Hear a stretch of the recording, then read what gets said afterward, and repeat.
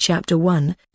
Kotaro, the teacher. A broken bar. So, this is how it happens. Do you understand? The chalk's scraping sound stopped, and the man turned to look at the students below, sitting and taking notes. Yes, Kotaro-sensei. All of them answered in chorus. Satisfied with their response, the teacher Kotaro put down the chalk and clapped his hands to remove the white residue. This is all for today. Make sure to complete the homework. I will check it in the next class. You can disperse. On his command, the students happily packed up their bags, and with respectful greetings, left the class. Thank you, sensei.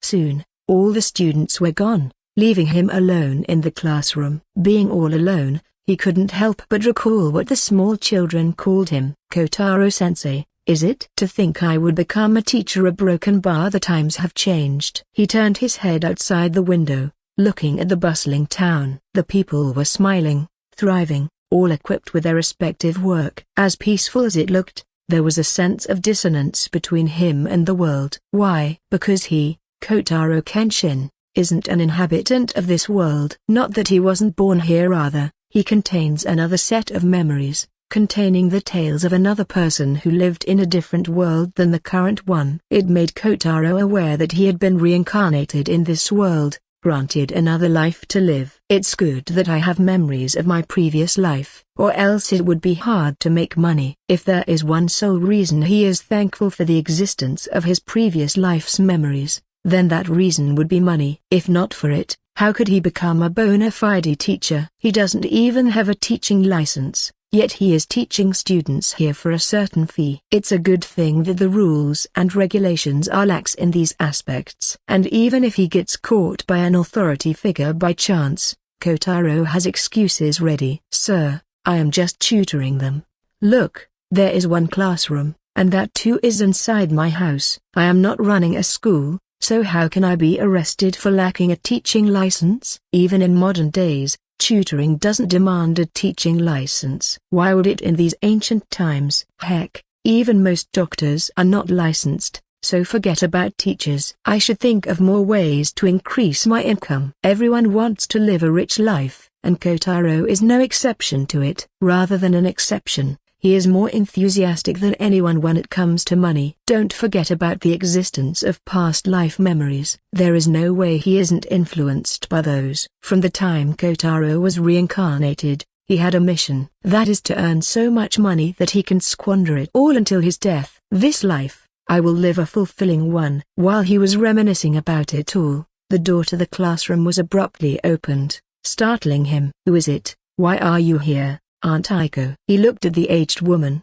wrapped in a brown kimono, smiling at him. Looking at her smile, Kotaro understood the purpose of her visit. Let me guess, did you find another one? That's right, Kotaro-chan. I am sure that you would like this one. Aunt Aiko is the matchmaker for almost every single person in this town. Her family has been involved in this world of matchmaking for generations, with her being the matchmaker in this generation. If I don't agree to it, I doubt she would let me go.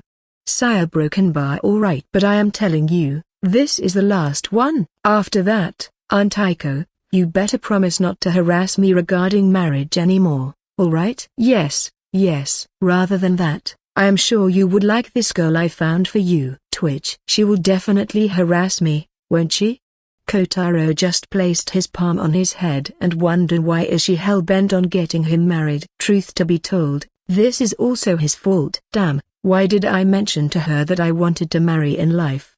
A broken bar. It was a normal day, and Kotaro was wandering the town, familiarizing himself with the townspeople, chatting with them about current affairs. In the midst, he found Aunt Aiko and her clique, talking about the generic marriage stuff as usual. Kotaro-chan, aren't you unmarried too? Yes. Won't you get married? I will. But not now.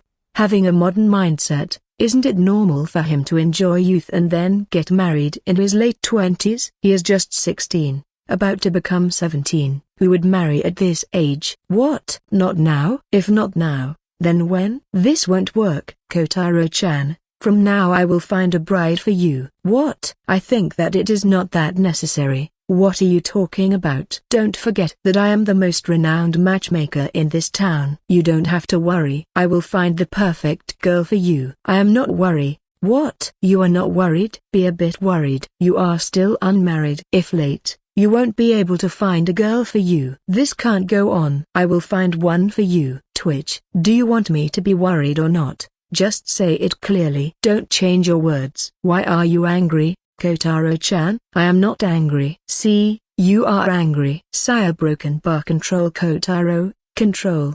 Kotaro took a couple of deep breaths and calmed down. And soon the talks resumed. What do you want, Aunt Aiko? I am just telling you to get married. I will find a match for you. You don't want to be left unmarried for life, right? Kotaro isn't against the idea of marriage. After all, his mission is to live a fulfilling life. And how can he live such a life if he doesn't have someone beside him? But there is a time to get married. Isn't marrying now too fast? He hasn't enjoyed his youth yet. But he wasn't in the mood to argue with Aunt Aiko. Explaining it to her will take a whole load of time. His mindset stemmed from modern times and his modern ideas couldn't make sense to Aunt Aiko. So, he decided to agree with her, and if she brings any girl, I will simply reject her.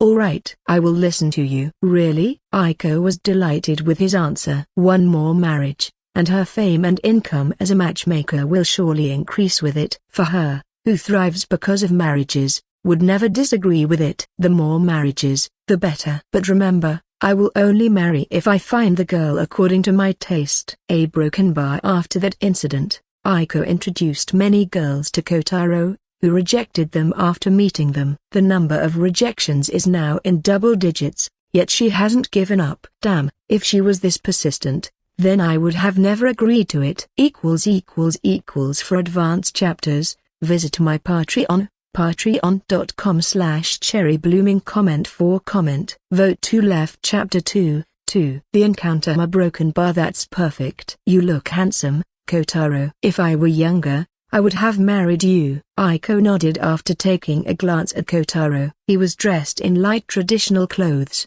which complemented him well. Please, spare me. She meant it as a joke, but Kotaro couldn't help but imagine it after her words and then shivered in fear. Marriage, and that too with Aunt Aiko. A broken bar. It's hell. You're thinking something bad, aren't you? No. You are wrong. And why are you wasting time now, Aunt Aiko? Let's go. I can't wait to meet the girl. Weren't you protesting against the state? And now you're eager to meet the girl? That was in the past. Now I am excited about it. Well, if you say so. She stared with her wide eyes for a while but then agreed, believing his words. Sigh. Kotaro breathed a sigh of relief at successfully fooling her. If she caught him, she wouldn't spare him. But still, he couldn't believe that he wasn't able to argue with her.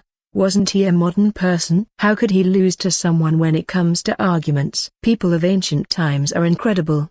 A broken bar. No matter how many times I see it, I never get tired of it. Kotaro stood underneath the fully ripened blossom tree and was amazed by the sight. No matter how many times he looks at it, he never gets tired of it. Still a broken bar. When will my date come? Kotaro's patience was reaching its limit. That old woman. A broken bar. Aunt Aiko made him wait under the tree with the premise that the encounter with his supposed date would be romantic. Obviously, he didn't want to follow it, but she coerced him into it. Hey, let me tell you, old woman. You are picking a fight with a man of the modern age. Do you think I would fall for it? Still, it was commendable of you to think of such an idea. Kotaro smirked at Aunt Aiko's intentions. This type of encounter under the cherry blossom tree. A broken bar. He has seen it in many films, dramas, and anime. How could he be surprised? So, he stood with all confidence. But time ticked away, yet there was no sign of his supposed date. Did she scam me? No, it can't happen. Thinking of that woman taking so much pride in her work, he doubted that she would do that. After all, he has known her for a long time, and he has an idea of who she is. She is annoying and gets involved in all matters, but despite all that, she is reliable in serious matters. If not, how could she lead the female cliques in the town? In some aspects, she gets more respect even than him. A teacher. An away broken bar. A/N. No. It is a Japanese filler word. I believe you must have heard it in multiple anime. Instead of English, I used it because I felt it would be cuter this way." That's when he heard a soft, girly voice calling him out. "Sire Broken Bar, is she finally here?"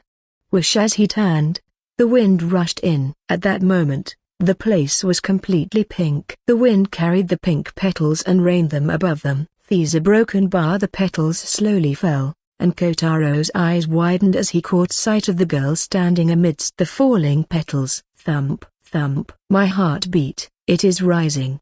There she was, standing in her white-colored yukata with pink cherry blossom patterns on it. Her eyelids were flapping fast, closing and opening her green eyes. There were 2 beauty marks beneath her eyes, enhancing her looks to another level. She was smiling, trying a bit too hard, making it easy to distinguish that she was nervous. Yet, that didn't avert him but drew him more. All Kotaro could see was a girl trying too hard to please someone. And that action of hers was too cute. But unlike her face, which was filled with cuteness, her body screamed something else. What she had was not cute but a fully equipped rifle that could take down any man. That curvaceous body, Broken Bar. Not going to lie, even he, Kotaro Kenshin, the man who swore to enjoy youth, wanted to become a husband. She is the perfect wife material, a combination of cuteness and sexiness. Beauty Broken Bar. He wasn't going to fall that easily. Cough. "Finally, I came back to my senses." What just happened now? One look and he was so entranced by her. If there was a reason why he came to his senses, that would be her hair, which was black. To Kotaro, it felt alien. This girl, she shouldn't have black hair. It didn't suit her. That black hair was a piece that didn't fit well in the puzzle. But still, it doesn't erase the fact that he was attracted to her. "Sorry, I was a bit entranced by the sight." His compliment made the girl shy, which made her even cuter. Damn. Did she make my heart rate spike again? "My name is Kotaro Kenshin." "You area Broken Bar." "Why yes. My name is Mitsuri Kanroji." "Nice to meet you, Kotaro-sama." "Mitsuri Kanroji? Why does this name feel so familiar?" Kotaro zoned out a bit, trying his best to remember where he had heard this name. His silence made Mitsuri a bit nervous, making her wonder if she made a mistake and angered him. She was nervous, yet she called out to him, asking if everything was alright. "Kotaro-sama, are you alright?" "Sorry, I was a bit zoned out. I just felt that I had heard your name before but couldn't remember when. Maybe it was when Aunt Aiko told me about you." Not finding the answer, Kotaro just shut down his remembrance process and decided to put his full attention on the date. If he didn't even give attention to it, it would be rude to the other party, especially when they are earnest about it. "And to answer your question, I am alright." "Thanks for caring about me." Kotaro didn't know, but his actions and his sincere smile made a thump in the opposite as well. Mitsuri flushed because of it and lowered her head to not show it. Then she muttered in a small voice, "It's nothing worth thanking me for." It was small, but Kotaro heard it. "Why not?" "I am happy that you cared about it." Boom. Damage x2. One more blow, and Mitsuri's face became redder. Her behavior now made Kotaro worried about her. "Are you alright, Mitsuri? Should we cancel the date?" "Cancel? How can it be cancelled?" To Mitsuri, marriage is very important, especially now that she has found a possible suitor who is kind and gentle. She doesn't want to lose this chance. "No, I don't want it to be cancelled." For the first time in this conversation, Mitsuri spoke aloud without stuttering her words. Her face was red, yet she spoke with a lot of conviction. Her sudden outburst made Kotaro silent for a bit. A broken bar, and that's when Mitsuri realized what she did. "Wah, a broken bar!" I shouted aloud. "I am so embarrassed." "Is Kotaro-sama angry?" "He must be." "Is he going to reject me?" "I don't want that to happen." In that second, numerous thoughts ran through Mitsuri's head, all of them negative. She nervously looked at Kotaro, wanting to see his expression. "Is that so? Then, what are you waiting for?" There was no anger. All that was present was a carefree smile and a hand stretched towards her. She looked at his palm, inviting her to the date. In that moment, she wasn't filled with joy but doubt. She questioned herself. "Am I suitable for Kotaro-sama? ===A/N I always thought it was too weird for the reincarnator to be able to guess the character with just one look or name. So, I wrote Kotaro as simply feeling familiar instead of being able to recognize Mitsuri right away just from her name. Additionally, Mitsuri is in disguise, hiding her iconic pink hair, so I think this approach makes more sense. What do you all think? Comment 13. Vote to left. Chapter 3. This girl is brainwashing me. In that moment, she wasn't filled with joy but doubt. Mitsuri questioned herself. Am I suitable for Kotaro-sama? She was meeting Kotaro in disguise. She had dyed her hair black, acted a bit more refined, and hid her true self all to appear more normal. She wanted to get married as she was, but no one liked her. After all, who would marry a woman who eats a lot, has weird pink-green hair, and can lift boulders? It's abnormal. She is abnormal. In these few meetings, Mitsuri understood that she didn't fit into the category of normal. She wasn't like a normal girl, so she tried hard to become one. Now she stood before Kotaro in this guise. She was happy that he didn't dislike her and treated her with kindness unlike others. Broken bar, wasn't she deceiving him? Kotaro was doing his best, but she was trying to deceive him. And when she saw his pure smile and the outstretched hand inviting her on a date, the guilt dug deeper into her heart. What should I do? Mitsuri couldn't understand what to do. She wanted to accept Kotaro's invitation, but she felt guilty for cheating him. For her selfishness, she had disguised herself and tricked him. But what could she do? She just wanted to get married. Was she not allowed that? What should I do? A broken bar. Why is she standing still? Kotaro looked at Mitsuri standing with her head tilted down, her bangs blocking her face, making it impossible for him to see her expression. Is she shy? Remembering Mitsuri's behavior, he concluded that must be it. The girls in ancient times were more reserved and tended to exhibit traditional feminine behaviors, though there were exceptions, like Hantaiko. It seems I have to make a move. Since she wanted to go on the date, he would fulfill it. Kotaro didn't wait for her response and moved his hand to grab Mitsuri's, surprising her. Kotaro-sama, broken bar, don't keep dawdling here. Let's go on the date. You wanted to go, right? I will fulfill your wish. He thumped his chest, trying to show his pride with a smile. He, Kotaro Kenshin, too, wanted to act cool. Kotaro-sama, broken bar. At this moment, Kotaro dazzled in Mitsuri's eyes. Her heart ached more, and she bit her lips instinctively. Her eyes became a bit wet, but remembering that she was in front of him, she controlled herself before a tear could fall. I am not suitable for him. She understood it. She judged that she wasn't suitable for him. Yata broken bar. She wanted to be with him. Mitsuri Kanroji, just like her future title A Love Hashira, falls in love too quickly and too deeply. And as people say, when you truly love someone, you want the best for them. She chose the best for her first love. She decided to deny this matchmaking, wanting Kotaro to not choose an abnormal, a monster like her. But before that, she wanted to complete her last selfish wish. I want to go on a date with Kotaro-sama. Mitsuri? Did she change her mind? Or was my action of grabbing her hand too forward? Worried that his actions had caused Mitsuri any problems, he was about to loosen his grip. Broken bar grasp.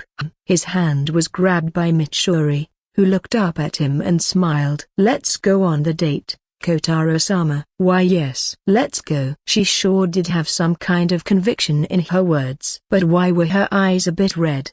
Unaware of her inner turmoil, Kotaro just led Mitsuri to give her the best possible date experience ever. A broken bar. The bustling town was alive with activity, and among the crowd, a couple wandered around. Hand in hand, the girl with long black braided hair and the man with brownish hair smiled and chatted as they walked through the place. Married couples, as well as those yet to be married, looked on with envy, especially the women who urged their respective men to act like the gentleman they saw. Why doesn't he treat me like this?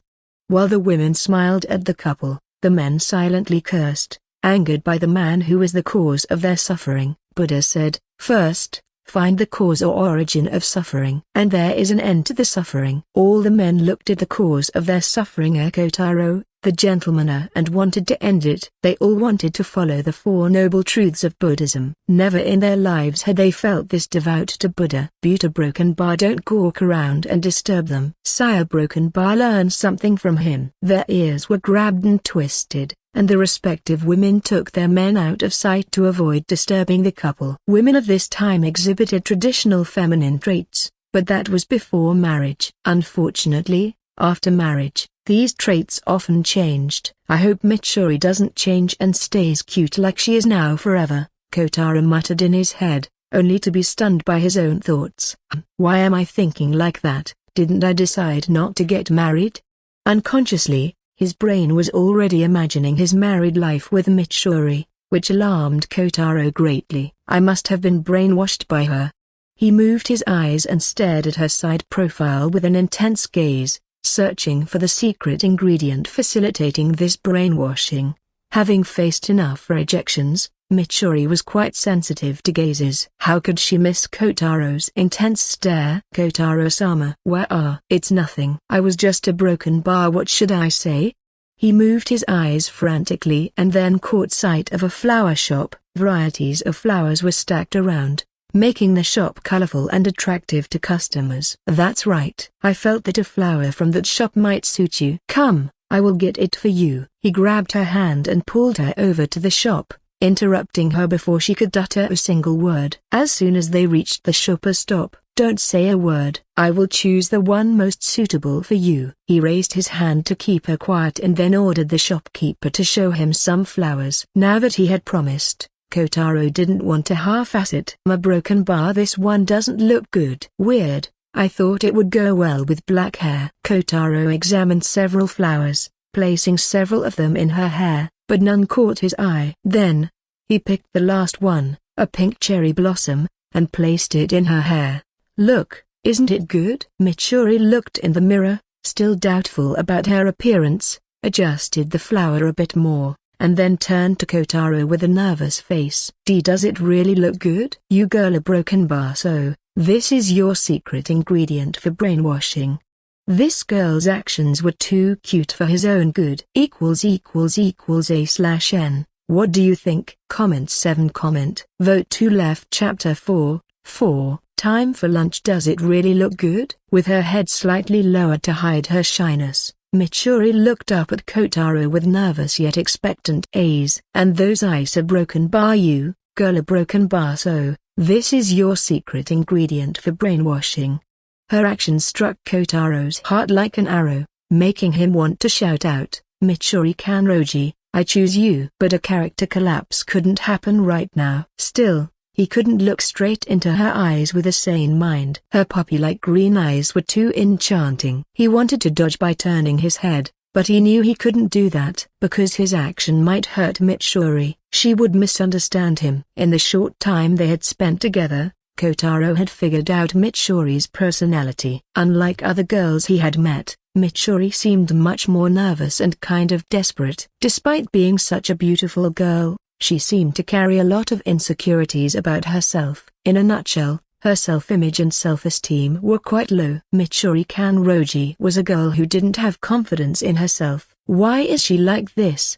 It was natural for such a question to arise in his mind. And unsurprisingly, it wasn't hard for Kotaro to deduce the answer. Marriage. Both he and she were meeting now because of marriage, and it was a fact that this kind of date was not the first time for either of them. Kotaro had rejected many girls, and Mitsuri had been rejected by many others. In these male-dominated times, it was very unlikely for a man to be rejected by a girl. It was rare but not impossible. Conversely, it was not rare for a man to reject a girl. Let alone in ancient times. Even in modern times, if someone is rejected so many times, they will lose confidence in themselves. Even Kotaro was not invulnerable to this. Then, how could Mitsuri be alright? Kotaro guessed that Mitsuri must have been rejected multiple times, enough to destroy her self-esteem. But it was still weird. Mitsuri Kanroji was beautiful. His eyes weren't bad, nor were those of others. Then why reject her? To this point, out of all the girls he had met, Kotaro could say with confidence that Mitsuri was the most beautiful, cute, and sexy girl of all. Then how could one reject her? He felt he was missing something. The more he thought about it, the more familiar Mitsuri felt to him. Her name and her situation felt strangely familiar. Damn, why can't I remember? It felt like he was short of one last piece. With it, he would complete the puzzle. Kotaro-sama? He looked at her, still gazing at him and nervously waiting for his response. Added with her circumstances, her look made his heart melt and his instincts couldn't help but move. He didn't want anyone to hurt this girl. But such an ironic situation, because he too would reject her, adding one more nail into her coffin and hurting her. Such a cute yet pitiful girl. Mitsuri. His hand moved, and he placed it on her cheek. His action startled Mitsuri. It was too sudden for her. She blushed instantly because of this intimate gesture and called out to inquire about this sudden act. Kotaro-sama, why are you shh? He silenced her by putting his finger on her lips, and then gave a justification for his act. Didn't you want to hear the answer? He moved his hand, caressing her cheeks and then patting her head affectionately, and then, with a smile most beautiful in Mitsuri's eyes, said the words that went deeply to her heart. Mitsuri, you're truly beautiful. Though he couldn't marry her, Kotaro decided to at least instill some confidence in her. Maybe this way, he would be able to reduce his guilt for hurting her in the future. A broken bar, please come again. The shopkeeper bid farewell with smiles, quite elated to have witnessed such an intimate scene in his flower shop, though he secretly hoped that the man would kiss the girl and claim her as his own. He looked at the departing couple, with the girl smiling a bit more brightly with the flower etched in her hair, enhancing her beauty even more. What a lovely couple. The shopkeeper retreated and began to water the flowers to keep them fresh, humming a trending song and enjoying the moment. A broken bar, that was a bit embarrassing. Now that he was out, Kotaro realized that what he did was a bit too intimate. Not to mention the stare of the shopkeeper. He looked happier than both of them combined. Kotaro glanced sneakily at Mitsuri to see her flushed face, which still hadn't returned to normal. Mitsuri was still in a daze, replaying the scene of Kotaro caressing her cheek, putting his finger on her lips, patting her head. A broken bar, all of it was too intimate for her. Besides her father and mother, nobody else had done such things to her. But what stole her heart was that smile that praised her while patting her head. A broken bar. Mitsuri, you are beautiful. Boom. Once again, the steam engine started, leaving Mitsuri in a flushed state. It was too romantic. It was an act of impulse. Kotaro didn't intend to do that, but his body acted on its own when he saw Mitsuri trying so hard in front of him. His heart just melted, and he couldn't help but pat and caress her. It had happened. There was no point in thinking about it. Moreover, Kotaro didn't regret it. And why would he? Mitsuri's cheeks were super soft, and she smelled quite nice too. Her reaction to it was priceless as well. Thinking of that red, nervous, and flustered state, a certain pleasure emerged in his heart. Should I tease her now? Now that he had figured out that Mitsuri was unlikely to stop his advances, he wanted to tease her more to see more of her cute reactions. He was craving it. Speaking of craving, Kotaro remembered that he hadn't eaten yet. He felt his stomach was empty and decided to eat next. It's almost noon. I bet you haven't eaten anything. Let's go for lunch next, Mitsuri. Lunch. The word lunch made Mitsuri return to her usual nervous state. Kotaro noticed it but didn't think much of it. He was hungry, and Mitsuri was probably hungry too. That's what he thought. But Mitsuri was sweating buckets. This was the part where she needed to be careful. If not handled well, I can't let Kotaro-sama know about my abnormality. Chapter 5. I like the girls who eat a lot. Both Kotaro and Mitsuri had considered rejecting the matchmaking, one because of his selfish desire to not squander his youth as a husband, and the other because she felt unworthy of the man in front of her. Yet, both of them wanted this date to end successfully. Now, the date was at its final arc, lunch. This was the time to eat and then talk about the result of the date. Because of this, they were nervous. Kotaro was a bit worried about how to reject Mitsuri. As determined as he was, he still lacked the words he needed to reject Mitsuri gracefully. What should I say? Kotaro was in a predicament. He could have done it straightforwardly if he felt that the girl in front of him was normal. But Mitsuri was not. The fact that his rejection might hurt her made him hesitant. His eyes, which had been looking out the window, turned their gaze to Mitsuri, who was sitting in front of him, all straight and unmoving like a statue. She's nervous too. Look at her trying so hard, a broken bar so cute. Kotaro once again gazed at her profile, becoming a bit mesmerized by it. At this point, Kotaro was very much aware. Maybe, within this short span of time, he fell in love. Maybe that's a bit too far-fetched. But it was certain that he liked the girl in front of him. This girl brought out Kotaro's protective instincts for her. Sigh. What should I do? Meanwhile, what should I do? Just like Kotaro, Mitsuri was worried. She sat straight, trying to act perfect, but didn't realize that her so-called act made it quite apparent that she wasn't all right. As normal as she seemed, her stomach wasn't. Like any foodie, the moment food comes into sight, the stomach starts to rumble. Mitsuri was no exception to that. Butter broken bar, I have to control it. That's right. Her hunger was nothing compared to the importance of the state. Mitsuri gritted her teeth and controlled the grumbles in her stomach. Soon, a waiter came to them. What would you like to order? Oh, give us 2 sets of the standard meal and a broken bar. Kotaro asked more about the menu and ordered a bit. No, a lot more than one could eat. Not that he could eat that much, but it was his tactic. The tactic to reject Mitsuri. I've used it many times. It will work this time too.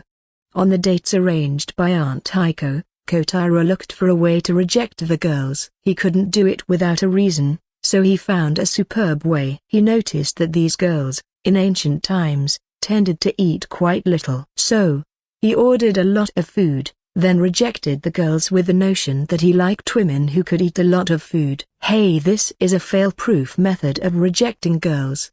As for sweets, a broken bar. Let's see a broken bar. After witnessing so many cherry blossom trees blooming all around, Kotaro decided to order a suitable sweet. Do you have sakuramaki? Just as he spoke sakuramaki, the still, unmoved figure of Mitsuri moved a bit. This didn't escape his notice. Oh, you like sakuramaki?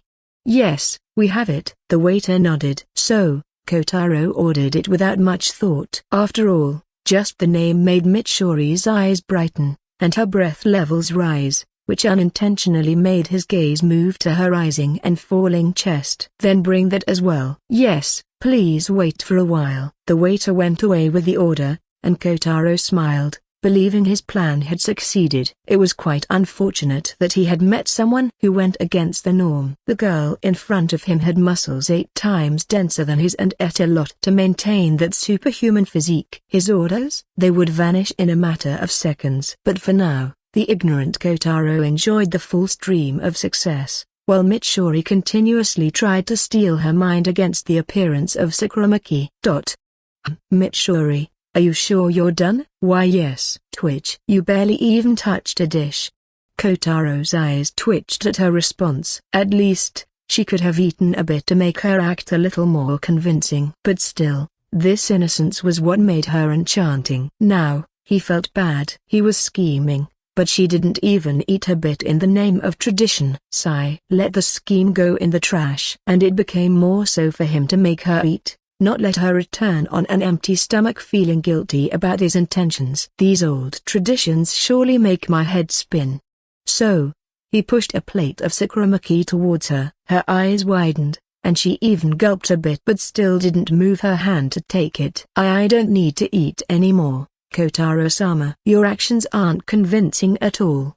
She wouldn't take even a bite. With no other choices, Kotaro picked up a piece with his chopsticks and pushed it toward Mitsuri's mouth. Just eat it. I like girls who eat a lot. Thump, thump. A single linear broken bar, and it made both their heartbeats rise. One, because he was overwhelmingly shy about feeding a girl for the first time in his life, and the other, because she felt that she had heard the line she most wanted to hear in her life. Here, open your mouth. A tinge of redness was on Kotaro's face, but still, he held up the sweet with his chopsticks and signaled Mitsuri to open her mouth. She opened it, took it all in one bite, chewed it, and gulped it down. After it was all over, She realized what she had just experienced. I just ate with the same chopsticks as Kotaro-sama. And he even fed me. I/N. What do you think? For extra chapters, patreon.com/cherryblooming. Comment 3. Vote to left. Chapter 6. True love. I just ate with the same chopsticks as Kotaro-sama. And he even fed me. Mitsuri realized what had happened. An indirect kiss. This was too intimate for her. Her worries about the food disappeared, replaced by the memory of Kotaro feeding her, and she was enchanted by it. Cough. Mitsuri, did you like it? How could Kotaro not know her thoughts? So, he coughed to bring her out of her reverie, though he still wanted to see her embarrassed face. After all, he didn't forget his initial goal. Why yes, it's good. Mitsuri nodded to his question but still was unable to look him directly in the eyes. Sometimes, her over-shyness made Kotaro sigh, Buta broken bar once again. That's what he liked about her. If you like it, you won't decline to eat the rest of it, right? Kotaro smirked and then moved the dishes towards her. And that's when Mitsuri understood that she had fallen into a trap. The smell of different dishes reached her nose, and her hunger went wild. But she wouldn't lose. She didn't want to reject Kotaro's kindness, but she couldn't help but remember her previous dates. The cold rejections she faced because of her ungirly traits. She didn't want to face such a rejection, especially from the man who showed her kindness unlike others. Clutching her fingers underneath the table, she smiled as she proceeded to reject him. I am not hungry, Kotaro-sama, shh. Before she could finish her sentence, Kotaro placed his finger on her lips, silencing her. And there he could see her, as she could see him, as he stared into her green eyes, making her unable to escape. He uttered the words, reminding Mitsuri of what he had said before. Didn't I tell you, Mitsuri? I like girls who eat a lot. And as if fate was aiding him, a sound erupted from Mitsuri's stomach. Gra broken bar. Aha broken bar. Mitsuri quickly wrapped her stomach with her hands, quite embarrassed about making such a sound. And Kotaro a broken bar. Well, he couldn't leave this chance. Oh, it seems your body agrees with me. So, will you eat now? Why yes, Mitsuri whispered slowly like a mouse, but Kotaro heard it. He smiled and went back to his seat. With no more escape, Mitsuri picked up the sakuramaki and ate it. Yum. The taste made her inner self dance. Mitsuri couldn't help but eat one more. The addictive sweet taste made her crave more and more. As expected of sakuramaki, her favorite sweet. It never disappointed her. Just one bite made Mitsuri fall into her zone. She forgot that she was on a date and went on to eat to her fill. Moreover, the line I like girls who eat a lot ignited a fire in her. When it comes to eating, she, Kanroji Mitsuri, wouldn't lose to anyone. That's good. Kotaro just watched her chomping down food so gleefully. She had some kind of aura, a certain presence that made the people around her smile. Though, that differs according to her mood. Finally, Kotaro stopped admiring her and picked up chopsticks to eat his fill. He couldn't go hungry, right? Let's see. Where are the dishes? The bowls and plates with dishes were all empty. Where did they go? Disappear? And then he heard the sound of someone eating. Chomp, nom, chomp. And there it was. The food thief. Now, Kotaro's eyes widened. He indeed told her that he liked girls who eat a lot. Buta broken bar twitch. Isn't it a bit too much? Mitsuri didn't just eat a lot, but she ate a lot faster too, leaving not even a crumb for him. If there was something left to eat, it was just the white rice in the bowl. Why do I feel that my purse is going to be empty? But what could he do? This was the time when Kotaro felt the disadvantages of a male-oriented society. Damn, he had to pay for everything on a date. Fortunately, being a teacher paid well in these ancient times. He could afford such a heavy-eater wife. Wait. Wife, didn't I decide not to get married? Once again, he was brainwashed by her cute actions. But was it just his eyes? Or did Mitsuri seem cuter than her usual self? When is Mitsuri the happiest? Kotaro didn't know the answer, but it was when she was eating. And what was she doing now? She was eating. Of course, she was cuter. Waiter. The man heard Kotaro's call and came to him. His eyes widened when he saw all the dishes empty. When he brought them before, He thought that this man was kidding. But now a broken bar, can you bring some more dishes? What? You can eat even more?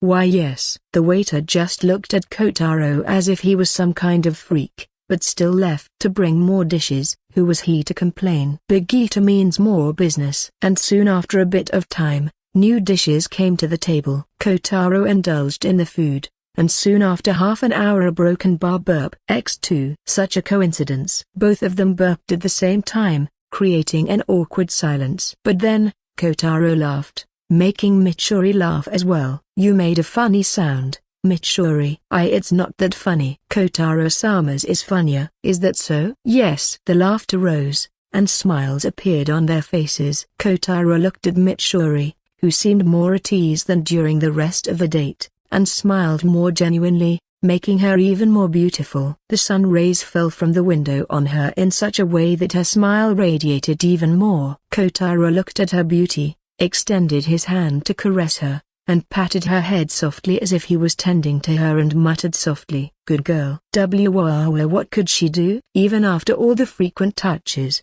Mitsuri was still not immune to such kind and affectionate pats. It felt addictive. Her reaction once again gained a chuckle from Kotaro. Her embarrassed and shy face, so easy to tease, such a beautiful and cute girl. A broken bar. Kotaro could feel the time being frozen. He kept on staring at her, just the way Mitsuri did through her secret glances. It would be great if I could marry her/him. X2. And at that moment, that thought crossed both of their minds simultaneously. Such a wish, so easy to fulfill, but what could one do? When people are in love, they tend to overthink. Just like these two. One who thinks that his selfish desire would make Mitsuri's wish for marriage and starting a family wait, thus hurting her, and the other who thinks she is not worthy of him. No wonder, someone said, true love isn't about possession, it's the willingness to let go for the other's growth and happiness. A/N. Maybe, it became a bit cheesy. But romance is always cheesy. For extra chapters, patreon.com/cherryblooming. Comment 9. Vote to left. Chapter 7. Time to part. Edited. When people are in love, everything seems beautiful. Just like the theory of relativity, time is relative. They thought it was frozen, but the time just went too fast for them to notice. And before they knew it, the waiter came in, reminding him to pay for the meal. Sorry. It's just that time went too fast. Is that so? I know. There was no way the waiter didn't know why these two had come here. He just looked at the girl, finding her beautiful, and then smirked at Kotaro, even patting him on the back, congratulating him for finding such a good girl. Good luck. Thanks. What else could he say? He couldn't say that he was about to reject her in this atmosphere, right? It was just like a love zone a moment ago. Mitsuri, who heard him, also blushed, but that was just for a moment, because it made her realize that the date was about to end, and her happy time was now over. Mitsuri, let's go. Why yes. Seeing her bubbly nature diminish so much, Kotaro asked if there was something wrong with her. Are you alright? Was the food bad? It's nothing. Then she just smiled at him, but it didn't contain the same feeling as the one that radiated during the time she ate. It was more of a forced one, an attempt to look fine in Kotaro's eyes. She might be able to fake it with anyone else, but Kotaro, who spent all this time with her, witnessing her different reactions, was able to catch it with his naked eyes. This smile isn't like before. Rather than happy, it feels more sad. A broken bar. And that was when Kotaro understood that his time for this date was over. Once again, he would reject the girl for various reasons and go back to his life as a teacher. But still, instead of sadness, he carried a smile on his face. Not because he didn't feel sad about the sudden end, but because of the new memories he made on this date. Even when he is old and reaching the time of death in his second life, he would never forget that the first love in his life was a girl named Mitsuri Kanroji. She smiled quite beautifully, infected those around her with happiness, and also ate enough to make him broke. Love, is it?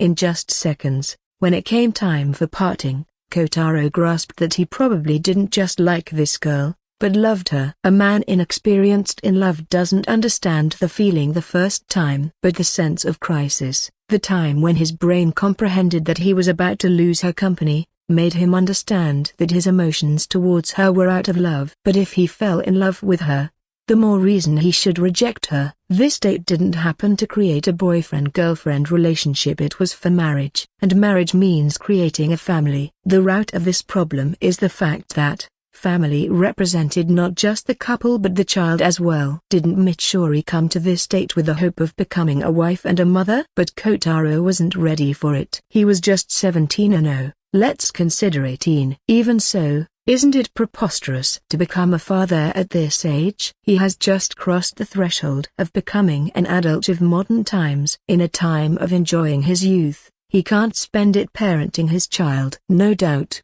after his marriage, people would ask and force him to have a child as fast as possible, and this societal pressure was quite intense. In modern times, it was already hard, so in ancient times, it was even harder. Unlike modern societies, which were free and unconstrained, ancient times were highly connected. Where social interactions were a necessity for living, the social pressure came unexpectedly high. He might, with his modern mindset, endure it, but Mitsuri, a broken bar, he could already tell that she was under pressure to marry because others her age were married, but she was not. So, Kotaro understood that he couldn't enter marriage in a half-assed state. Marriage was more than a normal relationship. Unlike just cuddling and kissing, it added multiple responsibilities for which he wasn't ready yet. If he married with such a mindset, not only would he hurt himself, but he would also hurt Mitsuri. It was better to reject her now rather than do it half-heartedly. But he didn't want this date to end on such an unhappy note. So,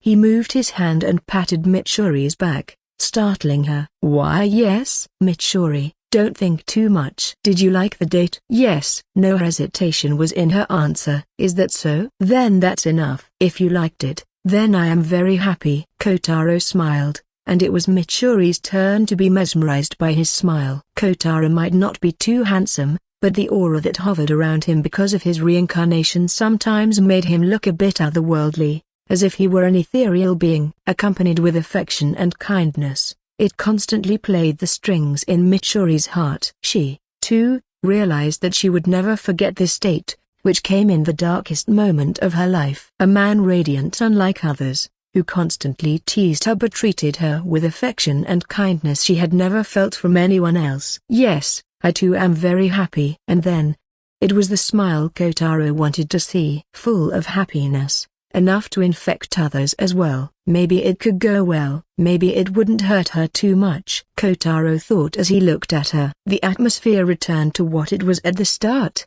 and it made Kotaro a bit confident in rejecting her without hurting her. But a great man said that humans have limits. No plans go as planned at a broken bar. Huh? Isn't that Mitsuri-chan? Were you the one who ate those many dishes? Ha. You were always such a huge eater from childhood. But why are you dyeing your hair black? A broken bar, and this too happened this time. Comment 3.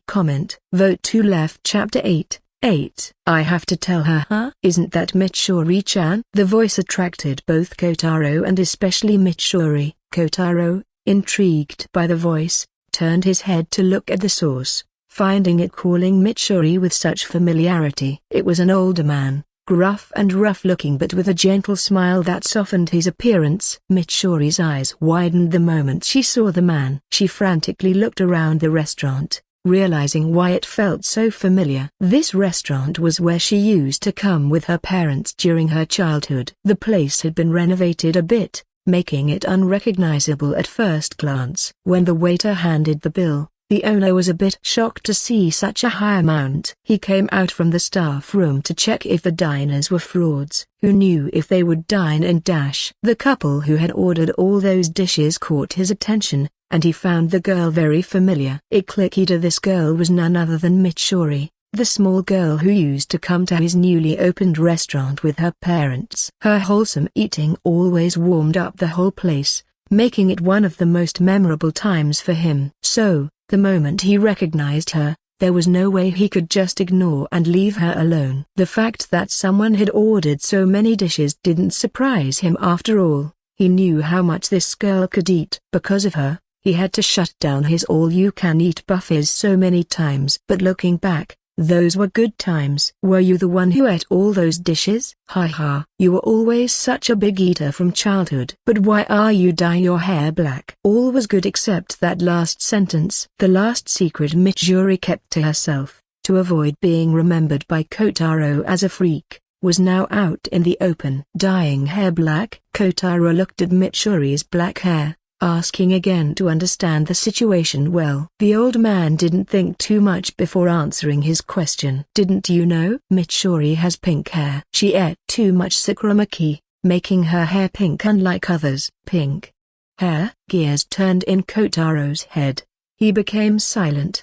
The word pink hair made something click in his mind. That's when all the familiar things started to connect with each other. Pink hair, big eater, bubbly personality, low self-esteem, desperate for marriage, curvaceous body, green eyes, and the name, Kanroji Mitsuri. Don't tell me. All of them connected, and in that instant, goosebumps covered his body. Kotaro felt he had discovered the truth of the world he had lived in for years, but he had to confirm it. Kotaro suddenly turned to look at Mitsuri. He replaced her black hair with pink and green hair in his mind, matching her with the girl from his memories, and voila! There she was. She matched the one in his memories, the strongest female character, one of the pinnacles of the Demon Slayer squad, Kanroji Mitsuri, the love Hashiera. Why you? The shock was too much. It was too much information to swallow in such a short time. The fact that Kanroji Mitsuri existed meant that I am in the Demon Slayer world. Kotaro couldn't help but cover his mouth in shock and fear. Ignorance is a blessing. This moment, which revealed the secret of this world, changed Kotaro's whole life. But all his thoughts stopped. Why? Sniff. Because he heard the sound of someone crying. He removed his hand from his mouth and looked at Hira, the one with tears. Mitsuri. Kotaro's eyes widened as he realized his mistake. Shit. Mitsuri. I am sorry for deceiving you, Kotaro-sama. With a sobbing apology, Mitsuri turned around and ran out of the restaurant. Damn. He quickly took out his wallet and asked the old man for the charges. Old man, how much is it? It's a here. These bills should be sufficient. He handed over the bills to the old man and left without taking back the change. He didn't have time to count the left-over money right now. He ran out, all to find Mitsuri. No wonder I felt so much familiarity from her. I have to tell her. I have to tell her the truth, or else. The moment Mitsuri's identity was revealed, Kotaro understood everything about her. After all, he knew all about her. Before, he was speculating based on his observations. But now, with his previous life's memories, he knew everything about Mitsuri, her past, her desperation for marriage, and her actions of hiding and disguising herself. Damn. I should have guessed it from the time she ate a lot of food. No, I should have known it from the time we met. How could I forget her name? Just her name should have been enough for him to uncover her identity. How could he be so careless? Was it because of the time? I shouldn't have acted that way in that moment. His shock and fear must have made Mitsuri misunderstand. He wasn't shocked by her hair being pink, but by her existence. Because her existence made him realize that he was in a dangerous world secretly inhabited by human-eating creatures. To someone who had lived in ease until this point, it was too much of a shock. How could he be calm at that revelation? I have to tell her that I am not afraid of her. The sight of her sobbing loudly as she ran made a huge ache in his heart. Kotaro couldn't help but slap himself several times to punish himself. What had he done? He made the girl he loved cry. I have to tell her that I am not disgusted by her. Hadn't he wanted to reject her so she could stay happy after marrying someone more responsible in the future? But now, he knew the future. He knew she would stay unmarried and, in the end, die at the hands of the Demon King. And knowing that, how could he let it be? I have to tell her that she is beautiful the way she is. He ran faster, heading towards the girl whose smile was etched into his mind. I have to tell her that I, Kotaro Kenshin, love Kanroji Mitsuri. Chapter 9. Fake humans are indeed amazing creatures. The moment they have something, they don't care. But when they lose it, they crave it. This applies to everything from the most materialistic things to the most idealistic ones. For example, love. Now, Kotaro's legs were sprinting so fast that he would have been amazed if he had noticed. But his mind was steadfast, focused on finding his lost love via Mitsuri Kanroji. A moment ago, when she was beside him, he took it for granted. I want to enjoy my youth. His excuse had been very convenient. He didn't want to make Mitsuri wait, and he couldn't take responsibility for hearing all these excuses. Now he realized that he had been running from his love. Doesn't youth include love? He wasn't prepared for it, and Kotaro knew that. But who is prepared for love firsthand? No one is. People experience it, they win, they lose, and they learn. That's how it goes. Just try it. As for the future, leave it to your future self. Before he noted, Kotaro reached the cherry blossom tree, the place where he had met Mitsuri. There, he saw a figure squatting, and the sound of sobbing reached his ears. He slowly walked over, recognizing that familiar long braided black hair, that familiar figure, and those mannerisms. Mitsuri, he called out, startling her. Mitsuri quickly wiped her tears and turned around to face him. Truthfully, she wanted to run away, not wanting to face Kotaro. But as she ran halfway, she realized she couldn't end this beautiful date in such a way. This end. It was something very familiar to her. She had been scorned for her unusual physique, her strange hair, and now, after disguising it, she was caught. This miserable end was something she had predicted from the start. But why?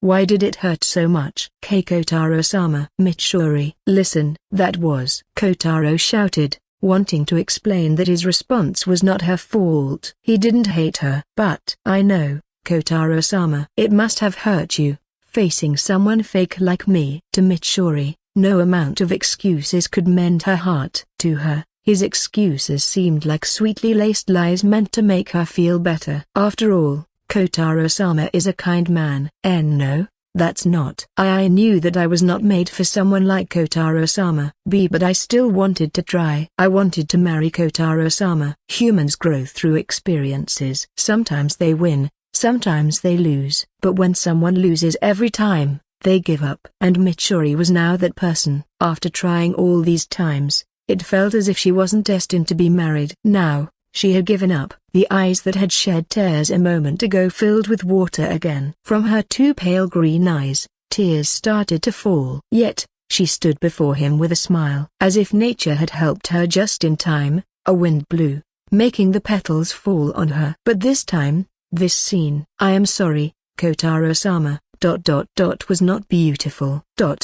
Pause. All the answers Kotaro had thought of while running vanished. Now, he couldn't even mutter a single word in front of Mitsuri's sad smile. Why? Because he realized that he had dated Mitsuri without any genuine intentions. Marriage? He hadn't thought of it. For him, this date was nothing more than a way to stop Aunt Aiko from meddling in his life. And now, in front of Mitsuri's genuine and pure wish, his intentions seemed fake. Mitsuri is fake? Now, Kotaro felt that he was more fake than her. To him, Mitsuri seemed more genuine than himself. But Mitsuri, that is not a reason for him to back out. Yes, he hadn't gone on the date with the intention of marriage. Yes, he had schemed to reject her just like he had with others. He had done it all, acted, faked it all. But these heartbeats, these emotions, that pounding in his chest wasn't fake. This love wasn't fake. Before Mitsuri could turn and leave, Kotaro grabbed her hand and called out to her. Mitsuri didn't want to turn and used her abnormal strength to pull away. But Kotaro didn't give up. Unknown to him, a small, unnoticeable golden spark generated throughout his body, giving him more strength than before. Mitsuri was shocked, unable to pull away from Kotaro's hands. Though she didn't use all of her strength, the power she did use was enough to topple an adult. A sad smile spread across her face again. She couldn't help but think that Kotaro was truly made for her. Unfortunately, she was the one who was before she could disqualify herself again. Kotaro's words pierced through her thoughts, interrupting them. Mitsuri, you don't need to turn to face me. I just want you to listen. The grip on her hand tightened, and Mitsuri could feel the tension. At this point, she had never heard such a soft yet serious voice from Kotaro. Since you told me your tale, I will tell mine. And Kotaro began his sincere tale. I am a teacher. I teach small kids in a small town. One day, My Aunt Aiko asked me about marriage. Marriage? I indeed wanted to marry, so I said yes. But I never wanted to marry now. Do you understand, Mitsuri? I never intended to marry you. Mitsuri's eyes widened at such a revelation. Her shock was evident to Kotaro, but he continued telling his tale. I thought, why should I get married so early and become a father?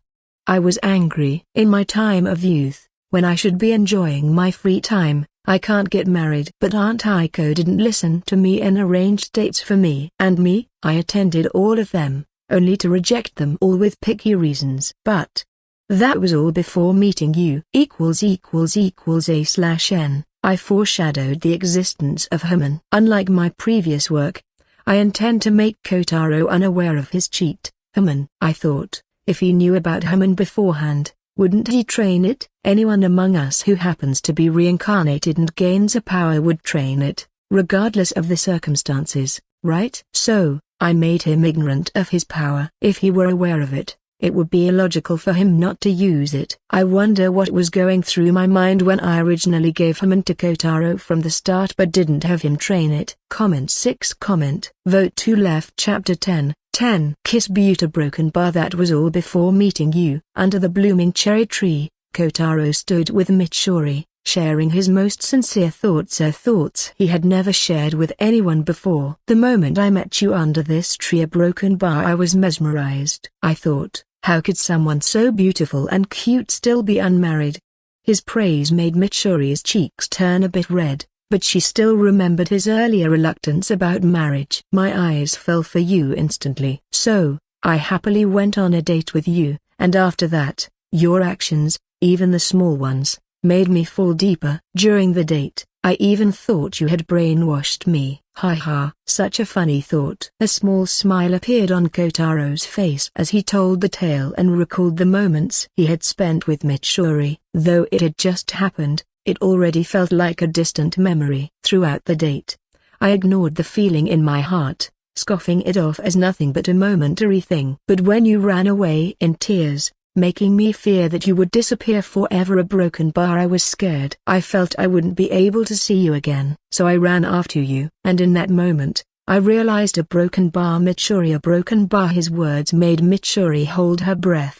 The expectations in her heart couldn't help but rise. Kotaro met those expectations. He pulled Mitsuri and turned her around to face him. Whoosh! Nature, which had stood still a moment ago, now showered pink petals as if preparing for the event. And in front of her was Kotaro, looking straight at her as he spoke the words. Mitsuri, a broken bar, I love you. My youth, a broken bar, is incomplete without you. Please, despite my fakeness, marry me. He said it. Kotaro expressed all he had in his heart. Out of fear, he instinctively closed his eyes, waiting for Mitsuri's response. Silence. Am I rejected? Sadness enveloped him. Kotaro never thought it could feel so painful. But then he heard a small sound of sobbing. He slowly opened his eyes, and there it was. Tears began to fall from her eyes. Mitsuri tried to wipe them, but she couldn't stop them. With the brightest smile, she told him, yes, despite my fakeness, please take me as your way, MMPH. Before she could finish her agreement, Kotaro stepped forward and interrupted her. He cupped her cheeks and, without giving her any time, pressed his lips onto hers, trying to melt into her. MMP. My broken bar. Just seconds later, Kotaro released her. Mitsuri stared with wide eyes, touching her lips, unable to believe what had happened. I love you, Mitsuri. But before she could come back to her senses, Kotaro once again grabbed her and kissed her. The fire burning inside him was not about to die down with just one kiss. Shum. The kiss grew more intense as Kotaro pressed his hand behind Mitsuri's head, trying to deepen it. Mitsuri felt the amount of affection Kotaro was giving her. He was trying to devour her, making a part of himself. Mitsuri, initially shocked, let herself enjoy this act of affection and hugged Kotaro as tightly as possible. The exchange of warmth made their hearts melt into each other. After a time, when both of them were unable to breathe anymore, Kotaro finally let her go. Breathe in, breathe out. Both of them could hear each other's breaths. Their faces were close, and they could see each other's flushed faces. K-kiss. Kotaro-sama kissed me. Mitsuri's mind was spinning, unable to comprehend the immense happiness she felt. Meanwhile, Kotaro was also embarrassed. I couldn't control myself and kissed her. She doesn't have a problem with it, does she? He looked at her, and from her face, which seemed to be mumbling kiss, he understood that she didn't hate it, which relieved him. But such a proactive approach a broken bar Kotaro-sama. Why yes? Mitsuri's call surprised him, and both of them couldn't help but become embarrassed by their previous actions. The amount of affection they had shown a broken bar, if it hadn't been public, they wouldn't have stopped with just a kiss. And Kotaro knew it best. A bit more, and he was sure he would have used his tongue. That kiss a broken bar. Oh, that's the marriage agreement. Did you like it, Mitsuri? Damn. What am I saying? Kotaro's ability to think rationally was awry. Mitsuri had suddenly asked about the kiss, and he didn't know how to answer on the spot. Whatever came to his mind, he blurted out. The shy Mitsuri couldn't bring herself to say she liked the kiss, so she just nodded. Her nod flipped a switch in Kotaro. His lusty side couldn't help but surface. Well, if you like it, then a broken bar. It wouldn't be wrong if I did it again, right? After all, the first one was a bit incomplete. What would she say? I have no problem. Kotaro's eyes widened at her consent. He hadn't expected her to agree. That's when he noticed her hazy eyes, red cheeks, and the constant heavy breaths, making her chest rise and fall. This girl a broken bar. Gulp. And that's how, under the rain of pink petals, Kotaro and Mitsuri vowed their marriage. ===A/N. Clap, clap. Finally, Kotaro and Mitsuri are together. Damn, writing romantic plots is so difficult. I can't make it bland, right? So, I tried to humanize it as best I can. And guys, support me on Patreon. Although there are no extra chapters at the moment, I'll add them as quickly as I can. If you have any criticism, just let me know, and I'll take note of it. Thanks for reading the chapter. Keep supporting me. Comment 10. Vote to left. Chapter 11. Modern Kotaro vs Old Kotaro, edited. Oh, Kotaro-chan. Congratulations. Why yes, thank you. It didn't even take a whole day. As soon as the news of the engagement reached Aunt Aiko's ears, she didn't hesitate to spread it all around town. Now, Kotaro found himself showered with congratulations from everyone, from elderly ladies to young men. Kotaro, I heard you're about to get married. Is it true? Why yes. Oh, congratulations. Now you'll know the pain of being a husband. Dear, did you say something? Number. I didn't say anything. Right, Kotaro. Twitch. These guys are broken bar. Maybe I shouldn't have agreed to it. Aunt Aiko went on boasting about how perfect her matchmaking skills were and how she knew Mitsuri was the perfect fit for Kotaro. She spread rumors about how a man, after more than 20 attempts, finally found his dream partner. And why? Because of the excellent matchmaker Aiko. She exaggerated his story just to make her business more profitable. Kotaro was already fuming about it, but shouldn't she at least share some of her profits with him? It was his situation that made her successful. She did a good job spreading it all around. Though he agreed to the marriage, he never wanted to become such big news. Kotaro didn't know he was quite popular in town. He was oblivious to it, but his unique temperament and scholarly profession made many single women interested in him. That's why the news of his marriage was breaking news for these people. But as annoyed as Kotaro was, it didn't feel bad. After all, he was in love, and love makes everything beautiful. Mitsuri a broken bar. His mind drifted back to the moment they kissed under the cherry tree. Damn, before, he didn't want to, but now he couldn't wait to get married. But it was certainly strange that he craved it so much. Was it the inner otaku, the part of him that got excited over the fact that he was about to marry an anime waifu? It is certainly exciting. Yes, it's certainly the case. Becoming a married person and having an anime waifu was great, but it certainly added more stress to Kotaro. The existence of an anime waifu meant that he was in an anime. And fortunately, from the name of the waifu, he guessed it. The Demon Slayer. When Mitsuri's existence revealed the bigger picture, he didn't have time to think deeply about it. But now, he had the time, and all this time, Kotaro couldn't fall asleep. The fact that this world harbors man-eating demons made him too afraid. When he was ignorant, He was carefree. But now that he was enlightened, he was too worried. The thought that demons might attack and eat him any time, with him powerless to stop it, was terrifying. When he first got reincarnated, Kotaro tried to find out if he had some kind of power, a cheat gifted by the gods. But he didn't find anything. System status open. Fireball. He tried it all, and even trained his body for a while to see if he had any physical talents, but number. He was a normal human, just like most. Not finding any danger for so long made him think that his reincarnated world was a normal, simple world. But Mitsuri's existence changed all that. What should I do? Kotaro had only watched the anime.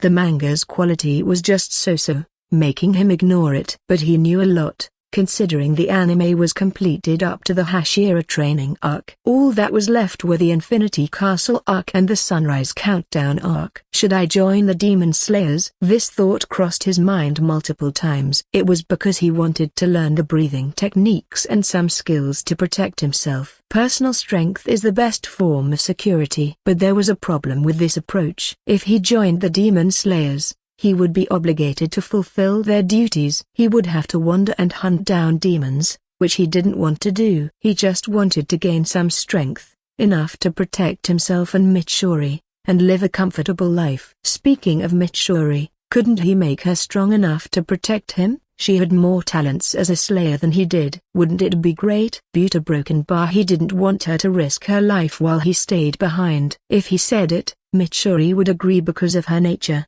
But it was too shameful for him. As a husband, he had to fulfill some husband duties, right? Sigh. I can't think of a perfect answer. Inside Kotaro's mind, thoughts clashed. Two conflicting ideas were vying for dominance. The first was the modern Kotaro, the one who had the thoughts of his previous life, who wanted him to join the Demon Slayers and learn fighting techniques to gain some power. As for the demerits of wandering and hunting down demons, a broken bar isn't that part of the adventure? Since he was reincarnated, he should live a grand life, become a hero, eliminate demons, and strive to become the strongest demon slayer. Moreover, he could get paid too. So, no chance of going broke. But the old Kotaro, the one who was content with the current slow life, he warned him of the risks. Since he hadn't encountered a single demon to date, why should he actively search for them? There was no need to actively seek danger and risk his life to gain some fighting strength. After all,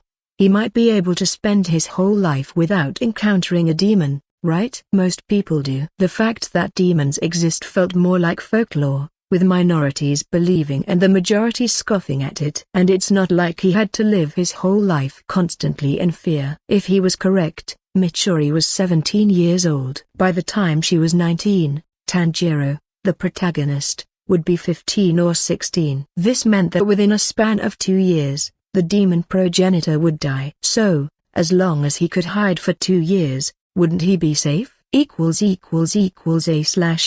Here, I wanted to show the inner turmoil of the protagonist. One thought wants to become a demon slayer to live a grander life, while the other is content with a slow and easy life. Modern Kotaro represents dreams, while old Kotaro represents reality. How does that sound? Comment for comment. Vote to left. Chapter 12. The joy of life. That's right. The old Kotaro was right. But before Kotaro could feel ecstatic, the modern Kotaro interrupted with some details. The butterfly effect, didn't his existence cause it? If he had stayed unmarried or hadn't interacted with any of the main cast of Demon Slayer, the effect could have been minimal at most. But now, he's about to marry Mitsuri, right? Don't forget that she's an important character, becoming a Hashira, the peak demon-slaying warrior. Moreover, she had her own Aka swordsmith village. If he marries her, doesn't it mean he's altering the future by taking away a future Hashira, thus disturbing the predetermined plot? What will happen to the swordsmith village arc? It won't just vanish, right? Something else, out of control, might happen. The series of butterfly effects could make the plot spiral out of control. Who knows if they would even be able to defeat the demon progenitor without Mitsuri Kanroji, the love Hashira, in the plot. Now, the modern Kotaro was also right. Safety and struggle. Both paths were presented. The first one offered safety but with some uncertainty, and the other was more difficult but somewhat certain. Damn. What should I choose? Slap. Before he could think of a solution to this predicament, a slap on his back made him gasp in surprise, completely disrupting his train of thought. Who the hell did that? He turned around to see the culprit, and no surprise, it was his friendly neighborhood matchmaker, Aunt Aiko. Seeing her only fueled his frustration. He was already quite annoyed with her PR, and now she had disturbed him at such a crucial moment. Why did you slap me out of nowhere, Aunt Aiko? Of course, it's because you were standing in the middle of the road. That's when Kotaro realized he was standing still in the middle of the road, oblivious to others as he dived deep into his thoughts. It was indeed his own fault. But he couldn't just let her slap go unchallenged. But still, you shouldn't have slapped me. I was thinking about something very crucial. You interrupted me at a critical moment. What was so crucial? Of course, about the future of the world. What? What's with that expression? I'm telling the truth. Keep your lies to a minimum. I'm telling you, Kotaro, honesty is the best policy in marriage. I know it from experience. What experience? You're nothing but a single, lifetime unmarried auntie. We're broken bar. What did you say? I'm saying that you are no pa. Before Kotaro could finish, a punch to his face sent him flying. There she was, the real Demona Aikoa with steel fists, ready to pummel him. Kotaro, your mouth has become looser over time. It seems I need to teach you some restraint. Wait a broken bar, don't come near me. Kotaro grabbed his cheek where he had been punched and crawled backward in an attempt to escape. Buta broken bar, Sumi only a broken bar please, someone save me. A broken bar. Unfortunately, his opponent was the demon Aiko. A broken bar. So, why are you worried? In the room, Aunt Aiko sat with Kotaro,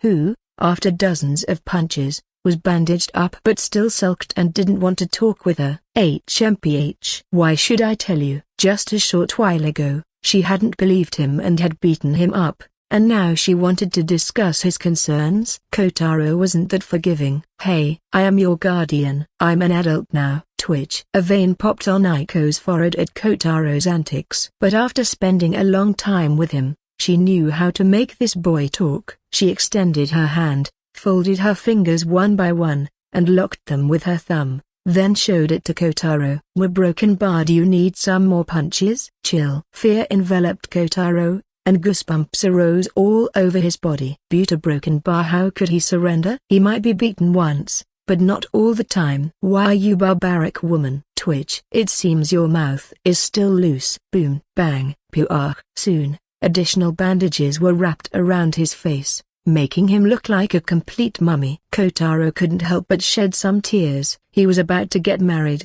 and what was with this treatment? Shouldn't he be cherished and praised a bit more? Moreover, if these punches left his face disfigured, would they heal before his wedding day? He couldn't get married with bandages all over him. His face wasn't handsome, but it was better than it had been in his previous life. As he lamented over his appearance, Aunt Aiko tended to his injuries and spoke softly as she bandaged his face. I might not be married, but I've lived longer than you. Even if I can't give advice, I can at least listen to your worries. Being a guardian comes with its own set of duties, after all. A broken bar. Kotaro's hands, which had been caressing his face, stopped, and he let them fall. He looked at the small garden and the sky and took a deep breath. I'm worried about the future.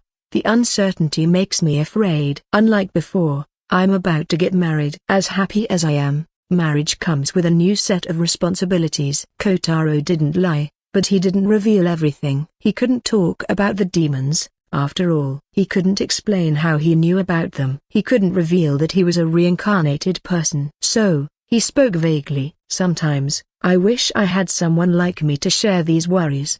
Reincarnation gives a chance to live another life, but it also makes one unique, sometimes too unique, making it difficult to understand, share, and live like others do. Kotaro sometimes couldn't share, couldn't understand, and couldn't live the way others did. At that moment, Kotaro couldn't help but feel a bit lonely. A small, lonely smile formed on his face. Pat. But then he felt a warmth, a hand patting his head. He looked beside him to see Aunt Aiko patting him with a smile. You know, you think too much about the future. Kotaro, The joy of life comes from living in the present, not the future. So, don't worry, and if something happens, I'm always here. Now, don't make such a lonely face. Kotaro's eyes widened with surprise. How did she know? How shhh. I've seen you grow up. Do you think I wouldn't know this much? Here, take some more pats and become happy. Her actions brought a smile to his face. But isn't she still treating him a bit too much like a small child? You don't think of me as a child. What? Just because you're getting married, don't become arrogant. You are still a child in my eyes. Aiko then ruffled and played with his hair, and the warmth made the fleeting loneliness disappear. The small, lonely smile on Kotaro's face widened a bit more, now radiating happiness. Chapter 13. At any cost. The moon hung high in the sky alongside bright stars, a sight not often seen in modern times and one to be admired. As he gazed at it, he felt much calmer than before. He hated to admit it, but Aiko's words had an effect on him that day. Live in the present. Now, he was about to get married. Why should he worry about the future? Future concerns should be left to his future self. For the moment. Kotaro-sama, what happened? Kotaro turned to look at his partner, Mitsuri Kanroji. There was a noticeable difference now. Her black hair had returned to its iconic pink-green, and she resembled more closely the look he was familiar with. It's nothing. I just thought you looked more beautiful with pink hair. I'm glad you changed it. That's right. For the moment, all he needed to do was flirt and tease Mitsuri. With the town conducting a festival, Kotaro had invited Mitsuri out for a date. Now, she had changed a lot, considering that a month had passed since their first date. His sudden compliment took Mitsuri by surprise. Because she hadn't been praised by anyone before, her resistance to it was quite low, making Kotaro's compliments especially effective. But Mitsuri wasn't an idiot. Hearing his laughter, she realized that Kotaro was teasing her. She puffed up her cheeks and complained in front of him. Kotaro-sama, it isn't fair. Sorry, Buta broken bar. Kotaro wiped his tears of laughter and apologized before bowing a bit and softly muttering near her ear, I didn't lie when I said you look more beautiful with pink hair. Never change it again, understood? While Mitsuri had developed some tolerance to retaliate against Kotaro, the soft compliments whispered in her ear were still overwhelming. Her face turned as red as a tomato, and the pink hair only accentuated her blushed state. Kotaro backed away, and seeing Mitsuri in her flushed state, he understood that she was completely embarrassed. She looked like a cute, struggling rabbit, which only made Kotaro want to tease her more. Still, Kotaro was quite happy that Mitsuri had retaliated. Before, she had been passive, possibly afraid to speak or express her thoughts and emotions for fear of ruining their relationship. But now, she stood up to him. And that was a sign that their relationship had progressed. This fleeting time was enough for Mitsuri to recover from her flushed state, and she glared at Kotaro with her pale green eyes, understanding that Kotaro had pulled a trick once again. Kotaro-sama, sorry, this time for real. I just can't resist it. After all, you're too cute. The broken bar. Mitsuri felt happy to be called cute by Kotaro, but she was conflicted that he treated her like a toy, teasing her as much as he wanted. Not that she hated it, or rather, she liked it, but for some reason, she felt as if she was being underestimated. She puffed up her cheeks once again and then, with her slender arms, repeatedly punched Kotaro's chest. All right, I promise I won't do this again. Really? Damn. It hurts. While he carried a smile on his face, Kotaro groaned inside with pain. Although Mitsuri only hit him lightly, her unnatural strength made Kotaro feel as if some ribs on his chest had been broken. It made him realize once again that his wife was not a simple, innocent girl but one who could slay demons. And here Mitsuri, despite his promise, still looked at him with a bit of doubt, making his heart ache. Where was that innocent girl who trusted him all the time? Mitsuri, who had spent more time with Kotaro, had gradually come to understand his mischievous personality. She knew that despite this apology, he wouldn't stop teasing her. But the same was true for Kotaro. He knew the perfect way to make up with Mitsuri very well. And today, he was prepared. There is no other way. As an apology, I will treat you to as much food as you like. How about it? Kotaro-sama, broken bar, what is it? I forgive you. If it's food, then all can be forgiven. I was prepared. Yato, broken bar. Kotaro's hands shivered as he looked at his purse. The loaded purse was about to become empty. All the bills were disappearing into thin air, into Mitsuri's belly. Now he understood that he had underestimated her appetite. His career as a teacher might not be able to sustain her eating capacity. Kotaro-sama, come here. But now, seeing her happily enjoying the festival, Kotaro couldn't complain. If he could buy her happiness with a bit of money, then it was all worth it. He was living in the moment. So, putting his purse aside, he stepped ahead to enjoy it all with her. He had come to the festival with Mitsuri, and it would be a shame if all he did was worry about money and couldn't make good memories with her. So, what is she calling me for? The smile on his face froze as he looked at the stall Mitsuri stood before. It was a food stall. Please, give me 5, no, 10 of them. A broken bar now. Kotaro was seriously considering joining the Demon Slayers. What life? He needed money here to survive. While he was contemplating his decision to join the Demon Slayers, Mitsuri extended her hand, startling him. Kotaro-sama, here. Mitsuri stood there, her face flushed with a delicate blush, as she extended a piece of takoyaki towards him. Kotaro's eyes widened in surprise, but they soon softened with affection. Her hands trembled slightly, and her eyes fluttered away from direct contact as if shyly avoiding his gaze. Looking at her, Kotaro knew that despite her shyness, she did a broken bar all for him. Aha, broken bar, these small moments were the ones that warmed his heart. It's good. Kotaro ate it, making Mitsuri's eyes brighten. Hearing his compliment, Mitsuri nodded and began to comment on it as well. Right? I ate it and was surprised by how good it is. I love it. The flavors of broken bar. Seeing her so enthusiastic made a smile bloom on Kotaro's face. He didn't know if he would become a demon slayer or not. But at least one thing was certain, he would protect this life consisting of him and Mitsuri at any cost. =A/N.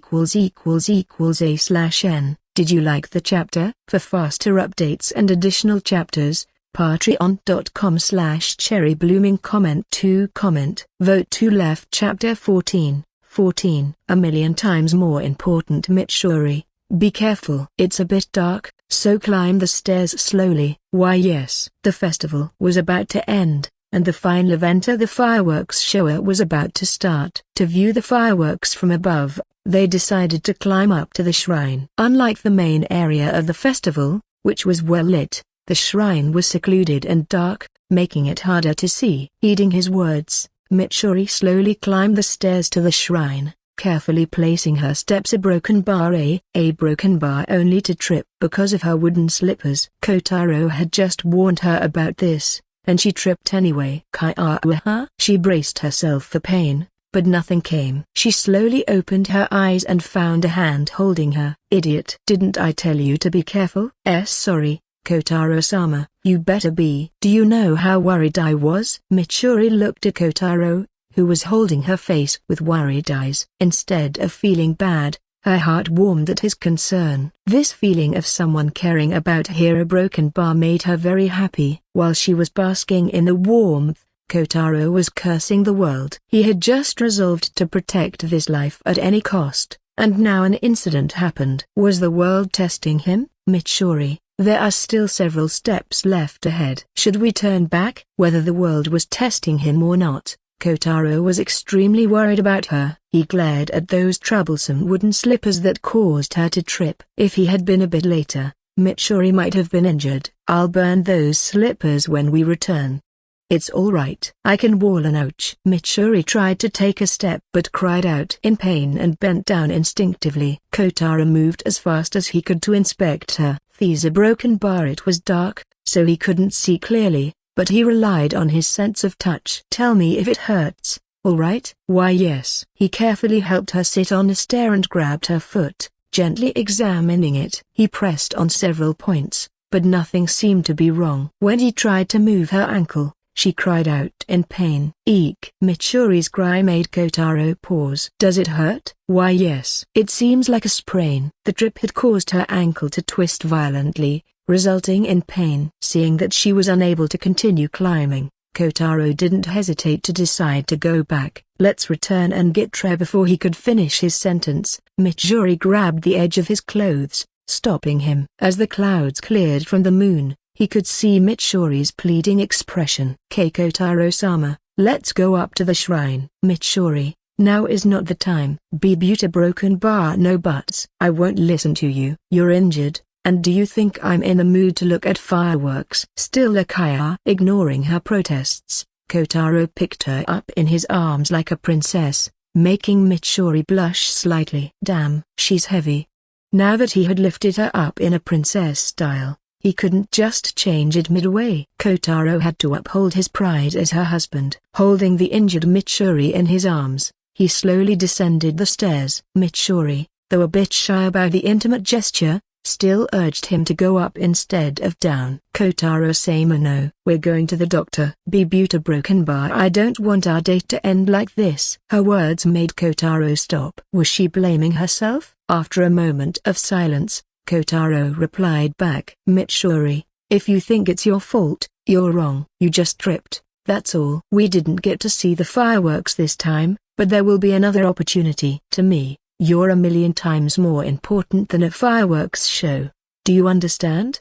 With such words, what could she say? Mitsuri simply snuggled into him more and nodded, her face heavily flushed. Foosh. At that moment, the sound of something rising was heard. Both looked up to see a single line climbing into the sky, and then a broken bar boom. With a loud sound, the single line exploded into the red flower. But that was just the beginning. Soon after the first firework, numerous others launched, filling the sky with various patterns and colors. It's beautiful. But it isn't as beautiful as Mitsuri. The sudden compliment made Mitsuri blush, but she soon realized from his laughter that she had fallen prey to his teasing again. Kotaro-sama. Mitsuri puffed up her cheeks and punched his chest, oblivious to the damage she might have caused. Wait. Sorry. Kotaro-sama also said that last time. Yes, but this time it's true. Really? HMPH. Kotaro-sama always lies. Mitsuri remained doubtful, but what more could she do? She pouted and turned her head away from Kotaro's sight. But her action made her even more vulnerable. Kotaro leaned in close to her exposed ear and softly whispered, Beauty broken bar. I didn't lie when I said these fireworks aren't as pretty as you. Please forgive me, alright? Hearing his loving voice in her ear, what could Mitsuri do? She blushed and turned her head back to face him, making Kotaro smile. That's how, under the bright night sky filled with colorful fireworks, a smiling Kotaro and a blushing Mitsuri ended their second date. =A/N. Originally, I thought about introducing a demon at the shrine. However, considering Kotaro's character, he wouldn't climb it as long as Mitsuri is injured. That's why there is no demon appearance in this chapter. If you have any criticism, please let me know. For faster updates and additional chapters, patreon.com/cherryblooming. Comment 7 comment. Vote to left. Chapter 15. Marriage. 1, 2, 3. Kotaro and Mitsuri took 3 sips of sake from 3 cups under the gaze of their families and deities, marking the completion of their wedding ceremony. Now, Kotaro Kenshin and the Mitsuri Kanroji were officially married. Mitsuri, you're always beautiful, but today you are more beautiful than ever, Kotaro said, dressed in the traditional black kimono for the marriage. He smiled and whispered into Mitsuri's ear. Mitsuri, too, was dressed in formal attire, a white kimono with a headpiece called a tsunukakushi. The white color made Mitsuri shine, accentuating her purity and beauty. Kotaro felt incredibly fortunate to have her by his side. He was grateful to the gods for reincarnating him, his aunt for matchmaking him, but most of all, he was grateful to the unnamed man who had previously rejected Mitsuri. Without that rejection, he wouldn't have had the chance to be with her. Kotaro didn't know who the man was, but he decided to sing praises to him for the rest of his life. Mitsuri's ears turned red at the compliment, and a smile bloomed on her face, revealing her joy from the marriage. This moment meant a lot to her. "Kotaro-sama," she said softly. Kotaro responded. "Today, I am happier than anyone else." "What a coincidence." "Me too. I'm also happier than anyone else." They exchanged vows and promises, and then the priest offered prayers and offerings to the deities for their happiness and prosperity, marking the end of their traditional Shinto wedding. A broken bar. Kotaro. A broken bar sniff. "He is finally married." "Do you know how much I waited for this?" Aunt Aiko said among the guests. As Kotaro's guardian and matchmaker, she had played a crucial role in arranging the marriage. Now, with tears in her eyes, she recounted Kotaro's difficulties and her efforts to overcome them. "He was like, 'I can't get married.' But then I told him, 'How can you not get married? I'll find a bride for you.'" Even during the wedding, she advertised her matchmaking business, causing Kotaro to twitch with irritation. Aunt Aiko. "TSK. Did I hear that correctly? Wasn't that a what is it, Kotaro?" Kotaro was always amazed by Aunt Aiko's ability to maintain her composure. Just a moment ago, she had clicked her tongue, but now her face showed no trace of dissatisfaction. "It's nothing. I just wanted to ask you to come with me to meet Mitsuri's parents." Although Kotaro had spent time with his wife, Mitsuri Kanroji, he hadn't spent much time getting to know her parents, now his father and mother-in-law. Despite her reluctance, Aiko bid farewell to her guests and accompanied him. "Kotaro-san, please take care of my daughter," Mitsuri's mother said, bowing to him, which made him flustered. The respect he was receiving as the groom was overwhelming. "Please don't bow to me. You're older than I am." "Beauty, it's all right. Moreover, you're now my mother as well. I should be the one bowing to you." With that, Kotaro bowed, seeking her blessings for himself and Mitsuri. "Mother, please bless our marriage." Mitsuri's mother, with a helpless smile, patted his head and granted her blessings. Kotaro stood up and smiled, making a commitment. "Don't worry, I will take care of Mitsuri for the rest of my life." "Thank you." After speaking with Mitsuri's mother, Kotaro also spoke with his father-in-law, who appeared to be a warm and gentle man. Mitsuri had inherited her moles from Hima, 2 moles under each eye. "Kotaro-san, thank you for accepting Mitsuri." "It's not just me accepting her. Mitsuri accepted me as well." The father-in-law's smile widened, and he patted Kotaro's shoulder in agreement. "I know." He then gestured for Kotaro to look at Mitsuri, who was clad in her white bridal dress, looking beautiful and smiling with happiness. "See that?" "Yes." Mitsuri was special from birth. She had immense strength, making her different from others. She ate a lot, could lift boulders, and her hair even turned pink, setting her apart from other girls her age. Yet, I never let her feel inferior because she is my precious daughter. Beauty. Broken bar. Mitsuri's further paused,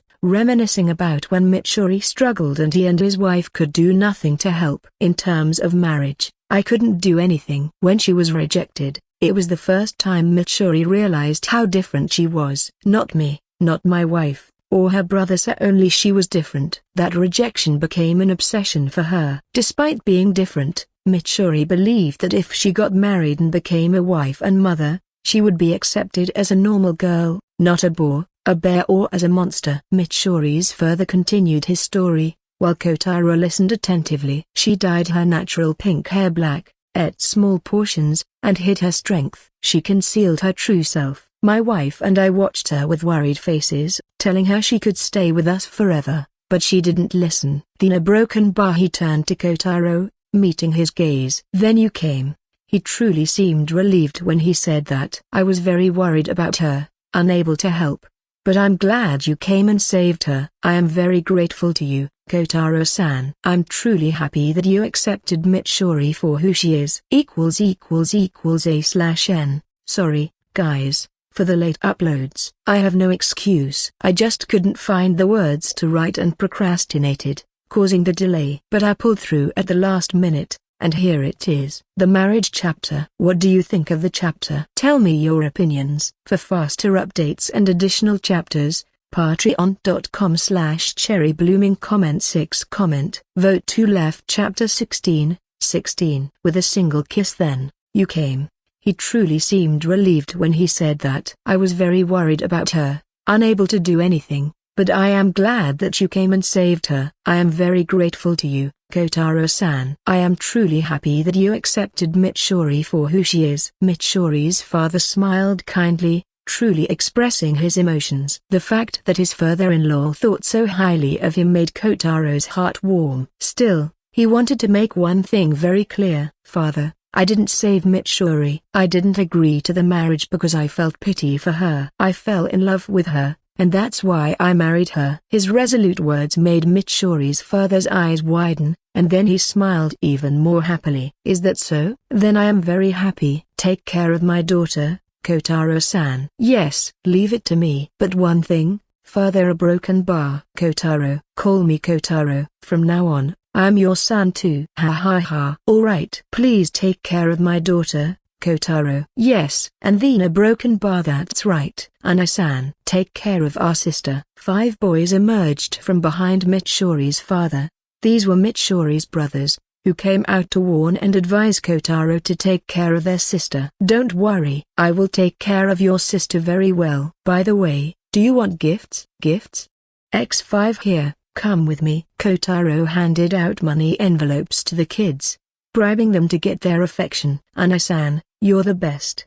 X5. And with that, all 5 brothers approved of Kotaro as their sister's husband. Hey, it all takes money to win a child's heart. "Kotaro-sama." "Oh, Mitsuri, did you finish talking to Aunt Aiko?" Just as Kotaro was talking with Mitsuri's parents, Mitsuri had gone to talk with Kotaro's guardian, Aunt Aiko. "Yes, she is really kind." "Kind? All I get from her are her punches." Giggle. Mitsuri laughed at his remark, making Kotaro chuckle as well. After their laughter, a silence fell, and both of them observed the festive atmosphere of their marriage. Both their hearts were filled with happiness and anticipation for the future they would share together. Mitsuri looked at the people with smiles, then at her dress, and then at Kotaro's side profile. For her, this marriage was a lifetime wish. And now it was fulfilled, all because of the man beside her. Her eyes filled with love, and it was her instinct, her need to express and feel that love, that made her move her hand and grab his. It was a sudden move, catching Kotaro off guard. "Mitsu." Before he could say anything, Mitsuri tiptoed and then a broken bar kissed Kotaro's cheek. "Kotaro-sama, broken bar, I love you." "Mitsuri, a broken bar." Kotaro's eyes widened as he looked at her. Mitsuri stood beside him, holding his hands, smiling brightly with happiness unlike before. She looked like an angel, in a white dress with a smile that radiated happiness and love. And this angel was confessing her love to him. There was no way Kotaro could just stand still. An impulse ran through his body, urging him to act, and he wasn't the type to restrain himself. "Grab." Kotaro grabbed Mitsuri's face and, without waiting or thinking about the countless eyes on them, he went ahead. "I love you too." Wait. Kotaro-sama, the kiss was far from ordinary. It wasn't just a peck. Their lips stayed connected for several seconds, with Kotaro becoming more and more passionate.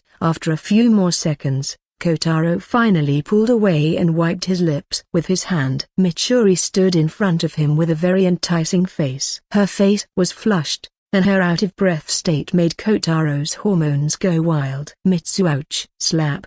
Before he could even move, a strong slap landed on his head, making him cry out. That's when Kotaro realized that his actions weren't private at all. "Why, you broken bar, what are you doing here in the shrine?" Aiko had slapped him and shouted loudly, scolding them. Behind her stood the guests, Mitsuri's parents. Her father was smiling while covering the eyes of 2 boys, and her mother was blushing and hiding the eyes of 3 other boys. Other guests were either blushing or gossiping about the kiss. This was not a modern time where Western culture had proliferated in Japan. This was a time when traditional values ruled, and a kiss, especially a lip kiss, was indeed too much for the crowd to handle. "You beast. You should at least have waited until nightfall." Her blunt words made Kotaro feel extremely embarrassed. "Aunt Aiko, you shouldn't say such things out in the open." "In the open? I don't want to hear it from a guy who kissed in the holy shrine." While kissing in public was a feat on its own,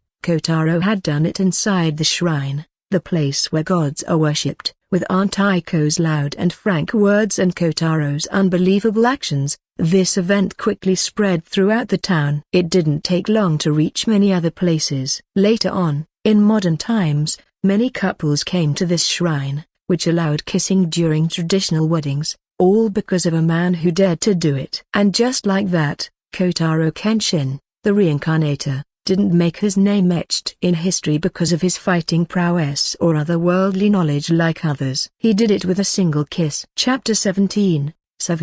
An animal, you beast. You should at least have waited until nightfall. Well, now it's nightfall. And the beast Kotaro just stood in front of the sliding door, gulping down nervously. It is the time he has been waiting for. Behind this door, Mitsuri is waiting for me. Gulp. His heart was racing and his hormones were raging. Indecent thoughts were constantly generating in his mind, ranging from the most wholesome to the most raunchy. Slap. Phew, I can't get nervous. Kotaro slapped his cheeks to calm himself. That's right. There's nothing to be nervous about. He's a married man now. And now it's his responsibility to do it. It's his responsibility to consummate his marriage. Thud. With force, Kotaro pushed the door aside. The sound of the door slamming against the wall startled the nervous Mitsuri sitting inside. Kotaro-sama. If before, during the marriage ceremony, Mitsuri looked like an angel from heaven, then now all Kotaro could see was an innocent succubus enticing him to come and eat her. Mitsuri was dressed in a white kimono as well, but unlike the tight ones that covered her curvy figure, this one was loose,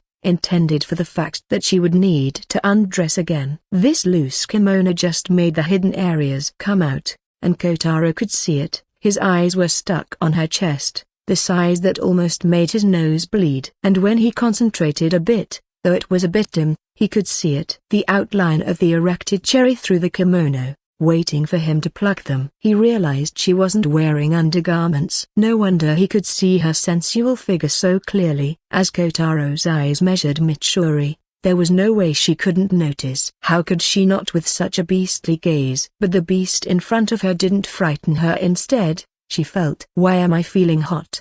Mitsuri could feel her temperature rising and herself getting wet underneath from Kotaro's constant gaze. Unfamiliar with this newfound sensation, she tried to adjust herself, moving her legs slightly, oblivious to how her actions only fueled Kotaro's desire. Mitsuri. Why yes? Kotaro's voice startled her again. You know what we're about to do, right? Why yes. Before marriage, girls prepare for this. And Mitsuri had too. The first night after the marriage. The night when a girl transcends into a woman. The night and she gives her everything to her husband. The night of consummation. Are you ready for it? Gulp. This time, the gulp came from Mitsuri's side. She was nervous but determined. After all, she wanted this moment. The moment when she is accepted for who she is. Under Kotaro's gaze, Mitsuri moved and untied the knot on her waist. The loose kimono fell, revealing her naked figure. Lying down on the futon, she raised her hands toward Kotaro, like a believer pleading to God, and said with a flushed face, Kotaro-sama, please make me your woman. A broken bar. Come here, come here. In the dark night, unknown to everyone, stealthy figures moved suspiciously. From afar, one couldn't see them, but if someone came near, they would recognize who they were. They were Aiko and her band of friends. Aiko was in front, leading her friends toward Kotaro's house. Why? The reason was obvious. They were all there to peek. After that daring kiss in the shrine, there was no way people wouldn't be curious. If Kotaro dared to kiss like that in public and that too in the shrine, then in night and private a broken bar. The thoughts made their legs speed up. Soon, under Aiko's guidance, they all found themselves inside Kotaro's house. This house always reminds me of how rich Kotaro-chan is. That's right. Due to his antics, they often forgot, but Kotaro Kenshin was indeed a successful man. His house was quite large for a single man, showcasing his wealth. Initially, Kotaro didn't want such a big house, but considering that he held his classes there, he opted for it. So, his house served not only as his home but also as a school. Now, leaving explanations aside, Aiko and her band of friends tiptoed toward the main room. Fortunately, Aiko often visited Kotaro, so she knew the house from top to bottom. She led them to the room. HMNH. A sudden moan made them all freeze. Their eyes widened, and smiles accompanied by blushes appeared on their faces. They looked at each other, and a spark flew across their eyes as if they were communicating telepathically. They nodded, determined to carry out their plan.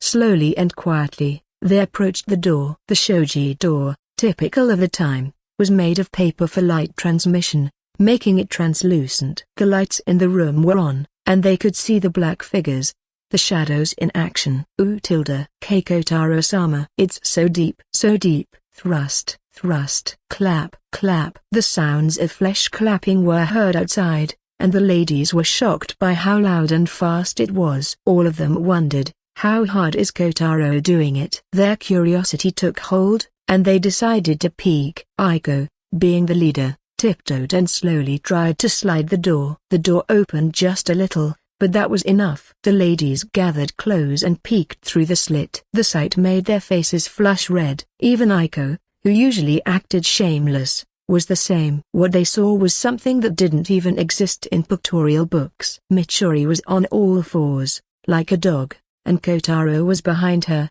holding Mitsuri's pink braided hair as if it were a leash, as he mated like an animal. Thrust, thrust. The amount of force Kotaro was putting into those thrusts was evident from the redness on Mitsuri's buttocks. And the length and girth of the member a broken bar. It's in a league of its own. It's huge.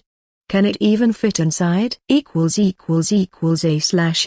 a bit of R18. For faster updates and additional chapters, patreon.com/cherryblooming. Comment 8 comment. Vote to left. Chapter 18. Kotaro, the beast. Can it even fit inside? It can. The evidence was right in front of them. All of them were baffled by how such a huge thing was entering Mitsuri. They trembled, imagining how it would feel if they were in Mitsuri's place. Is it painful? At least, from Mitsuri's expression, they couldn't see any pain. The innocent Mitsuri, a broken bar. Her tongue was out like a dog, saliva splattering with each thrust, and she moaned loudly in pleasure as if she were having the best night of her life. And that's when the rhythmic intercourse took a turn. Kotaro pulled Mitsuri's braid, making her arch backwards. A normal human might have difficulty with this, but who is Mitsuri? Mitsuri is not normal. Her flexibility is extraordinary. She is so flexible that in future, she has a flexible sword, and that flexibility shines now. From a dog, Mitsuri went to her knees, with Kotaro now holding her neck instead of her hair. Their faces were close to each other, and that's when Mitsuri looked at Kotaro with eyes that were no longer innocent. A moment later, their lips met. Slurp slurp, a normal kiss? At this point, how could it be? Kotaro was pushing his tongue inside, spreading his saliva in Mitsuri's mouth, and was literally trying to suck her out. Mitsuri responded in kind. Now that she is his wife, she is following what she has been taught. A wife should dedicate herself entirely to her husband. And that's exactly what she is doing. She is dedicating herself. As he kissed her, the thrusts never stopped. Instead, Kotaro quickened them. With one hand on Mitsuri's neck, he continued to thrust his dick inside her, and his free hand slid to his most desirable place, Mitsuri's chest. His finger swirled around the nipple, constantly teasing and eliciting moans. Then, with his thumb and index finger on it, he pinched and pulled. HNGGGH. That sudden pull made Mitsuri break the kiss and moan loudly, and that's when Kotaro twisted it, eliciting an even louder moan from her. Something is coming out. Something is coming out, Kotaro-sama. Then, let it come out. Kotaro just pulled his waist and then simultaneously pushed his dick and pulled that puffed nipple at the same time. Thrust, pull, and PSSSSH. The sudden overload of pleasure pushed Mitsuri past her tipping point, and she climaxed. Her juices erupted like a jet, soaking the white futon and making it wet. Broken bar. Kotaro-sama broken bar, and then her legs gave out, causing her to fall onto the futon. Mitsuri's eyes were about to close, showing her exhaustion. Buta broken bar.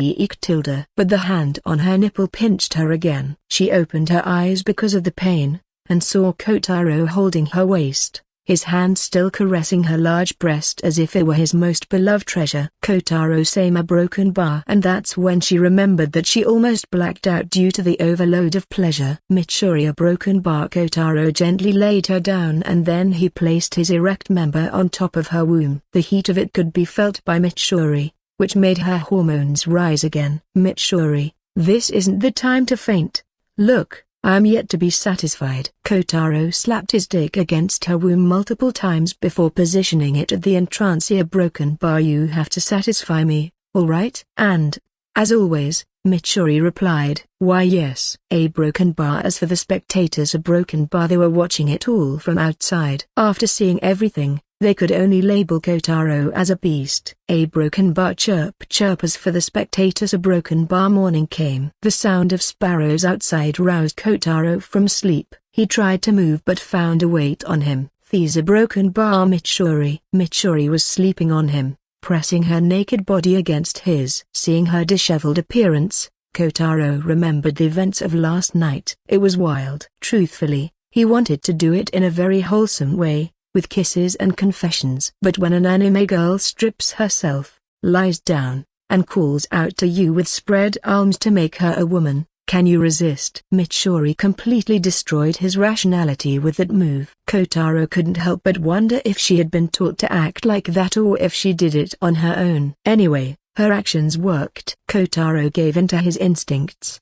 and all that resulted in a wild night. Remembering how he had treated her, Kotaro's eyes fell on sleeping Mitsuri. From his line of sight, he could see her cleavage, marked with red bite marks he had left when he had sucked on those puppies. And if one looks further, they can see her nipples puffed up. Kotaro's constant abuse has made them swollen and red. Now, seeing how hard he went made Kotaro feel a bit guilty. I should get up. So, he decided to apologize to her. And what's the best way to apologize to Mitsuri? Kotaro decided to cook her a meal and have it ready before she woke up. But getting out of the futon with Mitsuri on top of him was quite difficult. Kotaro didn't want to wake her up, so he tried to move slowly from her embrace. Whisper a broken bar. That's when he heard Mitsuri whispering something. A bit curious, Kotaro moved his ear closer to her mouth to hear what she was muttering in her sleep. It must be Sakuramaki. What else could be on her mind? Kotaro couldn't think of anything other than food being on Mitsuri's mind. So, he moved closer and then heard the words Mitsuri was murmuring. I love you, Kotaro-sama broken bar. This girl a broken bar. Kotaro's eyes widened, and then his gaze softened into a happy smile. He placed his hand on Mitsuri's head and patted it with affection. I love you too, Mitsuri. After caressing her head for a minute or so, Kotaro decided to get out of the futon. Leaving Mitsuri undisturbed, he tried to stand up. But as soon as he tried to rise, he broken bar crack. A sound of bones creaking came from his waist. The pain made him cry out, but he quickly covered his mouth with his hands. What is this pain? Don't tell me. A broken bar. With one probable answer, Kotaro turned his head toward Mitsuri and then nodded. That's the right answer. I should control myself from now on. Having a stronger wife is indeed tough. A/N.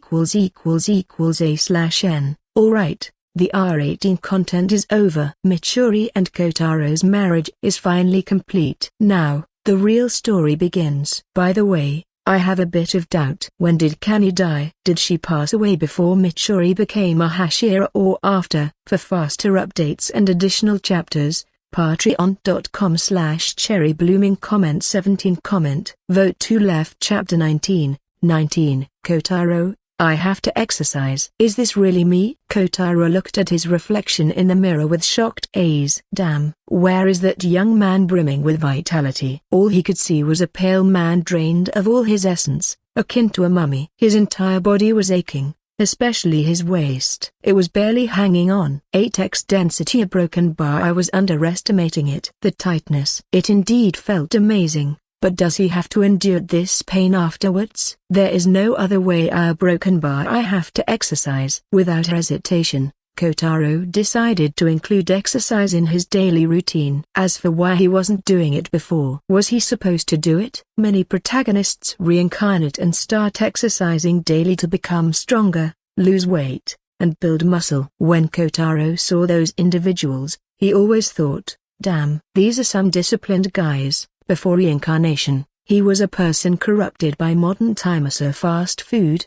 anime, novels, a broken bar. How could he find time to exercise? Unless he became extremely obese. Who exercises? No matter how much influences motivated him, that motivation vanished with a single step of exercise. A lazy person like Kotaro would never exercise after reincarnation, especially without any catalyst to motivate him like superpowers. I/N. In case you're confused, Kotaro has the cheat, but doesn't know yet. But now, he was in crisis. The lack of exercise, it could kill him. After just one night of activity, look at him, he couldn't even stand properly. This couldn't keep happening. Thank God I initially took some days off. Originally, Kotaro planned to resume his classes after the marriage, but he thought it would be a good time to spend with Mitsuri and do this and that. Forget do this and that, Kotaro was going to use these days for exercise. His stomach rumbled, and Kotaro patted his poor stomach. He had spent all his energy on piercing that 8x density, so his energy levels were quite low. I should make breakfast. He got out of the futon with the intention of preparing breakfast.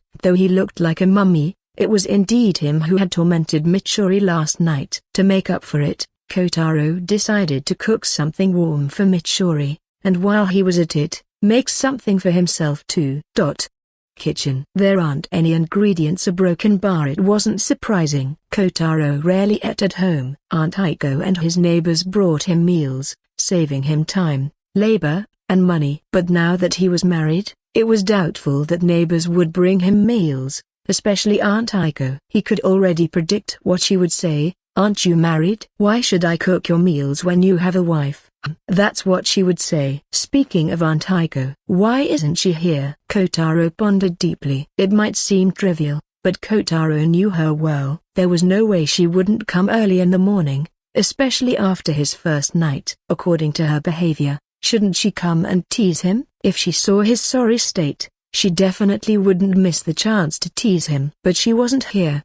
Am I missing something? He felt something was amiss but soon decided not to think more about it. For now, he needed to buy ingredients. Since Mitsuri would be cooking from now on, he needed to stock up. Moreover, he needed a lot, as Mitsuri was a bigano, a monster eater. For her appetite, he needed to bring a lot. I should ask Aunt Aiko to accompany me. There was no way he could carry it all. Aunt Aiko would help him, not only with carrying stuff but also with haggling with the shopkeepers. Kotaro had to admit, if there was one thing he was really impressed by Aunt Aiko, it was her haggling skills. The way she lowered the price. He also wanted to learn that. But what could he do? It's a universal disadvantage for men. Men can't haggle at all. No matter how he tried, he couldn't match Aunt Aiko in terms of haggling. He could lower prices, but she made them the lowest. He had seen the helpless eyes of shopkeepers who, in the end, just gave the ingredients for free to her. Now that Kotaro needed to save money for his wife's appetite, he needed this skill. And if he couldn't learn it,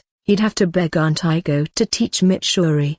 Let's go to her place. I'll ask her to accompany me and check if she's alright. The fact that she didn't come to visit him made him a bit worried, so Kotaro decided to check if she was okay while inviting her for shopping. Holding a bag, Kotaro opened the door and faced the morning rays. The sudden bright light made him squint his eyes. But after a few seconds, he adjusted and could finally open his eyes. Without further delay, he started his walk toward Aunt Aiko's residence. But why are they looking at me with those eyes? As he walked down the road, he noticed people looking at him with strange expressions, especially women. The women glanced at him, then turned their heads and blushed. This was weird. This was too weird. Is it about the kiss?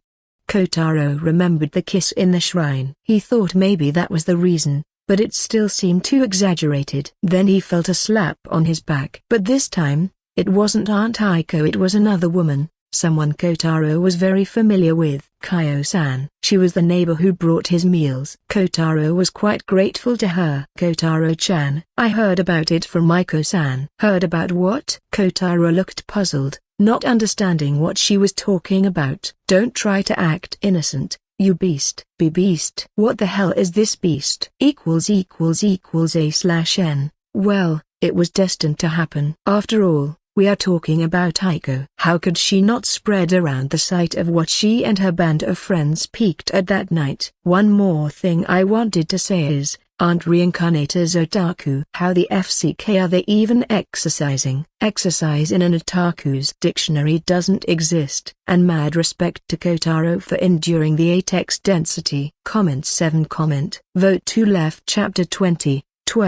Aiko, the old virgin Aiko. She is the matchmaker of this town and is in her late 30s. Still unmarried. It is quite ironic that the one who helps singles find their life partners is still unable to find one for herself, and to people who don't know it, don't dare to joke about it in front of her. For Aiko, this is her reverse scale. Touch it, and even God doesn't know what will happen to you. That's why people don't joke about it, except for Kotaro, who is somewhat fearless because of his otherworldly courage. Still, she is very famous in the town. She is an extrovert, meddling in people's affairs, just like in Kotaro's. She is annoying but indeed helps when people need it the most. That's why the people love her. Every morning, she wakes up quite early and wanders around the town meddling with affairs. But today, she hasn't come out. Why? The door to her house was violently opened, barely surviving from snapping and breaking, and from there, a voice just roared, "You old woman!" Because of this, as soon as Aiko heard Kotaro's voice, she knew that the boy found out that she was responsible for it. Kotaro trembled when he saw her calmly sipping tea. Why a broken bar? The fuming rage inside Kotaro just erupted. If peeking and spreading it around wasn't enough, she didn't even apologize and is sipping tea as if this all had nothing to do with her. She turned to him and then, with a smiley broken bar, "Oh, you're here, the beast." Snap. The brewing rage just erupted. "That's it. You are dead." He rushed towards her, wanting to teach her a lesson. Buta broken bar. It seems he forgot that Aiko wasn't a nobody either. She might not be the original plot character. Buta broken bar, huh? Why am I looking up? Before he could even reach her, a counterattack punch landed on his cheek, making him fly backwards. He crashed against the wall and looked at Aiko standing with her fists stretched out. And that's when Kotaro understood why his line of sight suddenly changed. This woman a broken bar. She punched him. She might not be the original plot character, but she is one in this fanfiction. This pain a broken bar. Damn. Kotaro bounced back and stood up, pointing at her and shouting curses. "You shameless woman. You peeked at me and spread it around. And if that wasn't enough, you're sipping tea calmly." Cough. "I wasn't there to peek. As your guardian, I was there to see if you were all right." "That's right. Isn't it her right to supervise him?" As his guardian, she was just fulfilling her duties. That's it. We're broken bar. Such a shameless woman. Don't you have any guilt? Guilt? She indeed had it. Or else why would an extrovert like her be cooped up inside the house? Instead of apologizing to me, you punched me. Now listening to his words, Aiko indeed felt a bit bad. She didn't want to admit it, but her actions were a bit out of line. Maybe her mischief went a bit too far. Perhaps she should apologize. "Kotaro, because of you, people are calling me beast." Before she could apologize, Kotaro interrupted, to tell her about his struggles, and Aiko heard it. And a broken bar. Poof. Ha ha ha. A broken bar. All of his struggles only made the sorry Aiko laugh out. How could she not laugh at that? It's impossible to stay quiet after hearing that. Ha ha ha. Beast. Kotaro, the beast. Why a broken bar? This woman. He wanted to teach her a lesson, but the pain in his cheek reminded him that he had been sent flying backwards with a single punch earlier. To think she is laughing at his misfortune, a broken bar, and he couldn't do anything about it. He didn't find it fair. God, where is the fairness? I want it. But then he too remembered the weakness of the woman in front of him. HMPH. I will have the last laugh. Kotaro sighed and calmed himself down. Well, I am called the beast because of you know what. But at least it means that I am married. But aren't I a broken bar? TSK, ska broken bar. You don't even have the qualification. What do you mean by qualification? Crack. The teacup cracked because of the force Aiko applied to it. But Kotaro wasn't intimidated by it. The embarrassment he felt when people looked at him and called him beast a broken bar. Physical abuse is easier than mental ones. So as he turned towards the door, Kotaro turned his head and then, with a mocking gaze, looked at her with a grin and said, "What I mean is that you don't even have a husband to be called a beast, you eternal single old woman." Kotaro. That expression a broken bar. Ah, what a pleasure. And then Kotaro said the last teasing line, the one he reserved for emergencies, to piss her off. To think he is using it here now. A broken bar. Aunt Aiko, you're an old virgin. The teacup exploded into pieces, and Aiko just ran towards Kotaro with a vein on her forehead. And Kotaro, a broken bar, he just throttled towards public places and kept shouting "old virgin" with all his might, making Aiko embarrassed and angry beyond limits. "Kotaro, you're dead." Ha ha ha. "Old virgin." Kaio just looked at them running around in the morning and sighed at how energetic they were. But old virgin, a broken bar, it's a good name. Since then, Aiko's name old virgin became quite famous, fueling her anger and making her smack random punches at Kotaro, who vowed to invent more teasing names out of spite. Chapter 21. At each other's throats. So, this is how it becomes that.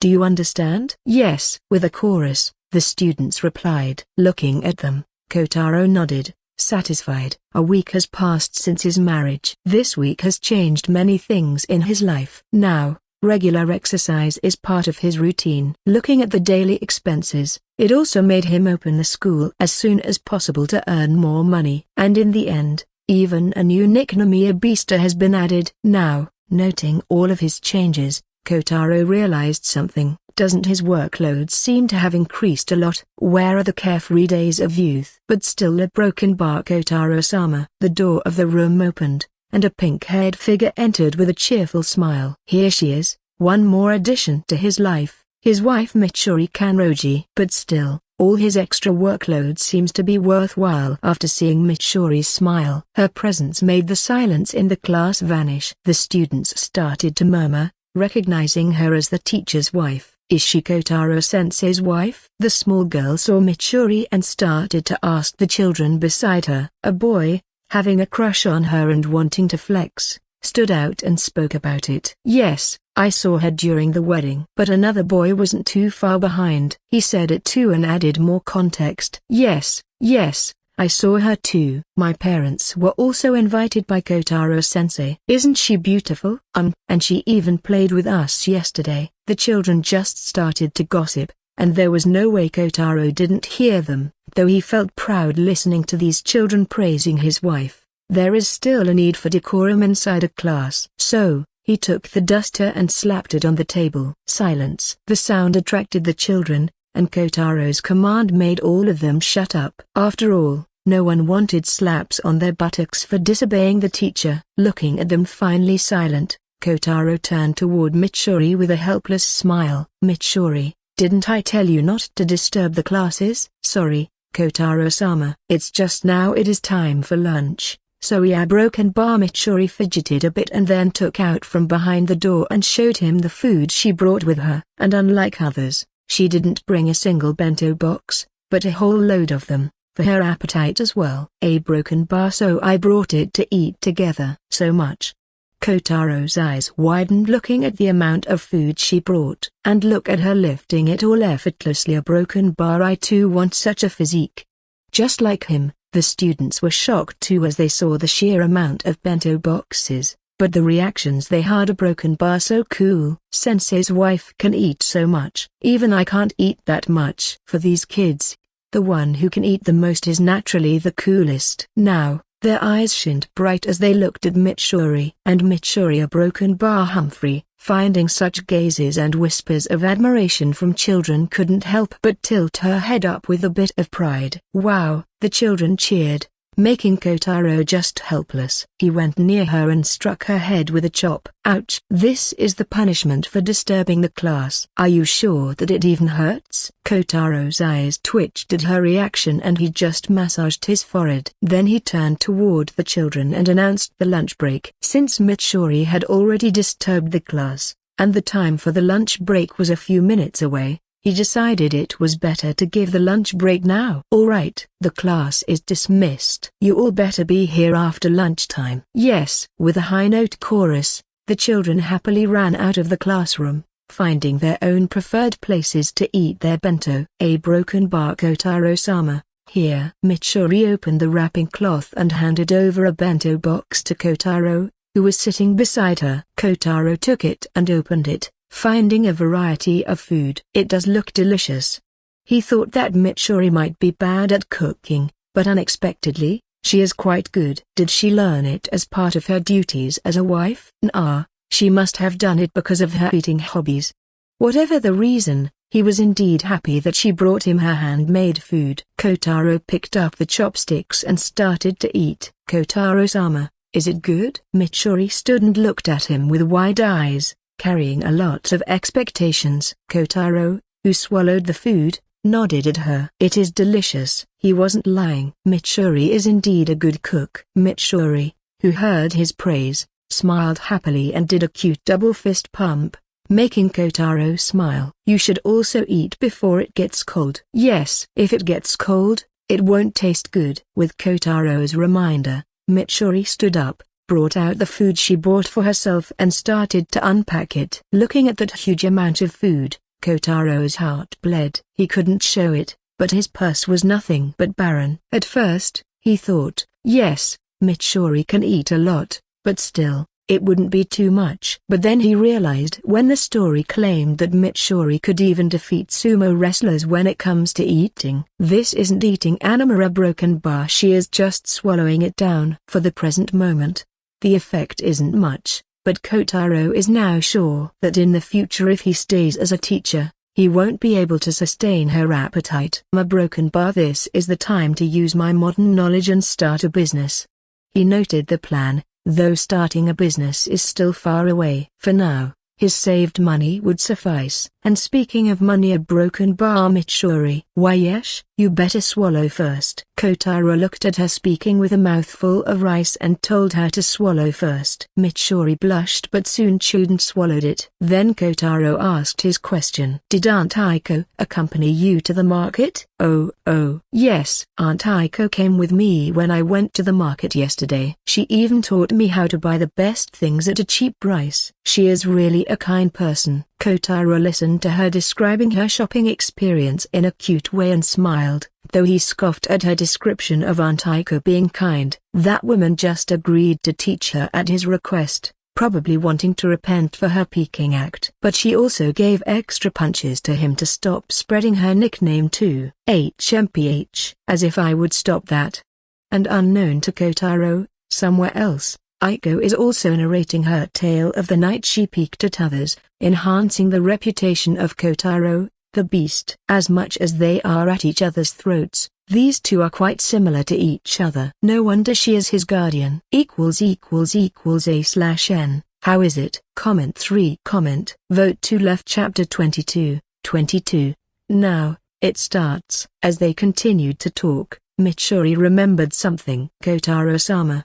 What is it? Today, Kaio-san invited me to her house. Oh, I know about it. She came to inform me about it. Kotaro remembered how she had asked him to lend his wife to her. She probably invited her to a ladies' gathering, which would help her become familiar with the regulars of the town. It might be good for Mitsuri, so Kotaro didn't see any problem with it. But you should come before it gets too dark. Yes. And a broken bar. Kotaro then looked around, finding no children nearby. He moved closer to Mitsuri and whispered to her, and we will do it at night.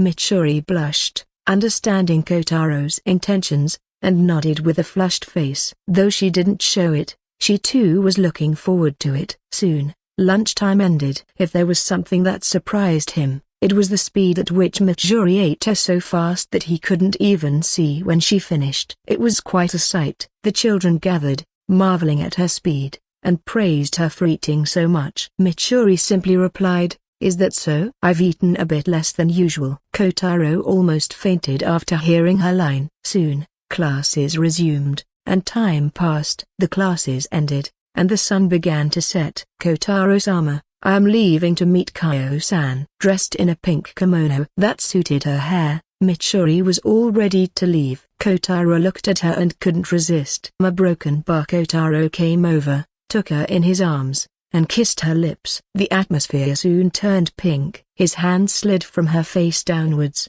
slowly grasping her different parts, making Mitsuri moan. Kotaro-sama, I have to go. I'm a broken bar. Just a second. HN and GH. What was supposed to be just a second turned into several seconds, and Kotaro had yet to release her from his embrace. But then a broken bar. Oh, the beast. Cough, cough. The nickname brought him back to reality. Kotaro looked at Aunt Aiko, who stood near the door. In the midst of their kissing, she had entered and was now observing them. Why are you here? And don't call me by that name. While Kotaro was irritated, Mitsuri was embarrassed to be caught red-handed by Aiko. I didn't know Mitsuri was that bold. Aiko-san. Mitsuri blushed and shouted in embarrassment, which made Aiko smile. All right, I won't tease you anymore. I came here to take Mitsuri to our meeting. Why are you here? Wasn't Kaio-san supposed to be conducting it? You idiot. How could there be a meeting without me? Though she spoke with a lot of haughtiness, she was somewhat right. Kotaro sighed,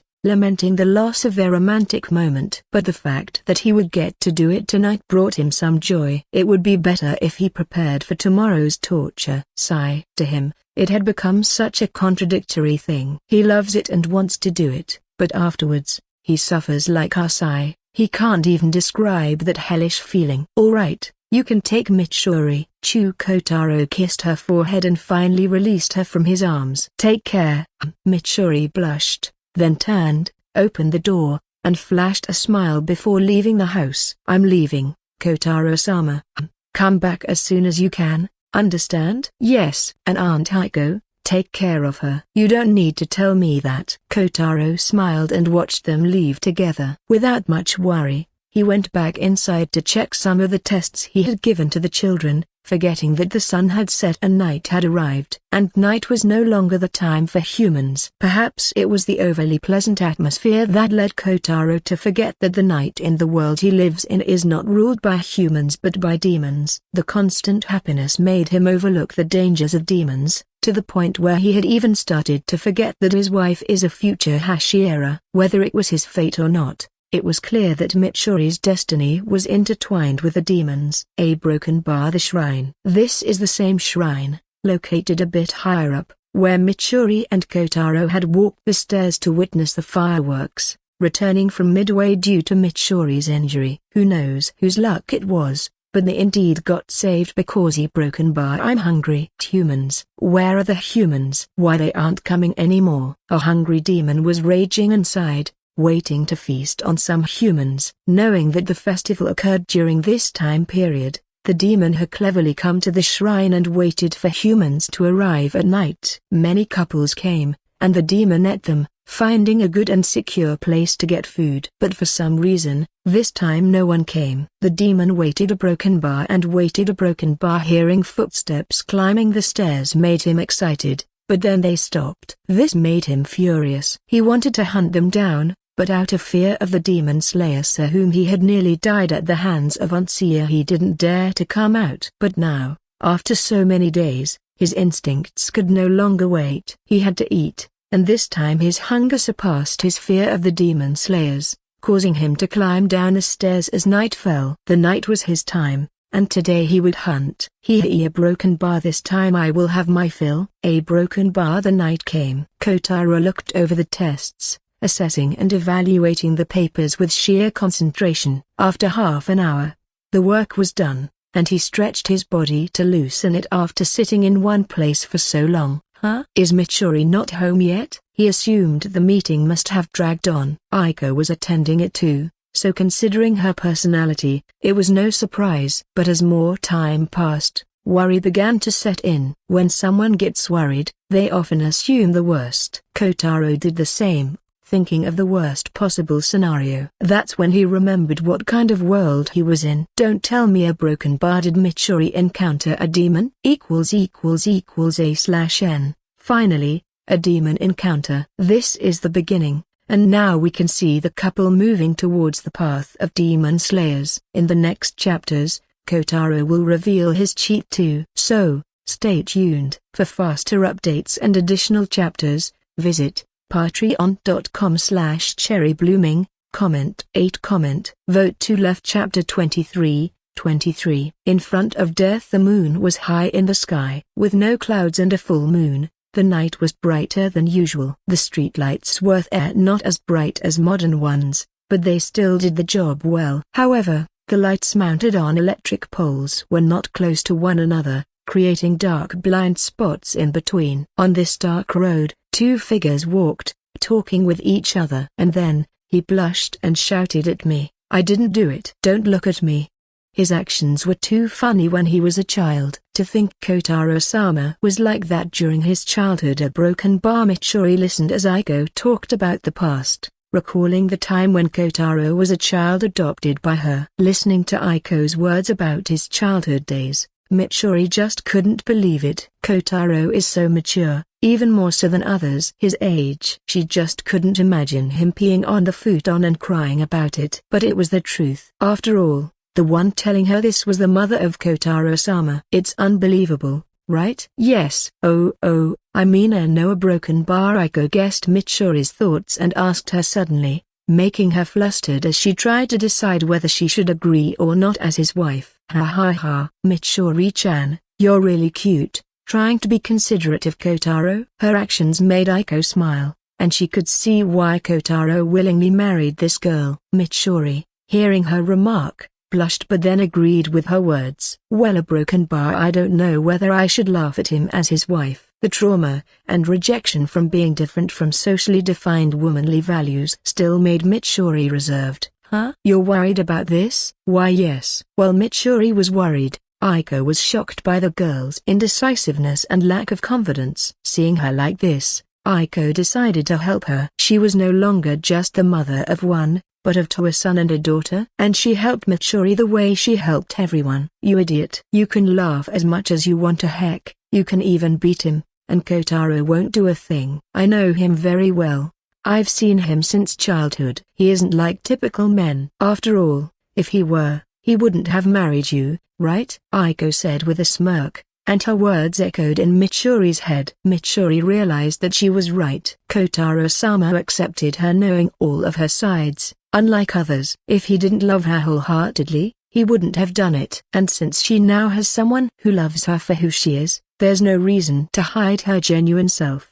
You're right, Aiko-san. That's right. That's the way I like you, my daughter-in-law. Slap. Aiko playfully slapped Mitsuri's back, causing her to release a cute moan, and then both of them laughed as they walked home. Buta whoosh. Huh? Mitsuri suddenly turned back, feeling someone behind her. Aiko, who was walking ahead, stopped when she noticed Mitsuri had paused, so she turned and asked her, "What happened, Mitsuri-chan?" Oh, I felt like someone was behind me. Behind you? There's no one there. Aiko looked behind Mitsuri and saw nothing but an empty road. But then she turned ahead, and Aiko-san. Mitsuri rushed to catch the surprised Aiko, and looked ahead. Humans are broken bar. Haven't you heard that nights are dangerous? With a weird, wicked laugh, the figure, no longer human but human-like, looked at them with predator eyes. The being's body was darker, very darker, with strange marks on it, and its teeth were sharp as it opened its mouth and licked them with its tongue. Who are you? Mitsuri, afraid but still covering Aiko, stood in front. She was shivering but still courageously asked the figure in front of her. "Mere broken bar. I am someone who eats humans, a demon." A demon? Mitsuri heard the term for the first time and didn't know what it was, but Aiko, who saw it, understood it was the being she had heard about from the tales of her friends. A being that comes out at night, looks inhuman, and hunts humans. A demon. And in those tales, demons are beings who eat humans. She always assumed those tales were imaginary. After all, wandering many nights, she had never met any demons. But just because she hadn't encountered one didn't mean they didn't exist. "Oh, two women. I've encountered a feast today." The demon stepped slowly forward, and both of them retreated backwards. Mitsuri was afraid, while Aiko grabbed her hand to calm her and pulled her to stand behind her. She raised her hand towards the demon to warn him. "Don't come any closer, Mitsuri. Stand behind me." "Oh, courageous. Seeing you unafraid makes me want to watch you suffer before consuming you. The look in the demon's eyes, so broken by the eyes that regarded her as nothing but prey, made Aiko shiver. What should I do? Seeing how quickly it appeared in front of them showed how abnormally fast it was. In the tales she'd heard, demons were super strong, super fast, and couldn't die by any means except the sun. If that's true, then a broken bar, will I die today? Her body trembled. Aiko knew she would die someday, but never thought it would be this way. Facing death so closely, fear enveloped her. She wanted to run away, hoping she might be able to get away from the demon. Buta broken bar, Aunt Aiko, take care of her. For some reason, she remembered the words Kotaro had said to her when she left with Mitsuri. Aiko turned to see Mitsuri shivering in fear, relying on her support. Damn, that kid. If I don't live up to his words, that boy will give me a new nickname. Sigh. Such a hard life. She took a deep breath to prepare herself for the upcoming outcome. And with that, she released Mitsuri's hand, making Mitsuri stunned. But then she heard Aunt Aiko uttering the words of Mitsuri-chan, run ==A/N. I had assignments to complete, and being a student pursuing dual degrees isn't easy. But still, these are just excuses, and I am at fault. I'm sorry for the delay, but I hope you enjoy it now. And my condolences to Aunt Aiko. It hurts me, but for the sake of character development. Sigh. I am a scum. Comment 13. Comment. Vote to left. Chapter 24. Both son and mother are selfish. Did Mitsuri encounter a demon? Just the thought drove Kotaro berserk. Before he could think calmly, his legs moved on their own, and before he knew it, he was outside, running frantically in search of her. Mitsuri, can you hear me? He shouted into the dark, desperately hoping to hear even the faintest cry from her. He continued running along the path toward Kaio-san's house when he heard the sound of footsteps. The darkness made it impossible to see the figure, but the voice that followed told Kotaro exactly who it was. Kotaro-sama. Mitsuri, who had found him, cried out in relief and jumped at him, wanting to embrace him. However, her momentum caused him to fall down. But still, he wasn't complaining, because Mitsuri was alive. She was safe. Mitsuri, are you alright? I was so scared. The demon said it would eat us. Us? Don't tell me a broken bar. Aiko-san told me to run, and she broken bar. Big tears started to spill from her green eyes, and Kotaro's mind went blank. He could see Aiko, trying to sacrifice herself to save Mitsuri. Damn. That woman, doing something unnecessary. As much as he scolded her in his mind, his eyes grew wet. But still, he didn't want to accept her death. Not so easily. He hoped he'd know. He wanted to believe that there was another possibility. She might still be alive.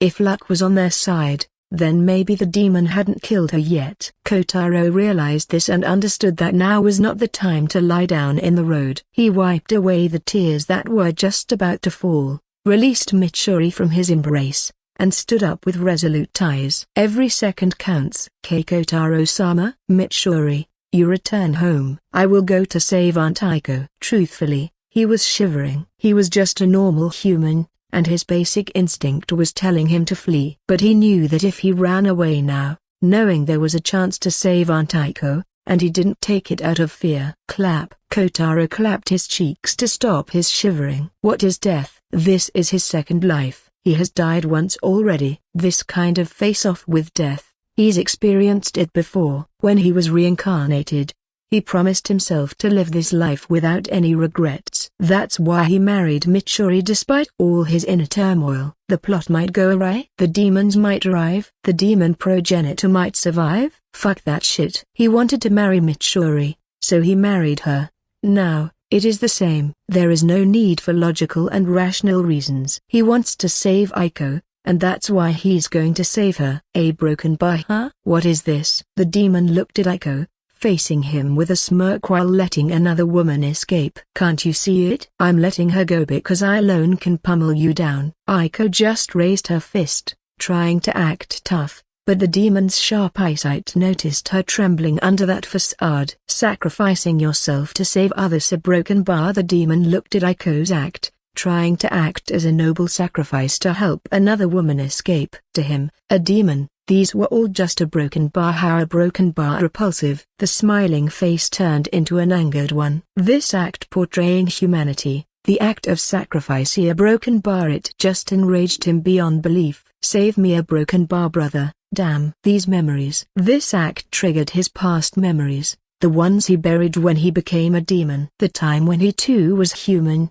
and a frail one, wanting someone to protect him. Beauty, broken bar, you're afraid too, aren't you? You want to escape too, right? Don't try to act as if you're some noble one. With an outburst, the demon, with a ferocious roar, pounced on Aiko, who rolled sideways the moment she saw him disappear. It was fast, but she dodged just at the critical moment. If she died that easily, then how could she stall time for Mitsuri to escape? The demon's claw hit the road beneath, cracking the ground with sheer force. The demon's fingers were broken by his own force, but in a second, those fingers just twisted as if they were alive and healed back to normal. That healing power, a broken bar. I guess those tales didn't lie.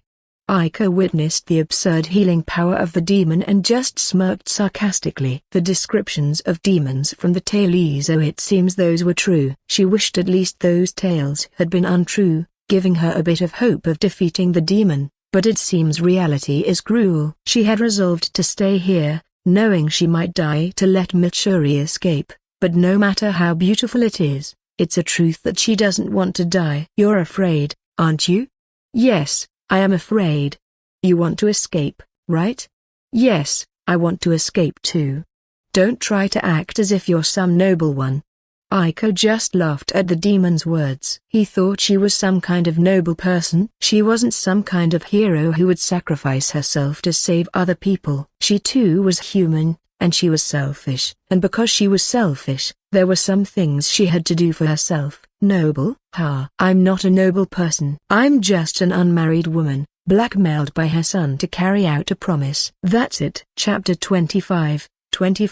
Revenge. It seems my time is up. Aiko smiled through her bloodied face, the result of her confrontation with the demon. She looked at the demon's face up close as he held her by the neck, lifting her off the ground. As athletic as she was, it was insignificant compared to a superpowered being. She wasn't a trained fighter equipped to battle demons, and it was nothing short of a miracle that she had lasted this long against him. So, how is it? Are you afraid? Aga broken bar. Oh, of course, I am. The demon tightened his grip on her neck, making her groan in pain. Seeing her suffer, the demon smiled, relishing the moment. He lived for Thesa, the fear, the struggle, the abandonment of humanity in the face of death. He had hunted many people, those who abandoned their loved ones in front of him. They would flee, leaving behind the ones they had promised to protect for a lifetime. The parent who left his child and escaped, a husband who left his wife and escaped, and a big brother who left his younger brother and escaped. I will protect you from everything.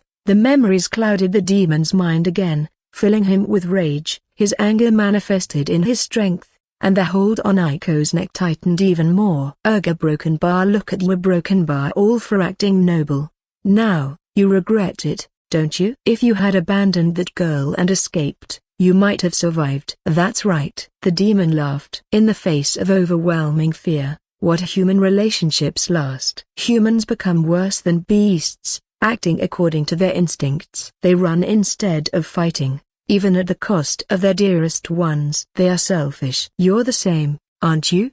The demon looked at the struggling woman in his grasp. But the answer he was expecting, the one of tears and begging, full of regret, never came. Regret? Cough. The choking made it hard for her to speak, causing her to cough. But she didn't stop and finished her words. I am afraid, but I've never regretted my actions. You see, a broken bar, if I didn't do it, my reputation as the famous Aiko would go down the drain. What to do? My son is quite vengeful. We're broken bar. Still trying to act like some hero. I don't like it. I don't like it. I will protect you from everything, Ren. Yes, big brother. No, I don't want to remember that. He was no longer the same person he had been. He was not Ren, the weak person who needed his brother's protection. He was no longer the one who was afraid, but the one who made others afraid. We're broken bar. Die. A broken bar. Hahu exhaling heavily, Kotaro ran as fast as he could to find the demon and Aunt Aiko. Because it was dark, Mitsuri couldn't precisely describe the place where she and Aiko had encountered the demon, but she gave him the direction she had come from. Afraid that he might be too late, Kotaro ran at top speed, and the current tension in the air heightened his adrenaline, making him stronger. Urga broken bar. That's when he heard a woman's groan, causing him to run even faster. Soon, he reached the place here. Broken bar. The demon was holding Aunt Aiko by her neck with one hand, while the other was pointed at her stomach, ready to thrust. Now a broken bar die. Before his eyes, the demon thrust his hand into Aiko's stomach, piercing through it. Cough, cough. Damn. Aiko coughed up blood and cursed, finding a little hole in her stomach. The demon removed his hand and released his grip on her neck, causing her to fall. Seeing her falling figure, Kotaro's mind went blank. What is this? Is this real? He couldn't believe it. He couldn't accept it. No. You demon. Filled with rage,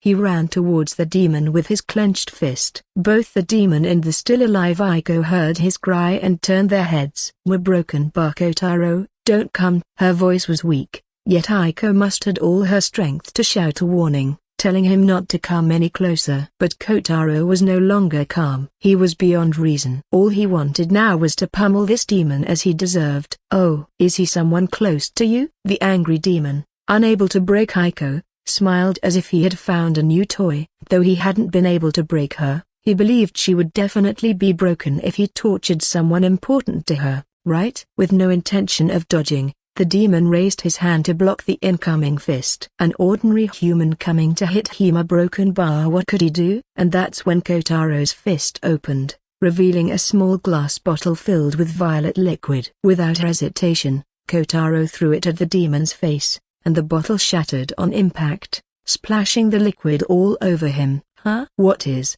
Ah! The liquid seeped into the demon's eyes, nose, and mouth. The glass shards caused small injuries, and the liquid seeped through them, entering his bloodstream. And then, it started to burn. It burns. It hurts. The demon stepped back and covered his face with his hands, struggling with the pain. As the pain intensified, the demon felt more anger and humiliation. How could a measly human hurt him? He needed to make the human feel this pain. Boom. But before he could finish his words, a heavy fist smashed into his jaw, cracking the bone beneath it and sending him crashing to the ground. The demon looked at Kotaro with hazy eyes, seeing him standing in front of him with his fist clenched and tears streaming down his face. I know you won't die from this, so be prepared. This is revenge for Aunt Aiko. ===A/N. I was thinking about what Kotaro should say after landing a punch, and then I thought of Joseph from Battle Tendency. Kotaro will be using Haman in the future, so there has to be some JJBA reference, right? So, how's the chapter? Did you like it? If you liked it, don't hesitate to support me on Patreon. I don't have any additional chapters on it yet, but I'll add them soon. Comment. Vote to left. Chapter 26. Do or die. I know you won't die from this, so be prepared. This is revenge for Aunt Aiko. The demon looked at the tearful human who had just declared war against him. First that woman, and now this man. Why don't they fear him? The demon couldn't understand it. Even if he tried to think, the burning pain on his face distracted him. His cracked jaw and other injuries healed in a matter of seconds, and he jumped aside, out of Kotaro's range. His physical injuries healed as if they were nothing, but the pain on his face persisted. The liquid that had splashed into his wounds caused excruciating pain. A demon's confidence lies in their belief in being unkillable. No matter the attack, no matter how powerful or skillful, a demon would recover from all of it. That's why the demon was unafraid of an ordinary human. But his confidence shattered when Kotaro's attack actually harmed him. Though his wounds healed, the pain made it impossible for him to open his eyes completely, forcing him to rely on hazy sight and sound to fight. Where is this pain coming from?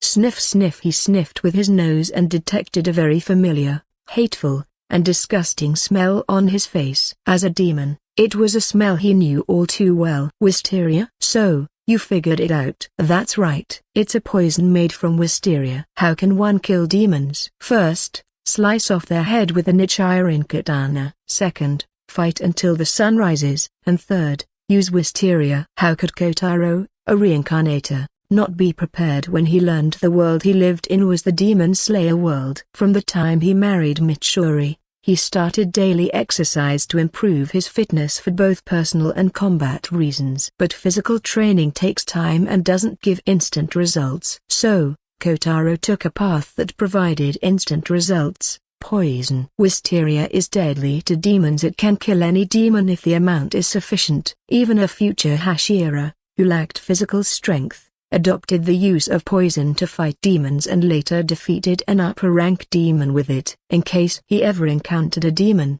Kotaro kept a bottle of wisteria poison with him. And that bottle was what he threw onto the demon's face. For now, it only causes pain and makes you blind, but as time passes, it will cause enough pain to make you unable to live. Though Kotaro confidently told the demon that its countdown had begun, he was actually very nervous. All his anger and adrenaline had gone into that one attack, and now he felt weak all over. Why isn't the demon dying?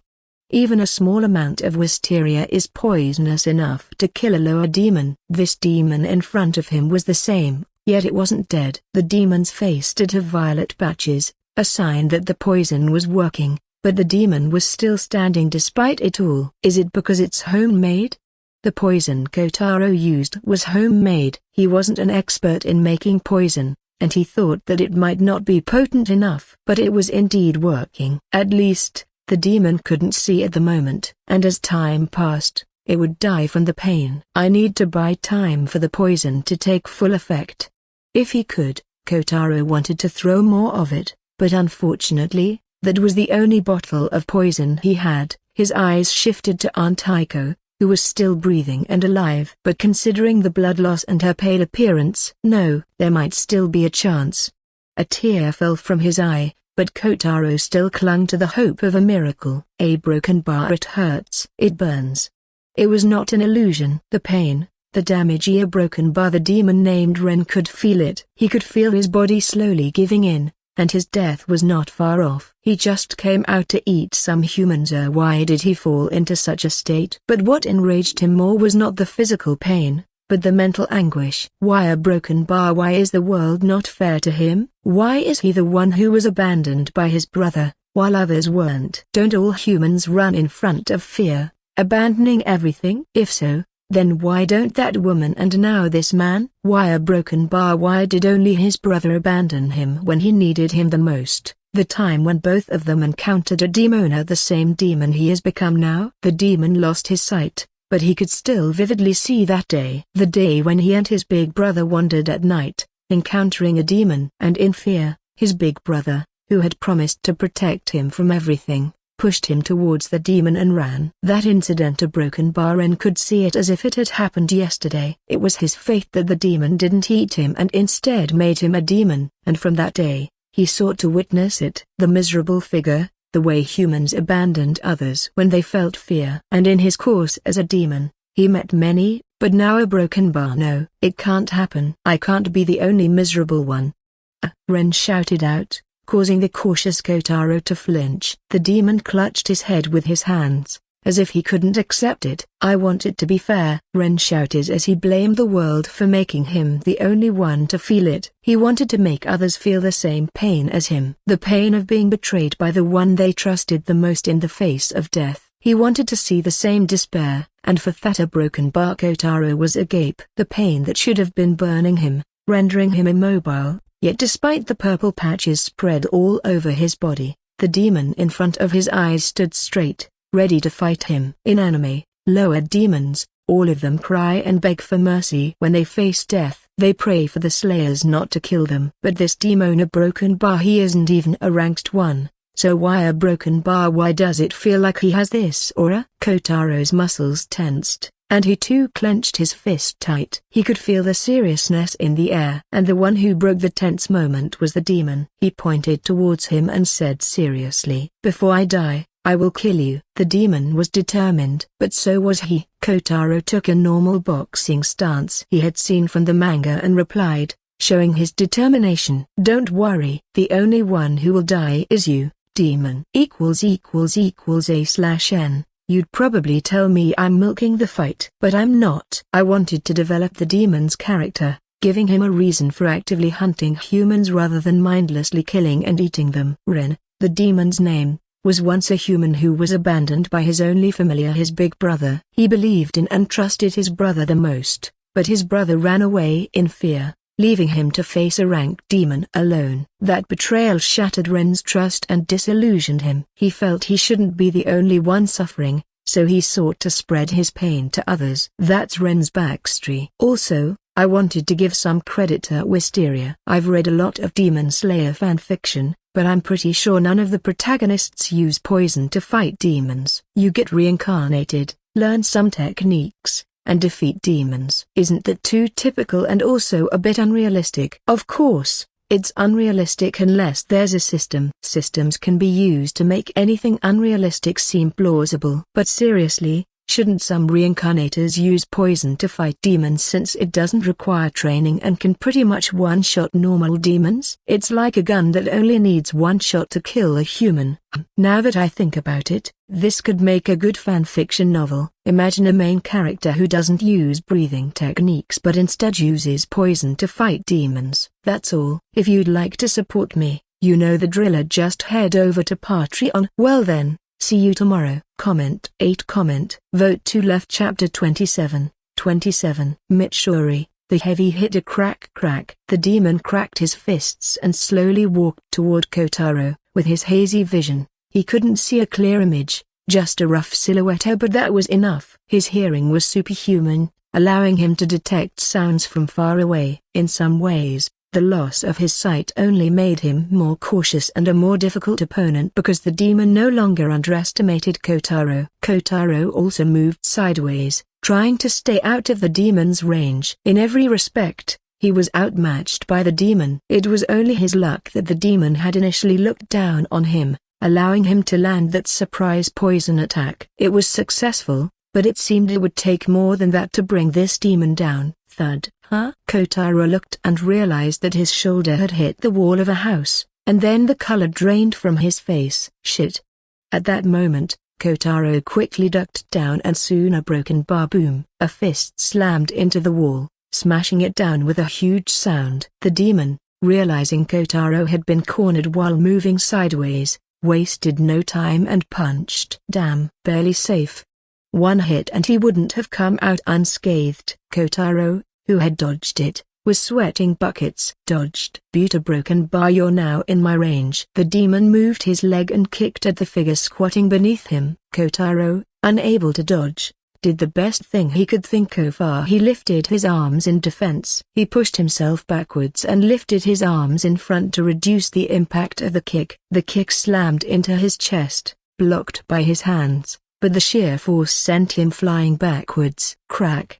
He heard a loud sound, the sound of his bone fracturing from that kick. His forearm, which had blocked the kick, cracked from the immense impact. His chest also hurt a lot, but his act of pushing himself backwards to reduce the impact of the kick at least kept it from fracturing further. I heard it. The sound of bones cracking. The demon, hearing the sound of the fracture, didn't stop and moved toward Kotaro at high speed, aiming another kick at him. Now that he had injured Kotaro, he just needed to keep attacking and finish him off. But Kotaro anticipated this. Holding his broken arm, he rolled away, dodging the kick. The kick smashed into the ground instead of Kotaro, sending dust flying into the air. Kotaro continued rolling to get out of the demon's range.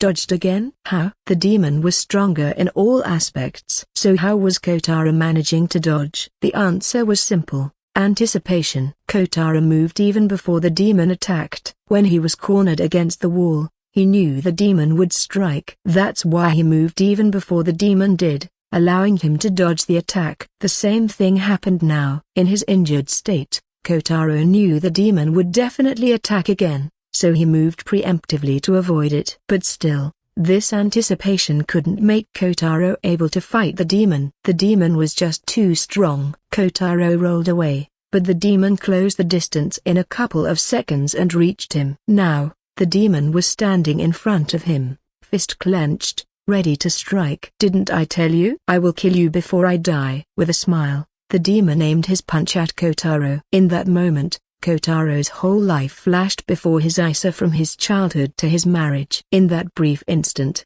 he saw it all. He turned his head toward Aiko, who lay there, tearfully stretching her hands toward him. "I'm going to die." If he had one regret, it was that he didn't have enough time to spend with Mitsuri. Why did he marry her? If he hadn't, she wouldn't have to endure sorrow of losing her husband. Now, it seemed his death might drive Mitsuri to join the demon slayers to seek revenge. Was this the world's plot? He closed his eyes, waiting for the punch to land on his face. But he was wrong. This wasn't the world's plot. "Kotaro-sama, huh? You're that woman!" Before he could complete his words, a huge force fell on his face. Boom! Crack! A loud sound of bone cracking echoed in the night. But it wasn't from Kotaro. It was from the demon. Kotaro, hearing that familiar shout, opened his eyes. The demon that had been about to punch him was no longer in front of him. The demon had been sent flying backwards. His jaw cracked again. In front of Kotaro stood a crying figure with her fist still outstretched. Finding the demon out of the way, she turned and hugged him, big tears falling from her eyes. "Kotaro-sama." Mitsuri Kanroji, the future Hashira, had come to save the day. Kotaro was shocked and a bit happy that Mitsuri had come to save him, but then he remembered that he had told her not to come. "Well, why are you here? Didn't I tell you to stay at home?" With one hand fractured, Kotaro held Mitsuri's shoulder with his left hand and shook her as he asked. But unlike usual, this time Mitsuri's reply was different. "That's my question, Kotaro-sama. Why did you come to face the demon alone?" "Oh, of course, that's because if something happened to you and if something happened to Kotaro-sama," with tears streaming down her face, Mitsuri shouted at Kotaro, silencing him. She just kept her head on his chest and cried, letting her true feelings out in front of him. "If something happens to you, I won't be able to live, Kotaro-sama." "Mitsuri, a broken bar. It's the same for me. I wouldn't be able to live if something happened to you either. And that's why I can't let you fight the demon." == A/N Mitsuri arrives and knocks the demon away. As expected of Kotaro's wife, in the next chapter, it's time for Kotaro's cheat ability to be revealed. When Mitsuri is in a predicament, he steps in and then, support me on Patreon. See you tomorrow. By the way, I forgot to ask, how did you like this chapter? Comment 5. Vote to left. Chapter 28. It's my win. Mitsuri, a broken bar. It's the same for me, Kotaro said, his gaze solemn as he spoke. "I wouldn't be able to live if something happened to you either." Just the thought of losing her made Kotaro tremble. Mitsuri was all he had now, and if he lost her, "That's why I can't let you fight the demon." "Mitsuri, go back." No matter how strong she was, she couldn't defeat the demon. That powerful punch she landed was a fluke, only possible because the demon's attention was entirely on him. Mitsuri was strong, but she wasn't skilled. She wasn't the seasoned fighter from the story who had trained and become a demon slayer. She was a married woman, learning how to fulfill her duties as a wife. She was born strong, but she wasn't born to fight. She wasn't like the Mist Hashira, who was a combat prodigy even without formal training. The one who could kill a demon with his bare hands. To do that, one needed skill, not just physical strength. That's why Kotaro insisted she leave. Her punches couldn't kill the demon. The poison was already taking effect, and if he could hold on a little longer, the demon would die. There was no need to involve Mitsuri and put her at risk. "Buta broken bar. No, I won't leave."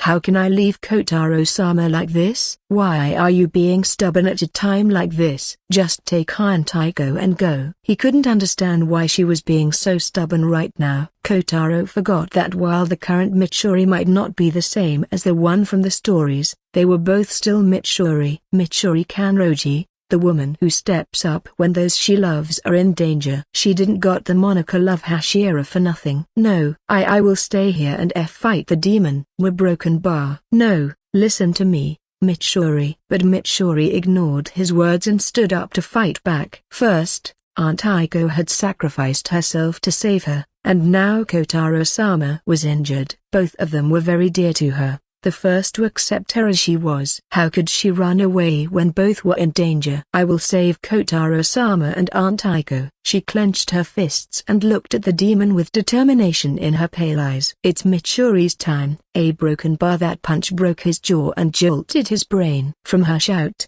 the demon recognized her. She was the woman for whom that other woman had fought against him. Her return wasn't what surprised him, but her strength. A woman having that much strength? He felt that her strength was probably even greater than his. A human with more physical strength than a demon? Was she a demon slayer? Demon slayers are trained to maintain a specific breathing technique during a fight. It gives them strength to fight demons. He wasn't ignorant of it. Breath a broken bar. He tried to listen and realized she didn't have it. The stable breathing a demon slayer maintains. Which means a broken bar. I really hit the jackpot. Now joy was spreading inside him. The poison had now spread up to his legs, creating visible purple patches. Yet he stood up and held his broken jaw for a second. My healing speed. A broken bar. His healing speed had decreased. His broken jaw, which should have healed in a second, was taking longer. His breathing was also getting rough, and the demon could feel his strength sapping out of his body. This weakness. A broken bar. He had never felt it,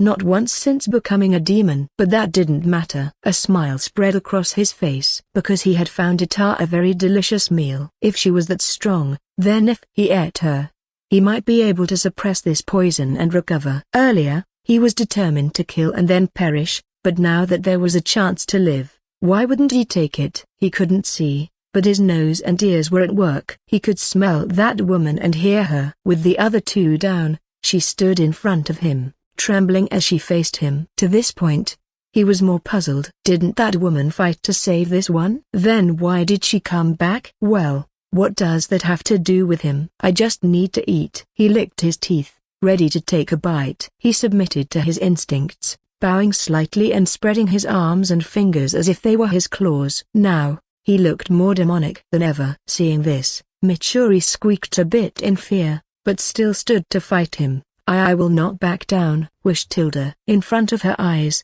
the demon disappeared, making her tense. Where is it coming from? She looked left and right but saw no one. Then she heard the sound of wind and looked down, seeing the demon looking at her with a gleeful smile. He pointed his claws and sliced upward, wanting to tear her apart without any suspense. Mitsuri's eyes widened as she didn't even have time to react. She closed her eyes in fear as the demon moved his hand, feeling the sensation of slicing through flesh. The pain. A broken bar. Mitsuri opened her eyes to see a familiar figure. Kotaro standing in front of her, with his arms, his broken right and uninjured left, blocking the demon's claws. Damn you, demon! The claws sliced into his hands, deep enough to expose bone. It was Kotaro's luck that even in such a condition, he pushed himself backward, widening the range and preventing the claws from fully tearing his hands apart. Blood spurted out from his hands, splashing all around. Looking at the injury,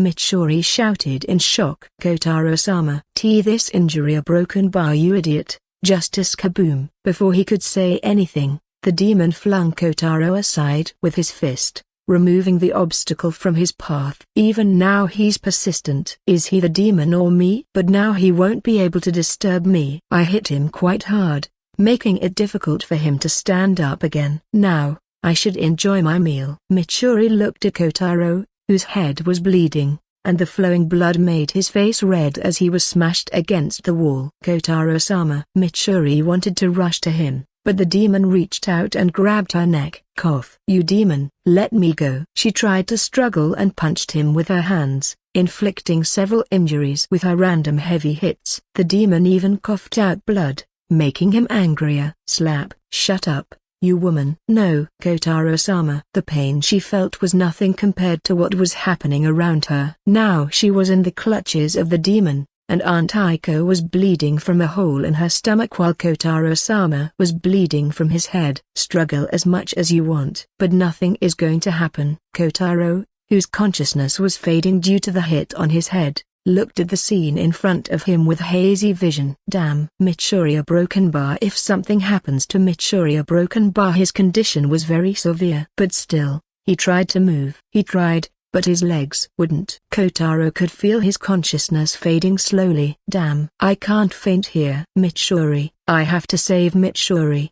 But his struggles were for naught. No matter how much he struggled, no matter how much he crawled, he wouldn't make it in time. Will I lose her? Why am I so powerless?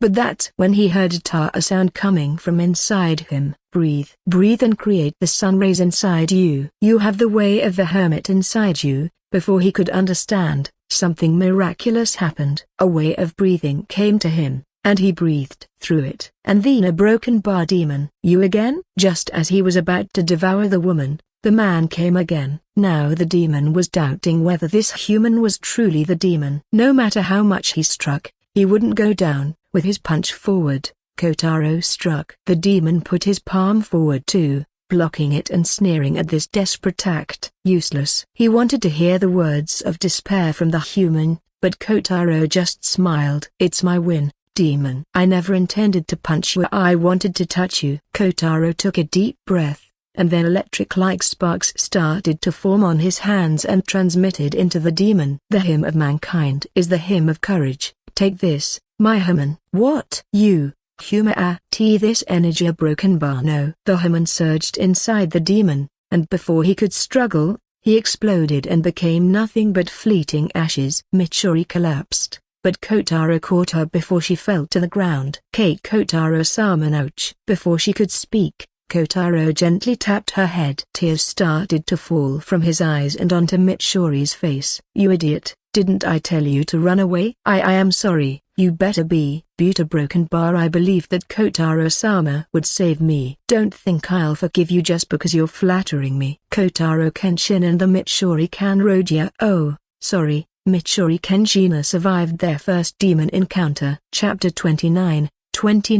From an orphan to a mother. The fight ended. The demon finally vanished. But the joy of defeating a demon didn't last long because they had paid a heavy price. That price lay there, with a hole in her stomach, coughing up blood. Aren't Aiko a broken bark? Hey Kotaro? Don't worry, I will heal you. Kotaro awaited a miracle, and it indeed came to Hima-Human. He knew exactly what it was. The best advantage of Human lies in its versatility, which includes healing. Kotaro took a breath and began generating Human within him. He didn't know where he learned it, but the method of generating Human was imprinted in his instincts. Yellow, electric-like sparks started to form in his hands as Kotaro infused them into Aiko. For a moment, Aiko's pale face regained a bit of color. Buta broken by. Huh? Why isn't it working? Human is not an omnipotent power. While it is versatile, it has its limits, and its healing capabilities have their boundaries. Theoretically, Human can heal anything,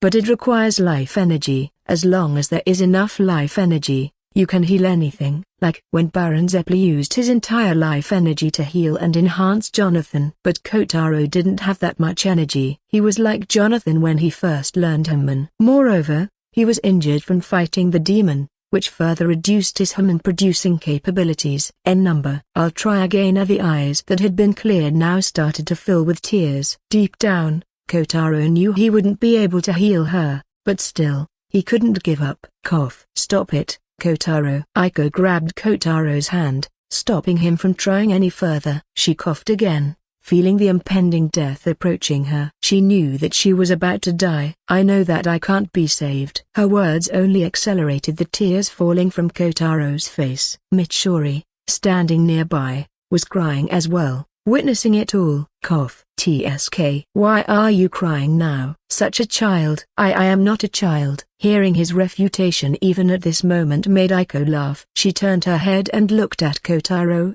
placing her hand on his cheek. Feeling his warmth, Kotaro grabbed her hand tightly, never intending to let her go. It's good that I got you married. Now, even if I'm not here, Mitsuri will take care of you. After speaking these words, Aiko turned her head and called the tearful Mitsuri to sit beside her. She then placed her other hand on Mitsuri's head, patting her gently. Don't look down on yourself. I believe in you. Sniff, sniff. Why yes. Sob, sob. Mitsuri wiped her eyes, trying to stop the tears, but they kept on falling. Blessing both of them, Aiko looked at the night sky, and a tear streaked down her face. She didn't want to die. Buta broken bar. I'm going to die.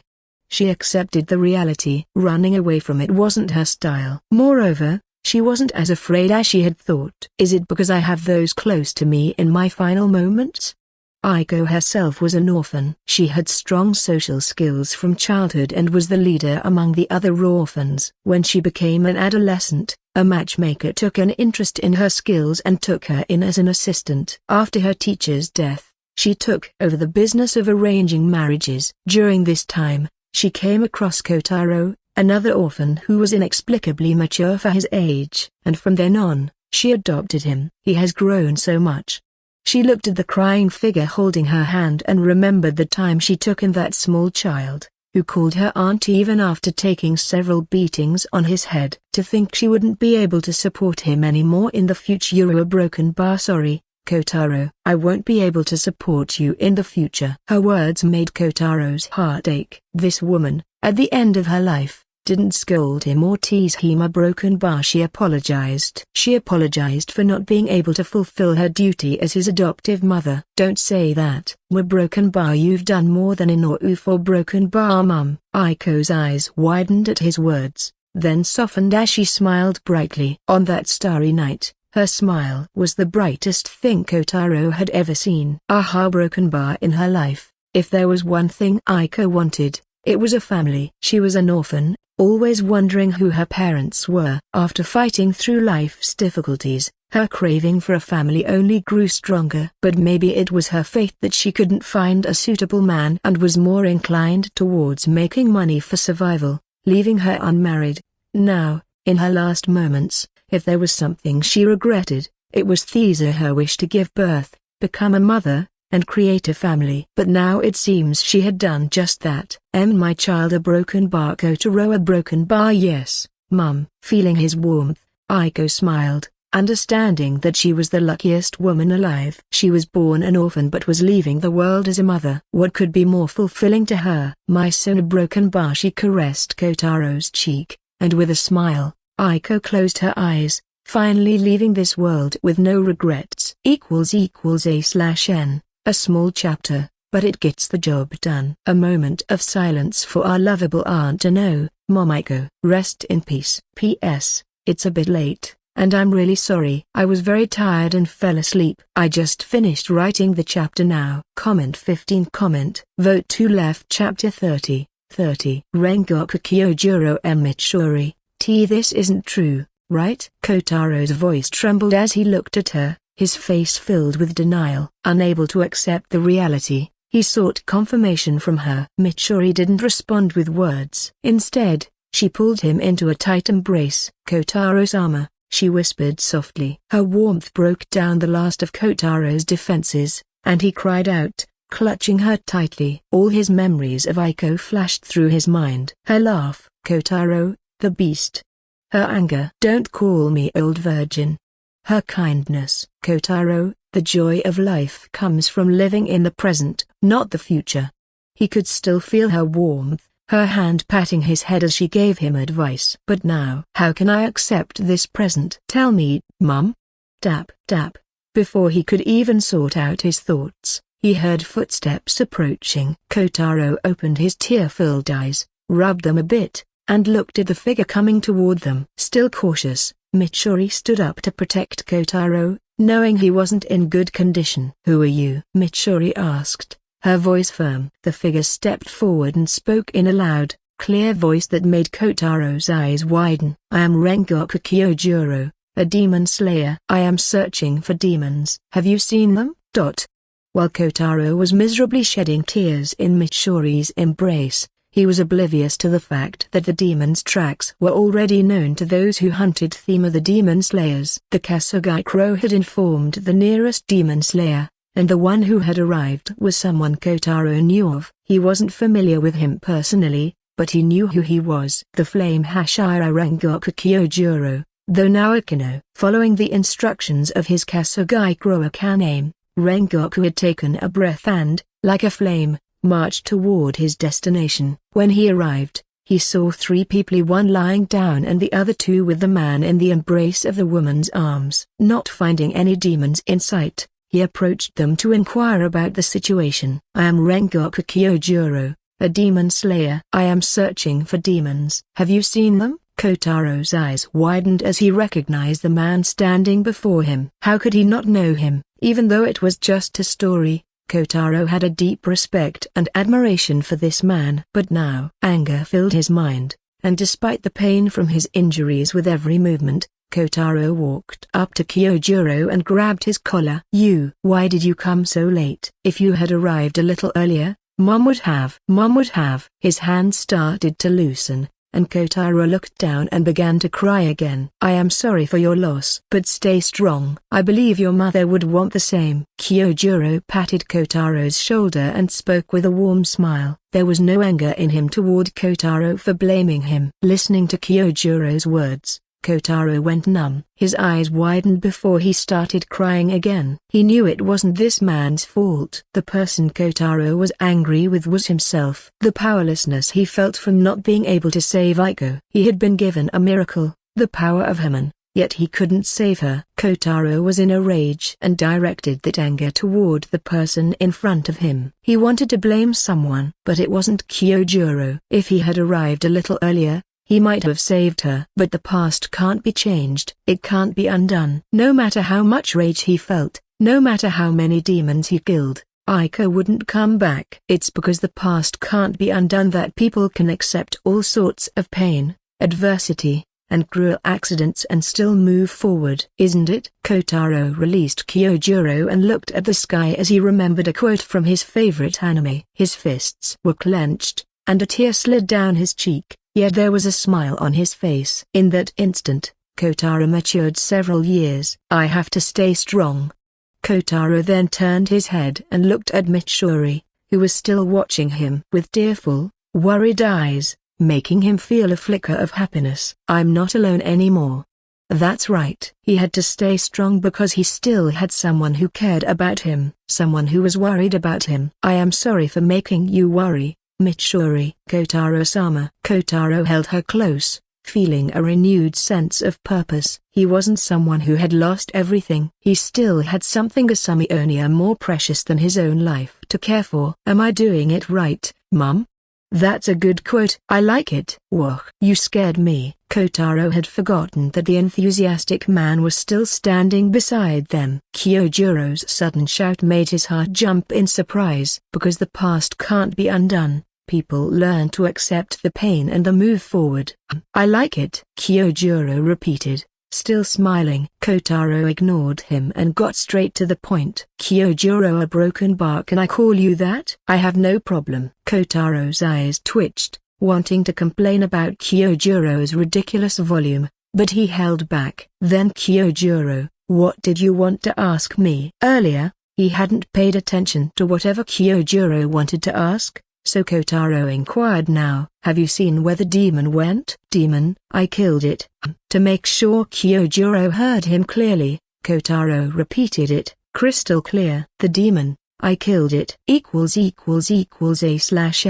This chapter was a bit challenging. After Aiko's death, I wasn't sure which direction to take, but I ultimately decided it would be good to introduce Kyojuro and make Mitsuri aware of the existence of the Demon Slayer organization. I also wanted to develop Kotaro as a character who doesn't kill demons out of a desire for revenge, since that feels too edgy and isn't really my style. So, how does the chapter look? May have suggested giving Kotaro a stand, but I think it might be too early in the story for that. However, since so many people have mentioned it, I will give Kotaro a stand. But what kind of stand should it be? Humanoid or non-humanoid? I was thinking that maybe his stand could be his weapon, like Whole Horse's Emperor. So, give your opinions. Creators' thoughts. Cherry blooming for support and more chapters. Patreon.com/cherryblooming. Comment 11.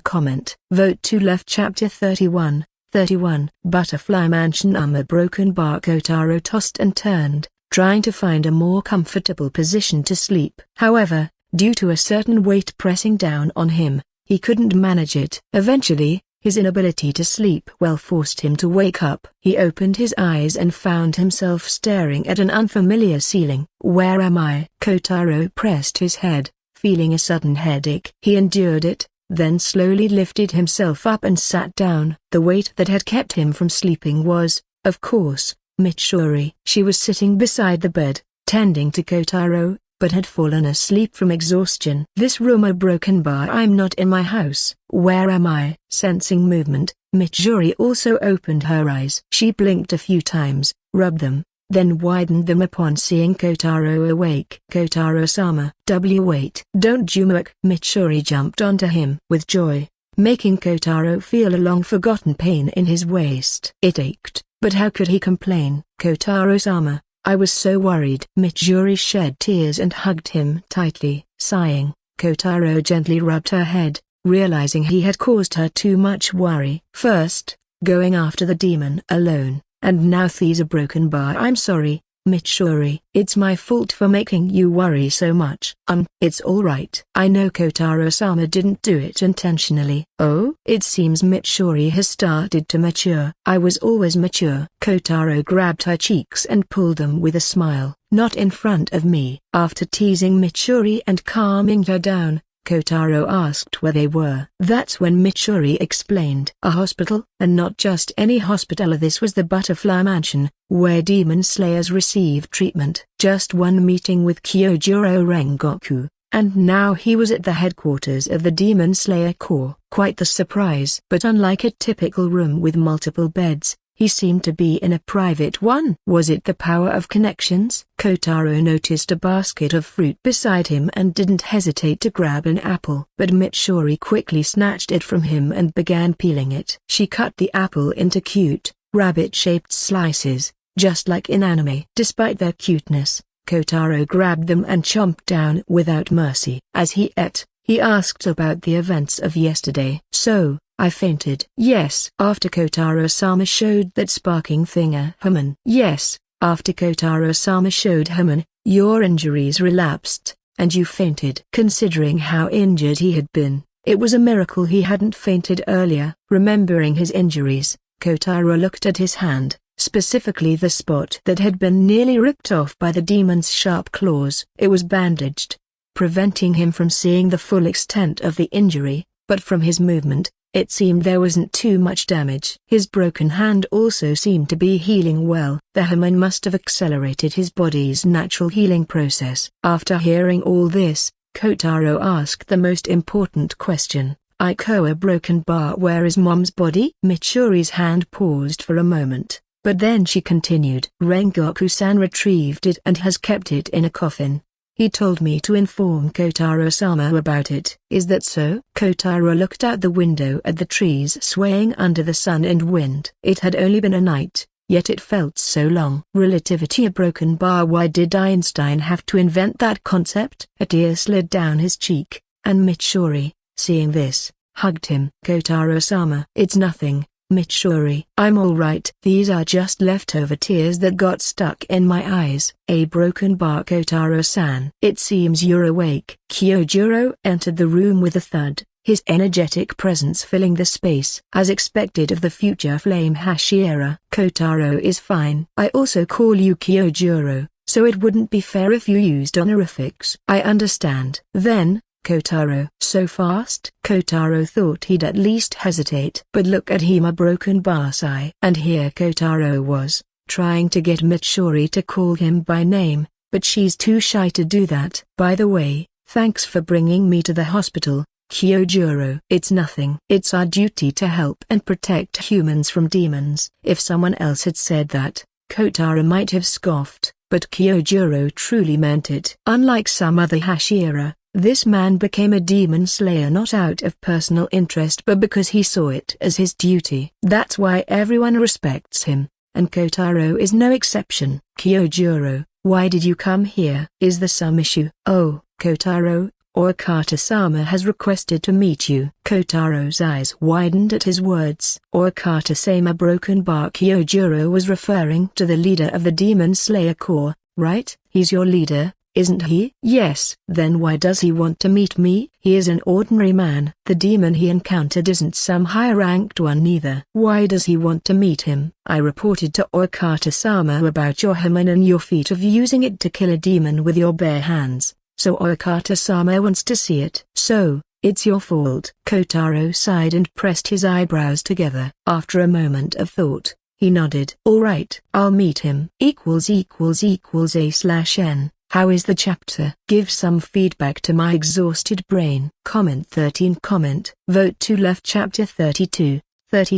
Kotaro-sensei's personal lessons. Kagai Yubuyashiki. When Kyojuro mentioned Oyakata-sama, Kotaro recalled everything he knew about the man. Ruthless. If there was one word to describe him, it would be this. Not because he looked truthless or had the power to kill her. He couldn't even perform a breathing technique due to the curse of being born into the Yubuyashiki family. The reason Kotaro called him ruthless was his unwavering determination to do whatever was necessary to destroy the demon progenitor. Kagaya considered himself just another chess piece, like everyone else, and was willing to go to any lengths to kill the demon progenitor, even if it meant sacrificing himself and his family. To weaken the demon, Kotaro pictured him, a face marked with the curse, the markings creeping up to his eyes. If he was right, Kagaya was likely on the verge of blindness and would eventually lose the ability to walk. Thinking of the curse mark, Kotaro wondered if his Haman could help. Could my Haman cure him?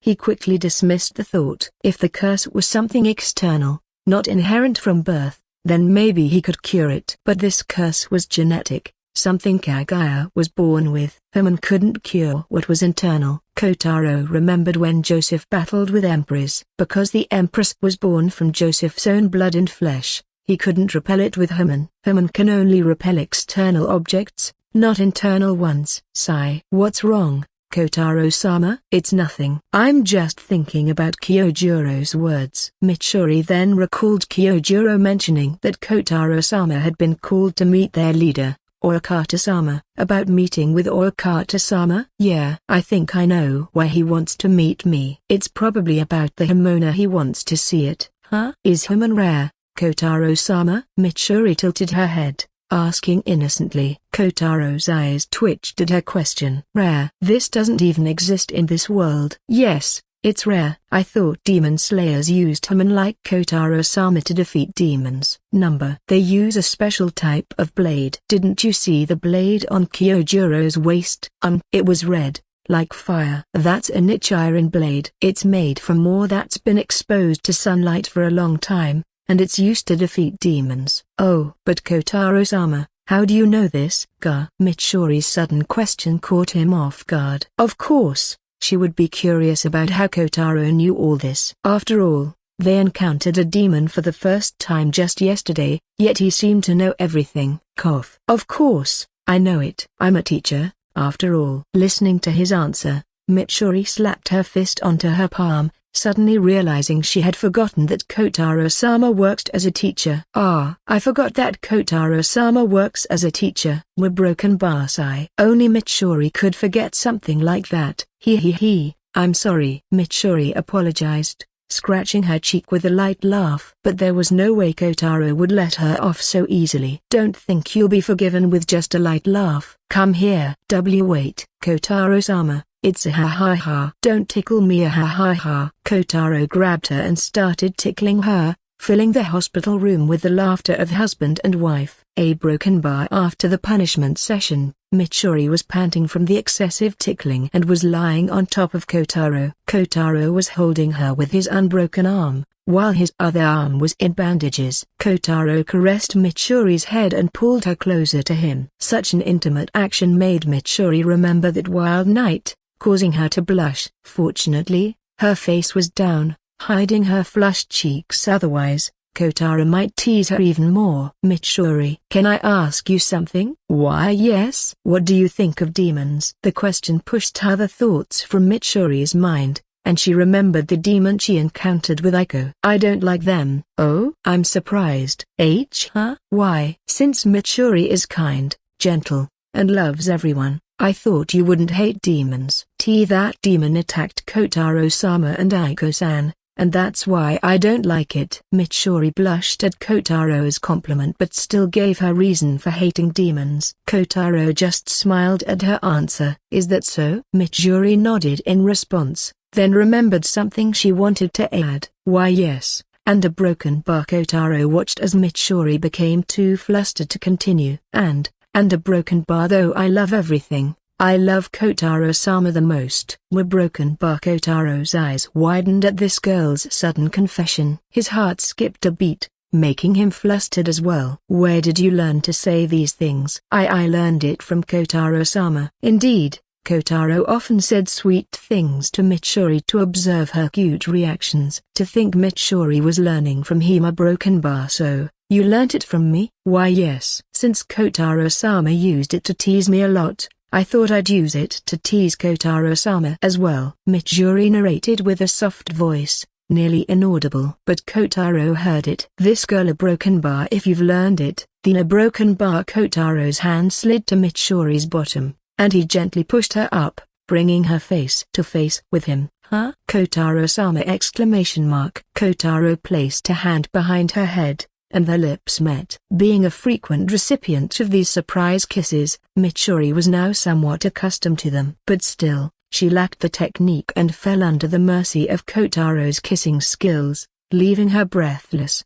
Tilda. Kotaro-sama, there's a broken bar. This is something more you need to learn. Kotaro leaned toward her ear and softly whispered, nibbling on her earlobe, making her moan. Good for you that Kotaro-sensei is willing to provide personal lessons. So make sure to learn well, student Mitsuri. At his words, Mitsuri just blushed but nodded, which delighted Kotaro, prompting him to go for another kiss. ===A/N Some romance after action. Give feedback for Kotaro-sensei's lessons. Creators' thoughts. Cherry blooming support me. Patreon.com/cherryblooming. Comment 15. Comment. Vote to left. Chapter 33. Hashiras are insufferable, so she doesn't like demons. Kotaro looked at Mitsuri sleeping beside him, having insisted on staying to care for him. The moon was up, and tomorrow was the day of the meeting. In a way, Kotaro understood why he had been called by Kaguya. He was someone with a newfound power that could kill demons even at night without the use of any tools, something too unbelievable for them to ignore. And the determined Kaguya, who would do anything to take down the demon progenitor, wouldn't miss the chance to observe and possibly recruit this power. Recruit a broken bar. This was what lingered in Kotaro's mind. When he asked Mitsuri about her attitude toward demons, he was thinking about this. What does she think of demons? Truthfully, even though Kotaro had killed the demon responsible for Aiko's death, the anger in him hadn't completely subsided. With Haman in his hands, his anger was flaring, driving him to seek revenge by killing demons. At that moment, he wanted to join the demon slayers and eliminate the demons. But that's when he heard Mitsuri's voice, calling him with deep concern, Kotaro-sama. And he realized that revenge was a path of no return. Even if he accomplished his goal and defeated the demon progenitor, Aiko wouldn't come back. Moreover, in this quest for revenge, he would have to risk Halota himself and even Mitsuri. That's when he understood that he couldn't make decisions in a fit of rage. He discarded his anger, his need for revenge, and decided to stay as he was before, with Mitsuri. He hated the demons. He wanted to kill them all, but none of that compared to his life with Mitsuri, and Kotaro was sure that even Aiko would have wanted that. So broken bar. Kotaro was determined. If, in the meeting, Kaguya invited him to become a demon slayer, he would reject the offer. I won't become a demon slayer. A broken bar. Good morning, everyone. A soft yet strong voice came from the frail man, soothing everyone present before him. Okata-sama. At the sight of the man, all the people bowed, leaving Kotaro feeling like the odd one out. Mitsuri, who had come to the headquarters to support Kotaro, was flustered, unsure if she should bow as well. She wanted to, but seeing Kotaro standing there, paying no heed to the rest, made her stay upright as well. Sensitive to the stares, she turned her head to find all the so-called Hashiras looking at them with sharp gazes. It's scary. But then she felt warmth of Kotaro holding her hand, which calmed her down. That's right, she had Kotaro-sama with her. She blushed a bit at his intimate action in front of others but still snuggled closer to him. Sorry for interrupting, Okata-sama. But why are ordinary people here in the Hashira meeting, with a face and body full of scars that suited his ferocious personality? The wind Hashira, Sanmai Shinazugawa, pointed at Kotaro and Mitsuri as he spoke. He was already enraged by their presence, and their failure to bow before Kagaya only fueled his anger. Looking at him, Kotaro wondered if this was really the same Sanmai Shinazugawa.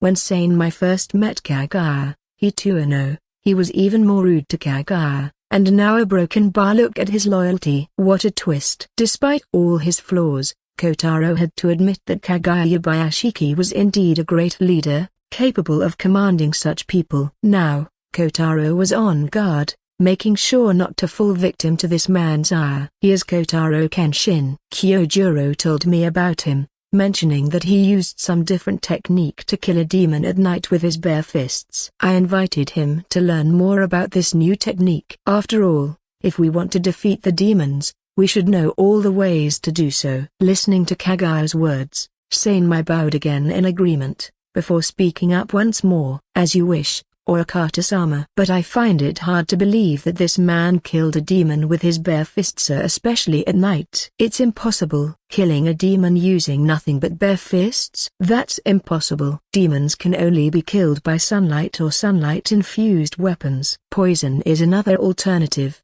But fists? Even the stone Hashira, who once punched a demon until morning, agreed with Sanmai's skepticism. Namu Amadabatsu, even though Oyakata-sama is telling us this, I still find it hard to believe. Another Hashira the sound one joined in, pointing at himself as he too expressed disbelief that such a new technique could kill demons at night, especially when used by this injured man. I also don't believe it flamboyantly. The snake and mist Hashira had yet to be appointed, and the remaining water and insect Hashira hadn't voiced their opinions yet. But before they could, Kotaro spoke up. I don't care about your opinions. I'm not here to win your trust or beg you to let me show my technique. I'm here because Kagaya-san asked me to come. Listening to their opinions only made Kotaro angrier. What is this? He's not even part of their so-called Demon Slayer Corps, yet they're deciding whether what he did is true or not. Damn, they were so likable in the anime, how come they're so insufferable in real life? These guys don't know that Kotaro Kenshin is not a man bound by the norms of this time. He's a man of modern times, and in modern times, authority is something people just spit on. If not in person, then on the internet. A broken bar. Sanmai, who heard him, fumed with rage and drew his green blade, ready to strike him down. What did he just hear? This man not only disrespected Oyakata-sama but also called him by name. He was going to kill him. ==A/N. There's nothing much to say except to ask, how is the chapter? I'd love some feedback on how to improve it further. And yes, I've seen many suggesting that Mitsuri should continue on her original path of using the breathing technique instead of human. Thanks a lot. This will make it much easier for me to write the story and for Kotaro to spend his nights peacefully. If he had taught Mitsuri human. Poor guy. Chapter 34. Sanemi-kun. What? Why are you staring at me like that? Does he think that just wielding a blade and intimidating with a scarred face would scare Kotaro? Well, it is indeed scary, but Kotaro sharpened his gaze and stared back, tilting his head slightly upward, trying to act as if he, too, was ready to fight. Anger made Kotaro forget all the customs of being gentle and polite, bringing out his modern, rebellious personality. A broken bar. I will kill you. Kill me? You can't even defeat my wife. As for killing me, keep dreaming. Mitsuri was shocked that Kotaro mentioned her. What is Kotaro-sama doing by bringing her up? As Kotaro claimed that Sanmai couldn't even defeat his wife, all eyes fell on Mitsuri, making her a bit shy from the sudden attention, causing her to fidget. Those feeble arms. A broken bar. No breathing technique. A broken bar and a woman. A broken bar. All the stereotypes were used to judge Mitsuri's strength. Just looking at her, she seemed like a shy and weak woman. She can defeat Sanmai, the wind Hashira. Thinking that Kotaro was mocking him by mentioning his wife, Sanmai burst out in anger and was ready to strike with a cry. What did you say? Sanmai. Yes, Oyakata-sama. As if all that anger had vanished. No, as if it never existed. That's how it seemed to Kotaro. Just with a single word, Sanmai was on his knees, bowing to Kagaya. Damn, this is no longer just the level of a leader. He's more like a master, training them like dogs. Kotaro could almost see dog ears and a tongue panting for affection on Sanmai's face. To make sure, he rubbed his eyes, only to find it was just his imagination. Scary. Now he was genuinely scared. Kotaro-kun. And a soft, gentle voice called him out, almost making his goosebumps rise. Such a soothing sound, a broken by yes. Kotaro looked at Kagaya, who seemed to be looking directly at him despite being blind. He probably determined his direction through sound. Or did he use his superpower? The Yubuyashiki family, though cursed for birthing the original demon, also has a superpower of foresight. This is essentially future sight. Not to an exceptional level, but it's ingrained in their instincts to avoid disastrous situations and amass a lot of wealth. Otherwise, how could they run such a huge organization? Not only do they pay the demon slayers, but they also provide them with equipment to fight. Everything essential, from food to medicine, is made available to them, all funded by the Yubuyashiki family. This temptation was already making Kotaro consider joining the demon slayers. Such treatment to Broken Bar, he wouldn't even need to become a Hashiera. Just stay at a middle rank, earn money steadily, and then retire when he's saved up enough. I shouldn't be tempted by these benefits.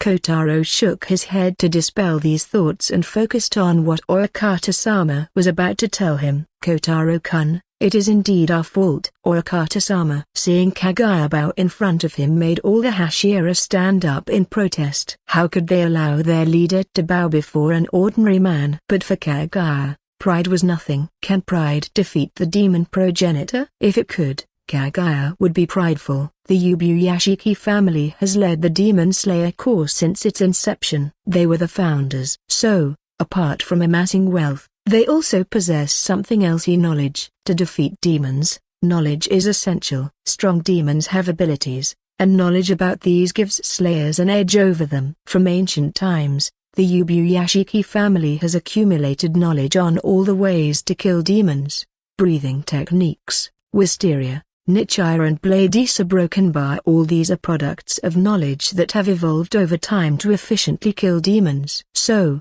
as the leader, Kagaya knows all of this. But then he found Kyojuro's reporter Haman, a new power that can kill a demon without any tools, even at night. This wasn't recorded in any books, so he wanted to witness this new power. If it's true, then they could kill the demon progenitor, Kaibatsuji Musin, even at night. This realization made him very ecstatic. To Kagaya, whose whole life purpose is to kill Kaibatsuji Musin, his pride is nothing compared to gaining a power that can defeat Kaibatsuji Musin. There is no need to bow, Kagaya-san. It makes me feel embarrassed to see someone older than me bowing. Please, stand up. As shameless as Kotaro was, he still had a bottom line. He went and helped the frail man to his feet, earning some points in the hearts of the Hashiera. But still, that didn't mean he forgot the grudge. But Kagaya-san, I think if we keep talking like this, we won't get anywhere. How about we truly have a competition of strength? Kotaro then looked at Sanmai,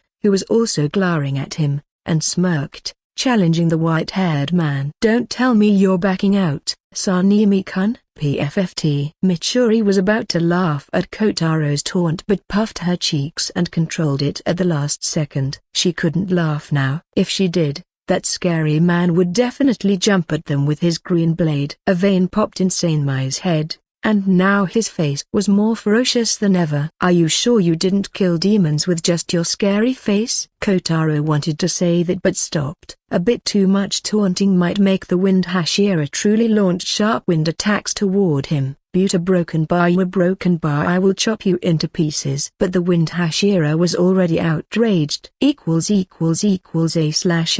Man, Sanmai's character is so easy. He just shouts, I will kill you, and that's it. Comment 9. Vote to left. Chapter 35.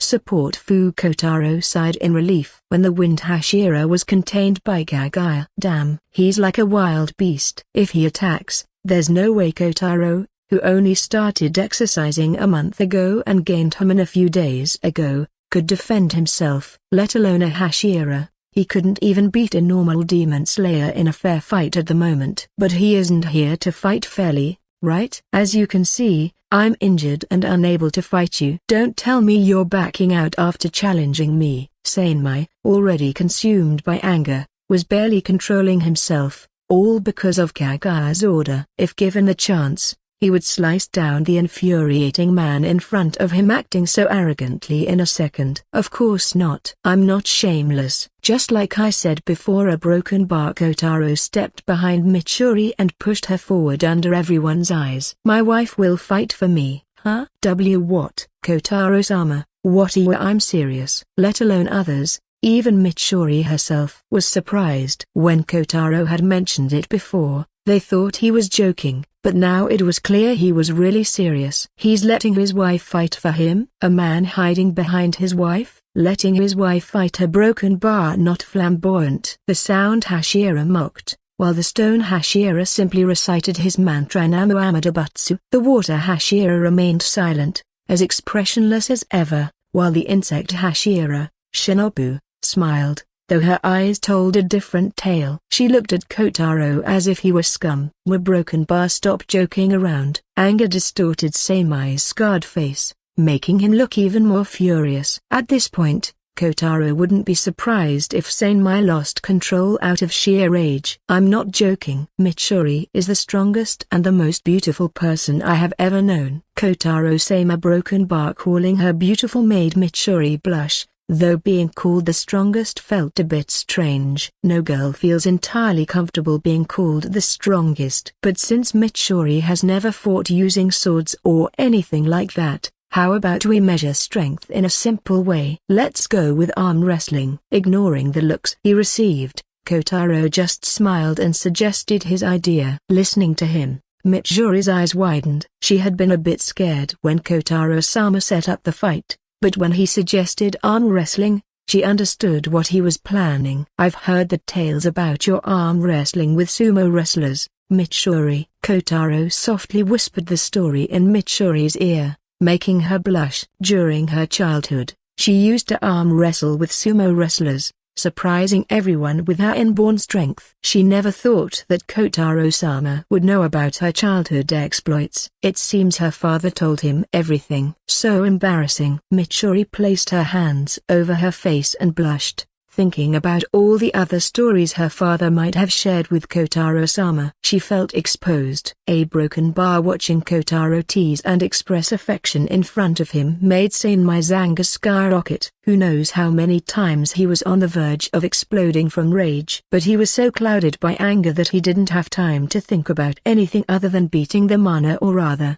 the woman. Seinmai is no gentleman. Woman, he hits them as well. Alright, I will kill you, brother. This is just simple arm wrestling. You can't kill someone. But his expression and aura were indeed frightening. It made Mitsuri shrink a bit, but Kotaro was beside her, offering some comfort. Sorry, Mitsuri, huh? Why is Kotaro-sama apologizing to her? Mitsuri was a bit confused. I've involved you in my selfish desires. He could have stayed silent and accepted everything they were offering. But his personality isn't suited for being passive. Now, he felt a bit guilty for involving Mitsuri in a fight on his behalf. He was the one who provoked them, and he should be the one to resolve it, but he involved Mitsuri, even though she didn't like using her strength. It's all right, Kotaro-sama. I'm your wife, and a wife's duty is to fulfill her husband's selfish whims. Twitch. Mitsuri, you're saying that with such a proud expression, but why do I feel like more of a scum? But now that Kotaro thinks about it, he have indeed done all these selfish things, and Mitsuri has just followed him, never rejecting or questioning him. A bit of warmth filled his heart, realizing he had such a supportive wife. He did a great deed marrying Mitsuri. But still a broken bark off. Mitsuri, if you ever find my whims uncomfortable, you can reject them. Mitsuri didn't know why Kotaro-sama was telling her this, but she nodded anyway. Then Kotaro continued to say one more thing to her. As a husband, I also have a duty to fulfill my wife's selfish whims. So, Mitsuri, don't shy away from making any selfish requests of me. I will fulfill them. And a broken bar. Kotaro grabbed Mitsuri's face, looked her directly in the eyes,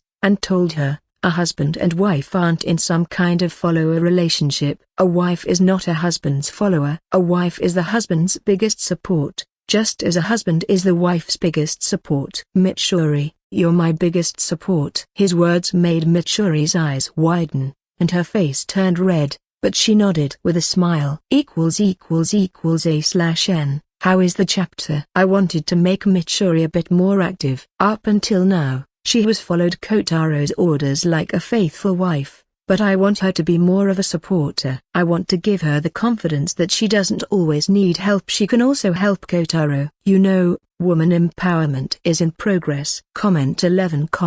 Vote to left. Chapter 36.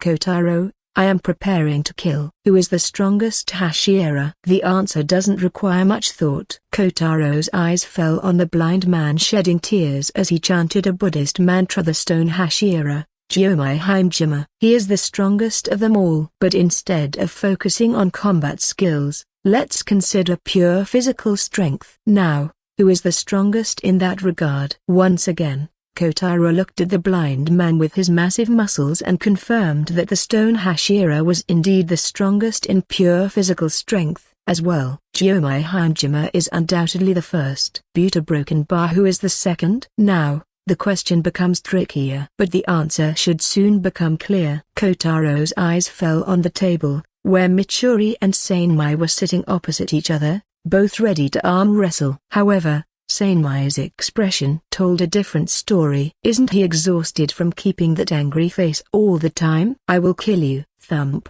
With a loud sound, he placed his arm on the table and smiled with a ferocious expression. Scary. Buta Broken Bar. Mitsuri, who was initially scared, calmed herself and placed her hand on the table as well. She was here to fight for Kotaro-sama. He was relying on her, and she couldn't let him down. Kotaro's words seemed to have ignited a blaze in Mitsuri's heart, unknowingly giving her unprecedented courage and strength. She didn't realize it, but because of the trust Kotaro placed in her, especially in the strength she once loathed her, she wasn't holding back. She was at full throttle, ready to use her eightfold strength to the maximum. Mitsuri Kanroji, no, Kenshin, would fight with all her might when she found someone who wholeheartedly believed in her strength. I will defeat you. She didn't want to lose either, so Mitsuri declared her conviction, though she stuttered at the start. It was clear she was nervous. Huh? What did you say? Her words infuriated her opponent. Sanmai once again made his iconic scary face, causing Mitsuri to squeak. Eek. Alright. That's enough. Let's skip the intimidation part and get to the point. Kotaro stepped in to rescue her. Seeing his intervention, Sanmai's face contorted into something demonic, his eyes glaring as if he could kill Kotaro with just a look. Please, don't look at me like that. I am married. I'll kill you. A broken bar. After a little scuffle, everything was finally ready. Kotaro stood beside the rest of the Hashira, though they didn't seem to appreciate his company due to his attitude. All of them focused on the scene in front of them. Mitsuri's slender, soft arm, showing no signs of training, and Sanmai's biceps bulging with muscle. As much as Kotaro disliked Sanmai's personality, he had to acknowledge that Sanmai was one of the strongest Hashira. If he wasn't mistaken, Sanmai was likely the second strongest after Gyomai. Sanmai had taken wind breathing to a level that no one, apart from those in the Sengoku era at the golden period of Demon Slayer, had ever achieved. Mitsuri and Sanmai clasped hands, ready to start the match. It seems you all believe that Mitsuri will lose, Kotaro said, turning his head to the Hashira beside him. Gyomai, who was closest to him, just prayed with his beads, tears streaming down his face as he felt sorry for Mitsuri. Namu Amadabatsu, I feel sorry for her. Such a miserable child. Miserable? It seems you all still don't believe my words. My wife, Mitsuri. A broken bar. Bang. Arg. At that moment, a loud sound of a hand smashing into the table echoed through the room. To their surprise, the cry of pain that followed didn't come from a woman. It was from Sanmai, the wind Hashira. And then they heard the continuation of Kotaro's words. My wife, Mitsuri, is the strongest person I have ever encountered. Though there was a stronger person in front of him, Kotaro didn't say it for obvious reasons. He can't appear unconfident now, right? A broken bar Kotaro-kun. This ice a broken bar. Kagaya was surprised at the outcome. He had anticipated seeing what Kotaro could do, but the fact that Mitsuri defeated Sanmai in a pure contest of strength was unexpected. Mitsuri was born with a unique muscular constitution, making her muscles 8 times as dense as a normal human's. That's why she is stronger than most people. Once again, everyone's eyes fell on her. Kagaya's eyes widened at this revelation. He had come to observe Human, but he found another surprise, and for some reason, his foresight was telling him that this girl in front of him was crucial to ending Kaibatsuji Musen. Kotaro-sama. Feeling the gazes on her, Mitsuri clung to Kotaro, a bit afraid of being judged as a freak by the others. She had just started to accept herself the way she was, thanks to Aiko's words encouraging her to have more confidence in herself and Kotaro's assurance that she was his support. But still, the trauma of being treated as a freak because of her differences made her a bit scared. So, she snuggled into Kotaro, the person she felt safest with. As a husband, Kotaro understood her worries. He patted her head and said, "Don't worry, Mitsuri. Look at them. What kind of eyes are they looking at you with?" Hesitant, she looked up at them. They gazed at her with surprise, though one was Stoikaji Tomioka, the water Hashira, while the last one looked angry. No need to mention who the angry one was. To think she would be stronger than Shinazugawa-san. I am surprised. Shinobu looked at her with astonished gaze. As a woman of shorter stature herself, she understood the limitations of her physique. But now, seeing a woman with so much power in such a body, it blew her medical mind. Namu Amadabatsu. She is indeed strong. Oh, she defeated Shinazugawa. Broken bar. Her flashiness aggravates me a bit, but good hips for giving birth though. A broken bar. Feeling a slight pain in her head, Mitsuri looked up to find Kotaro unconsciously tightening his hold on her. Kotaro-sama, are you alright? Her question made him realize that he had pressed down on her head too hard. He quickly removed his hand and apologized. Oh, sorry, Mitsuri. I'm alright. Ah, really? Then why are you gritting your teeth? Oh, these are broken bar. I'm just preparing. Preparing for what? To kill that man, Tenjin Uzui, who dared to comment on my Mitsuri. A/N. Well, I think Mitsuri is the second strongest in pure physical strength after Jomai. Come on, who could be stronger than her in physical prowess, other than that blind man? Don't forget that Mitsuri ripped Musen's arm off with her bare hands. Comment 10. Comment. Vote to left. Chapter 37. Breath style versus Human. These gazes. At Kotaro's words, Mitsuri looked at the others observing her after the revelation of her abnormal strength. Their eyes weren't filled with the judgment she was used to, the ones that saw her as a freak, a monster. These eyes were filled with curiosity, appreciation, and surprise. And then Mitsuri understood what kind of people these were. They were demon slayers, the ones who fight against demons. And to slay demons, you need strength. Her strength wasn't a curse, it was a boon. A gift recognized by these people. An unfamiliar feeling surged within her. She felt a call, as if something was drawing her toward this place. What is this? Her heart pounded fast, making her flushed. The Demon Slayer Core. Mitsuri felt as if this was probably the place she had been searching for. A broken bar. Mitsuri? Kotaro looked at Mitsuri to find her dazed. Is she alright? Why yes. Sorry, Kotaro-sama. I was a bit distracted. These people broken bar, they are a bit weird, but I don't think they are bad. Yes, you're right. Kotaro knew these people very well. All of them had their own stories and their own experiences behind them, making them weird, but ultimately they weren't bad people, except for Sanmai Shinazugawa and Tenjin Uzui, especially that damn sound Hashira. How dare he comment on his wife? He won't spare him. Now do you understand the difference in our strength, winner? No, loser Hashira? You, Sanmai? Yes, or Akata-sama. Once again, Kagaya stopped him with just a word, though the aggravation was clear on Sanmai's face. After all, how could he accept that he lost to a normal human? Sanmai, I believe in your strength. After all, you're my Hashira. Yes. With just a few words, Kagaya dispelled all of Sanmai's self-doubts, effectively closing the matter. Though Kotaro found the way Kagaya phrased it a bit strange, He knew Kagai referred to them as his demon slayers, so he didn't think too much about it. Kotaro-kun, can we proceed with the meeting? Why yes. Kotaro thought that Kagai might carry at least a hint of anger, but it seemed Kagai's ability to regulate his emotions had reached its peak. Sasuga, or Akata-sama. But before that, to everyone's surprise, Kotaro bowed deeply. The man who had been acting so arrogantly just a moment ago was now bowing to all of them. I am sorry. His words left the others even more surprised. What was this? They all began to wonder as Kotaro stood up and began to explain. I apologize for causing all of this. I never intended to belittle any of you. I just didn't like your attitude,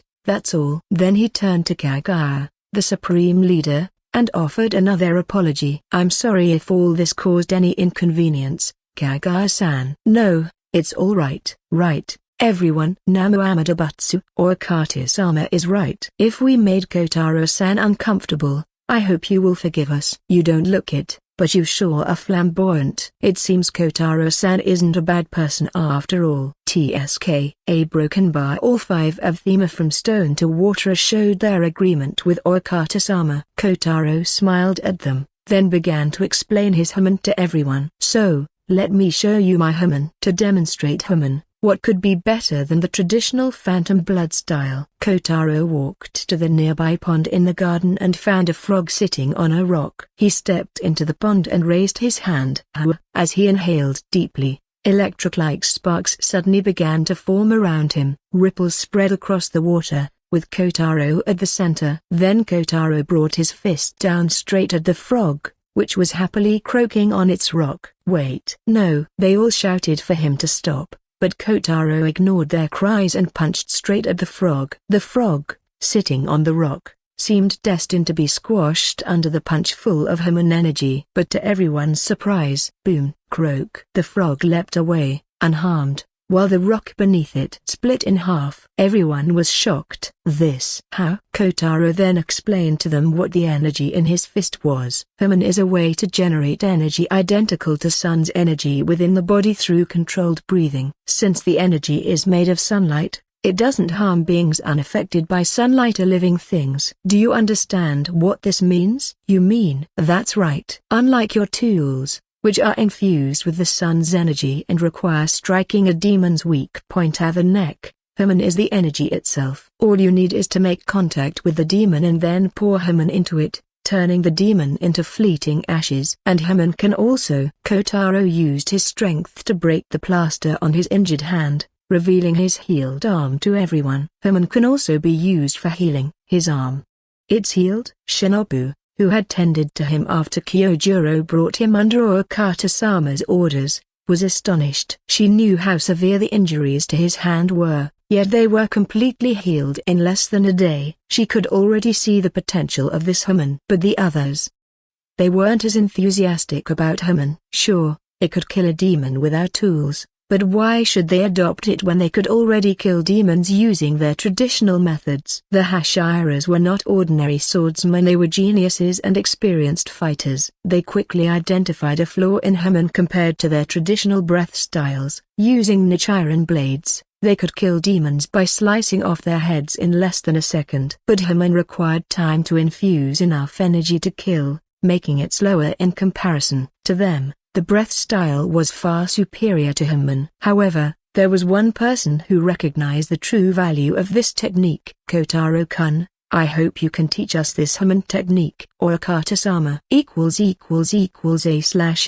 How is the chapter? I was researching the differences between Human and breath style and found that time is a major flaw. In Human, users must pour a sufficient amount of Human into the undead to kill them, especially high-tier undead like Dio and the Pillarmen. Additionally, if they use a weapon infused with Human, they can halt the undead's regeneration, though the undead won't remain dead and can heal after a certain period of time. In breath style, the technique revolves around Nichiren tools, so a swipe of the blade can kill a demon. Wait. Now that I think about it, if a demon can be killed with just a swipe to the neck using a Nichiren blade, wouldn't it have the same effect if the neck were struck with a chain infused with Human instead? After all, both methods are similar, aren't they? Demons have a specific weakness of the necker, but vampires and pillar men don't share this vulnerability. Was I getting confused because of this? Chapter 38.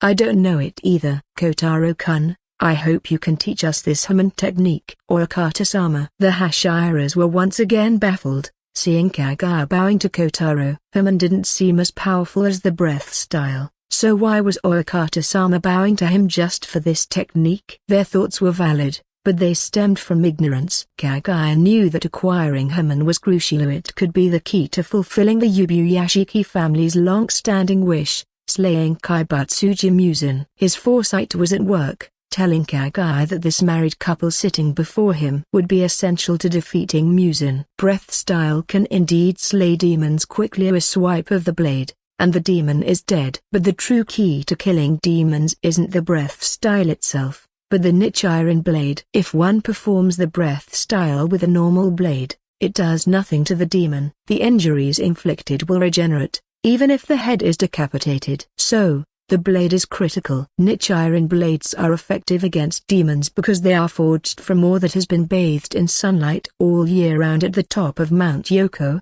retaining the sun's energy to help kill demons. But what if these blades, effective on demons, don't work? To the Hashiras, this might seem unbelievable, but Kagaya's foresight had long warned him that Muzan, the demon king, might be immune to Nichiren blades. In the end, Nichiren blades are merely tools that retain some of the sun's energy. Haman, however, is different. It is not a tool but a technique, and that's what makes the difference. Breath style alone can't kill a demon, but Haman can. Haman generates energy identical to that of the sun, making it lethal to all demons, even to the demon king, Kaibatsuji Muzan. Kagaya looked at Kotaro with expectant gaze, but Kotaro's eye twitched at the request. Don't get him wrong, it's not that he didn't want to teach them the Haman technique. The problem was that he didn't know how to teach it. Sorry, Kagaya-san. I can't teach the Haman technique. Why not? Please don't misunderstand. It's not that I don't want to teach you, it's that I can't. I don't know how to teach others to use Haman. Huh? Kagaya and the Hashiras were all dumbfounded by his words. He can use Haman but can't teach it to others? They all thought, oh, what kind of nonsense is that? You bastard. Are you messing with us? What do you mean you don't know how to teach Haman? I don't know how to teach others to use Haman. Don't give us that crap. I'm not messing with you, loser Hashira. We're broken bar. Who are you calling a loser, you bastard? I'll kill you. And once again, Seinmei. Why yes. Oyakata-sama. Controlling Seinmei, Kagaya looked at Kotaro, assessing him. He could tell Kotaro wasn't lying, but the claim that he didn't know how to teach the use of Haman seemed illogical. If he didn't know, then how was he using it himself? Kotaro-kun, if you don't know how to teach others to use Haman, then how do you use it yourself? A valid question indeed. Kotaro took a deep breath and replied with a serious and solemn expression. I don't know that either. A broken bar. Kotaro-san, I think you should stop joking now. I know you like to be flashy, but this is going too far. Namu Amadabatsu. Sensing the animosity in the air from the stone, sound, and insect Hashiras, Kotaro quickly shouted, wait, I'm telling the truth. Why are you also angry at me? Twitch. Isn't that obvious? X3 you bastard, isn't that obvious? While the three thought it to themselves, Seinmei voiced the inner thoughts of all the Hashiras. Meanwhile, Chu, the water Hashira broken bar. He remained silent, maintaining his usual cold and cool demeanor. A broken bar. It's not like Kotaro didn't understand the reason behind their anger. They were fuming because he seemed to be talking nonsense during a serious meeting. But the truth is, Kotaro wasn't talking nonsense. He was telling the truth. Why can he use Haman? He doesn't know. In that moment of crisis, a voice called out to him, and suddenly, he was able to use it.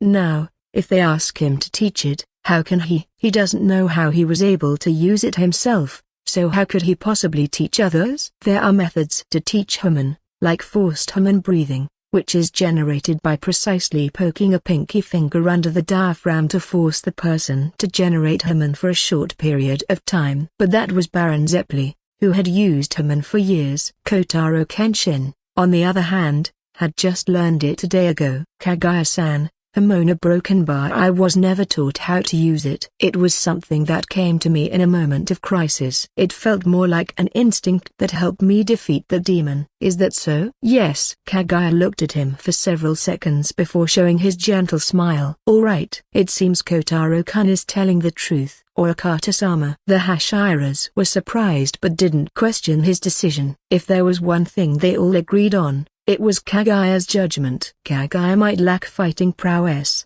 but he excelled in communication and intellect. Many of Kaguya's predictions had come true, and he could see the essence of people and offer advice when they were troubled. The Hashiras themselves were proof of that. Gyomai had been imprisoned due to a false statement given by a child and was scheduled for execution, but Kaguya believed in him and saved him. Seinmai was angry and mocked him at first, but then came to acknowledge him. Tenjin was confused about his life but found solace under his advice. Kaguya Yubuyashiki wasn't the leader of the Demon Slayer Corps for nothing. If Kotaro-kun can't teach us how to use Human, that's alright. But I still hope you can help us in slaying the Demon King, Kaibutsuji Musin. About that a broken bar. I'm sorry, but I refuse. ===A/N. Well, how is the chapter? Comment 9. Vote to left. Chapter 39. All of us have stories about that a broken bar. Kotaro felt bad about refusing twice, but he had to do it. It was something pre-planned, so he went on to say it without hesitation. I'm sorry, but I refuse. At this point, even though Kotaro appeared sincere, it only felt as if he was trying to piss them off, as if he was testing their patience over and over. You bastard! Seinmai, as wild as ever, shouted out. But with a gesture from Kaguya, he closed his mouth and continued to glare angrily at Kotaro with sharp eyes. Why? Kaguya was surprised too. He wasn't arrogant, but he kind of thought that Kotaro wouldn't refuse the offer to join the Demon Slayer Corps. Why do people join the Demon Slayer Corps?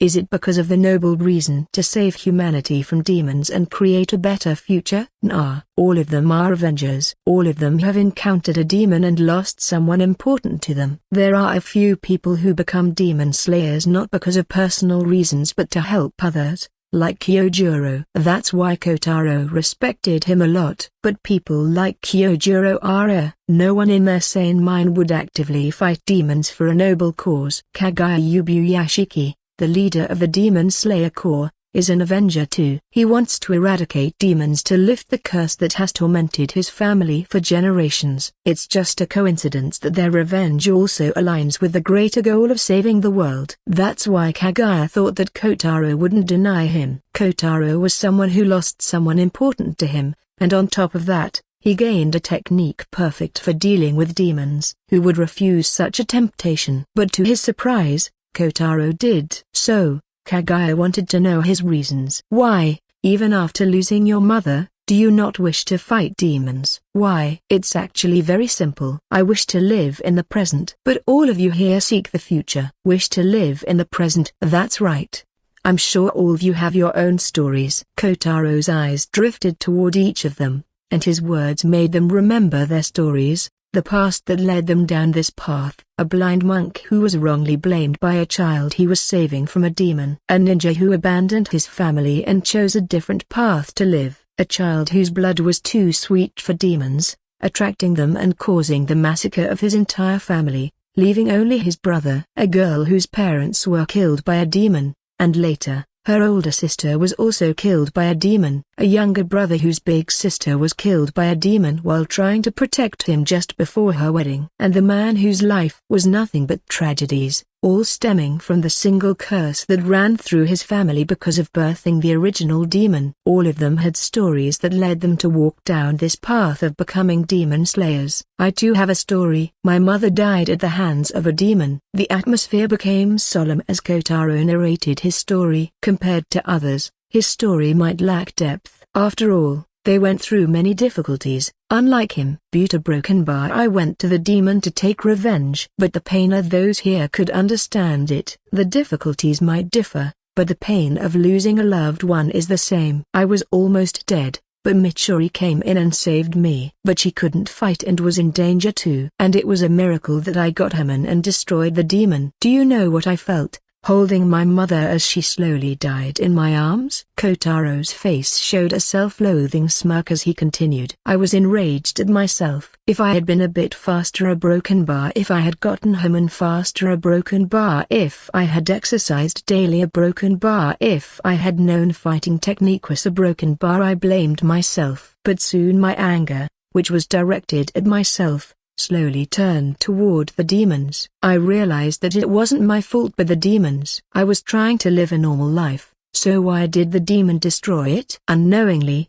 Kotaro's words caused anger to rise in the others. No matter how strong they become, the past never leaves. They too could understand the anger. I was filled with an overwhelming desire to avenge and kill the demons. I wanted to eradicate the demons, even more so when I got this convenient power. But then I heard a voice calling me. It was Mitsuri. Me? Mitsuri became a bit tense when Kotaro mentioned her out of nowhere. Kotaro just laughed softly at her reaction and continued. She called out to me in a very worried tone. And then my eyes drifted toward her. She was injured too. And then I realized that my selfish wish to avenge my mother had gotten her involved in this fight. And then a question crossed my mind. A broken bar. After a brief silence, Kotaro said in a serious voice. What if a broken bar? What if I lost her too? The thought scared me. I may have lost my mother, but I still have someone with me. I am not alone. I have someone I care about more than my life,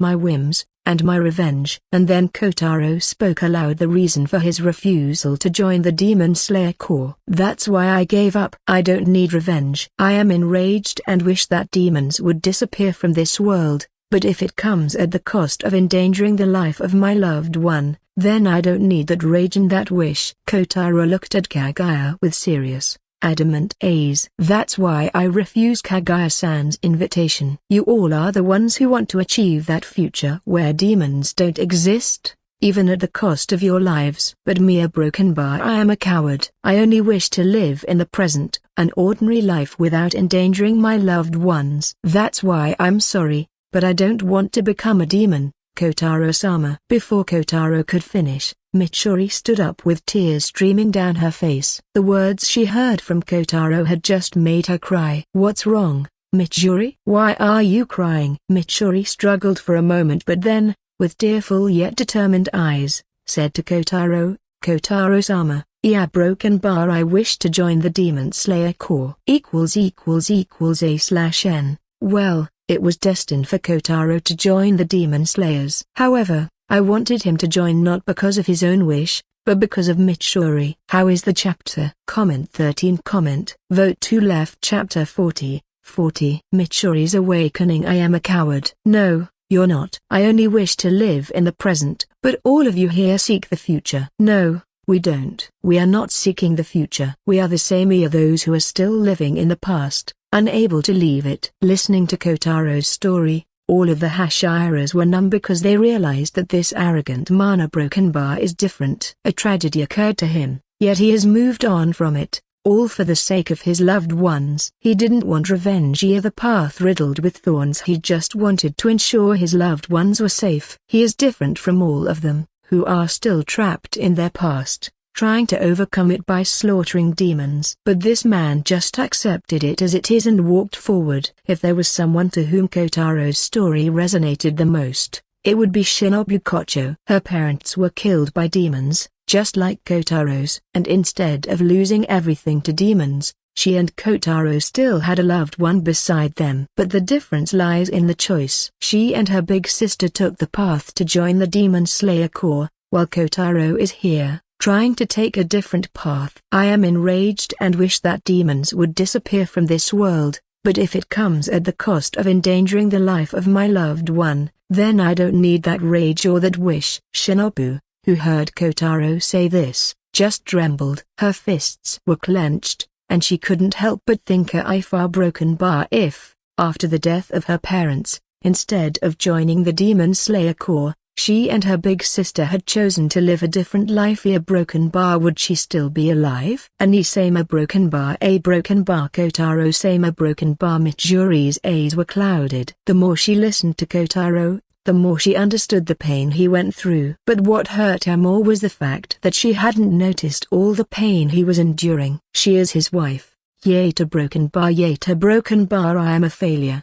Even now, she could see Kotaro-sama trying to keep her safe. Mitsuri had fantasized about this all her life. She would be married, and her husband would protect her from every danger. Her wish was indeed fulfilled, but why was she feeling sad? I don't want Kotaro-sama to be hurt. She didn't want Kotaro-sama to protect her to the extent of hurting himself. But even if she told him that, Mitsuri knew that Kotaro-sama would simply smile and say it wasn't a big deal. What can she do? Can she just fulfill her duty as a housewife and do nothing about it? No, she has something gifted from the gods. Mitsuri clenched her fist, feeling the abnormal strength running inside her. This is the power she had cursed before. But now a broken bar. Kotaro-sama. What happened, Mitsuri? Why are you crying? Even now, Kotaro-sama is worried about me. A broken bar. I truly love you, Kotaro-sama. And that's why I can't let you be hurt. A wife is a husband's biggest support. That's why I, Mitsuri Kenshin, will a broken bar. Kotaro-sama. Yeah, broken bar. I wish to join the Demon Slayer Corps. A broken bar. Protect Kotaro-sama. A broken bar. Mitsuri, what did you say? Kotaro-sama, I wish to join the Demon Slayer Corps. Kotaro was astounded. At first, he thought he heard it wrong, but now, after listening to it again, it seems to be true. Mitsuri wants to join the Demon Slayer Corps? Is this some kind of joke? Buta broken bar. Those eyes. A broken bar. Kotaro looked at Mitsuri's pale green eyes, filled with tears but carrying a resolute determination. It was his first time seeing Mitsuri with such eyes. She was always filled with uncertainty, anxiety, and low self-esteem, but now it felt like he was seeing a different Mitsuri. Kaguya-san, excuse me. Kotaro stood up and took Mitsuri by the wrist, leading her out of the mansion to talk about what was happening with her. Mitsuri, are you serious? Hearing Kotaro's serious voice made Mitsuri a bit tense, but she gritted her teeth and then replied with a resolute voice. She knew that if she showed even a bit of hesitation, Kotaro-sama might not agree with her. Yes, I want to join the Demon Slayer Corps. Don't you know what it means to join as a Demon Slayer? Yes, I know. No, you don't. Kotaro was bewildered by Mitsuri's wish to become a Demon Slayer. The continuous fights with demons are nothing but risking one's life all the time. To him, it was unacceptable. If you become a Demon Slayer, you'll have to fight demons all the time. Your life will be at risk. You might even get injured. And a Kotaro-sama, Mitsuri shouted, making Kotaro's one-sided talk fall silent. When Kotaro-sama went to fight the demon Friko-san, I was scared and worried. What if something happened to you? That's why I followed Kotaro-sama. And my worst fears came true. Kotaro-sama was on the ground, and the demon was about to kill you. Mitsuri's words made Kotaro remember the moment she was speaking about. That was when Mitsuri came and saved him by punching the demon's face. That's when the fear of losing Kotaro-sama overwhelmed me, and I rushed to the demon, punching him with all my might. And that was the first time I realized that my strength is not a curse. But despite that, I wasn't able to do anything to help Kotaro-sama. Instead, I became a burden, needing Kotaro-sama's help again. Mitsuri looked into Kotaro's eyes, with no hesitation in hers. Kotaro-sama, I want to become a support for you. Didn't you say that a wife is a husband's greatest support? I want to become stronger and walk side by side with Kotaro-sama. Mitsuri. A broken bar. Kotaro just looked at Mitsuri, who was declaring all of this with such determination. Her figure was glowing more than ever, and she exuded an aura that made her look more heroic. This strength of mine, a broken bar, I want to use it to protect the one I love the most. That's why I want to become a Demon Slayer and grow stronger, so I can protect and support you, Kotaro-sama. == A/N. Mitsuri is now powered up. The Love Hashira is here. Comment 10. Comment. Vote to left. Chapter 41. 41. The Path of Demon Slayer. Are you really alright, Kotaro-chan? Yeah, I'm alright, Kaio-san. I'm also surprised about Aiko-san. To think she would be gone so suddenly. A broken bar. I understand the sadness, but you don't have to leave the town. Kotaro smiled at Kaio-san's kindness and care. but leaving this place was inevitable because he broken bar. I'm sorry, but I have to leave. Well, I can't force you. But remember, you are not alone. I know. Kotaro looked at his house and reminisced about the memories he had created there.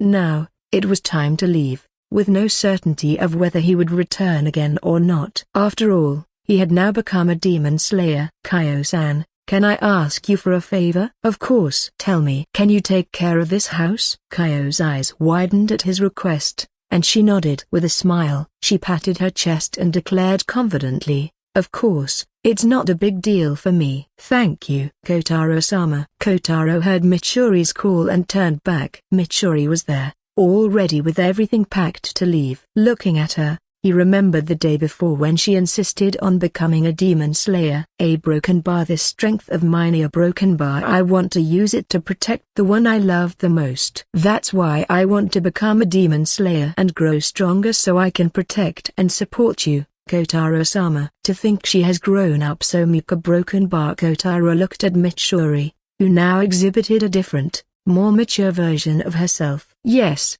the familiar version he used to see in the anime. He was touched by her intentions and was glad that she was able to express her whims and wishes to him. But her wish of wanting to become a demon slayer was still a bit unacceptable to him. He wanted to deny it. But when he looked into her eyes, he couldn't say number. Her eyes showed a very deep conviction, and the fact that she brought up her wish, even interrupting him in the middle, showed how determined she was. I thought Mitsuri would take a different path. But in the end a broken bar. Kotaro closed his eyes and couldn't help but question if it was destiny that was calling her and him. Alright. Really? Of course. How can I deny it when you look at me with those eyes? But I have a condition. Gulp. Mitsuri gulped in nervousness when Kotaro mentioned there was a condition. She knew that Kotaro-sama wouldn't ask her for something bad, but the fact itself that there was a condition made her nervous. Mitsuri, if you encounter a demon you can't defeat, run away. Don't care about others, just run away. Mitsuri's eyes widened at his condition,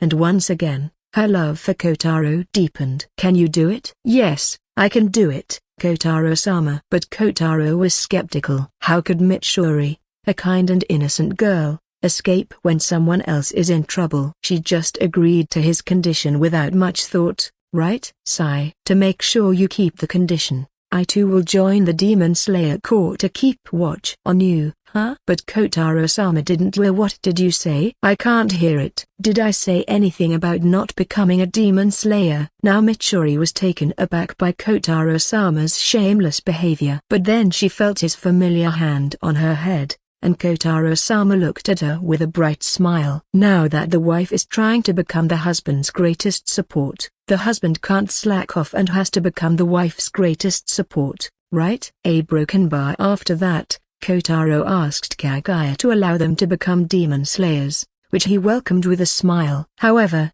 Kotaro requested one thing: to allow him to punch the face of that annoying Sound Hashira in return. Unfortunately, it was declined. But Kotaro was determined to smack that man once he became strong enough to confront him. Kotaro and Mitsuri have now started to tread the path of becoming demon slayers. As exceptional as both of them are, with one wielding the sun's energy and the other having an abnormal physique, they are still normal people who have never trained to fight. So, it was time to depart toward the one who welcomed them for training, Akino Rengoku Kyojuro. Before leaving for training, Kotaro returned to his town to perform the last rites for Aiko and meet his remaining relatives. Mitsuri, have you packed everything? Yes. Since Kotaro-sama told me not to pack too much, the only things I have are some clothes and nothing else. That's good. Though Kotaro didn't wish to become a demon slayer, since he has become one now, he is determined to take full advantage of it. All the freebies,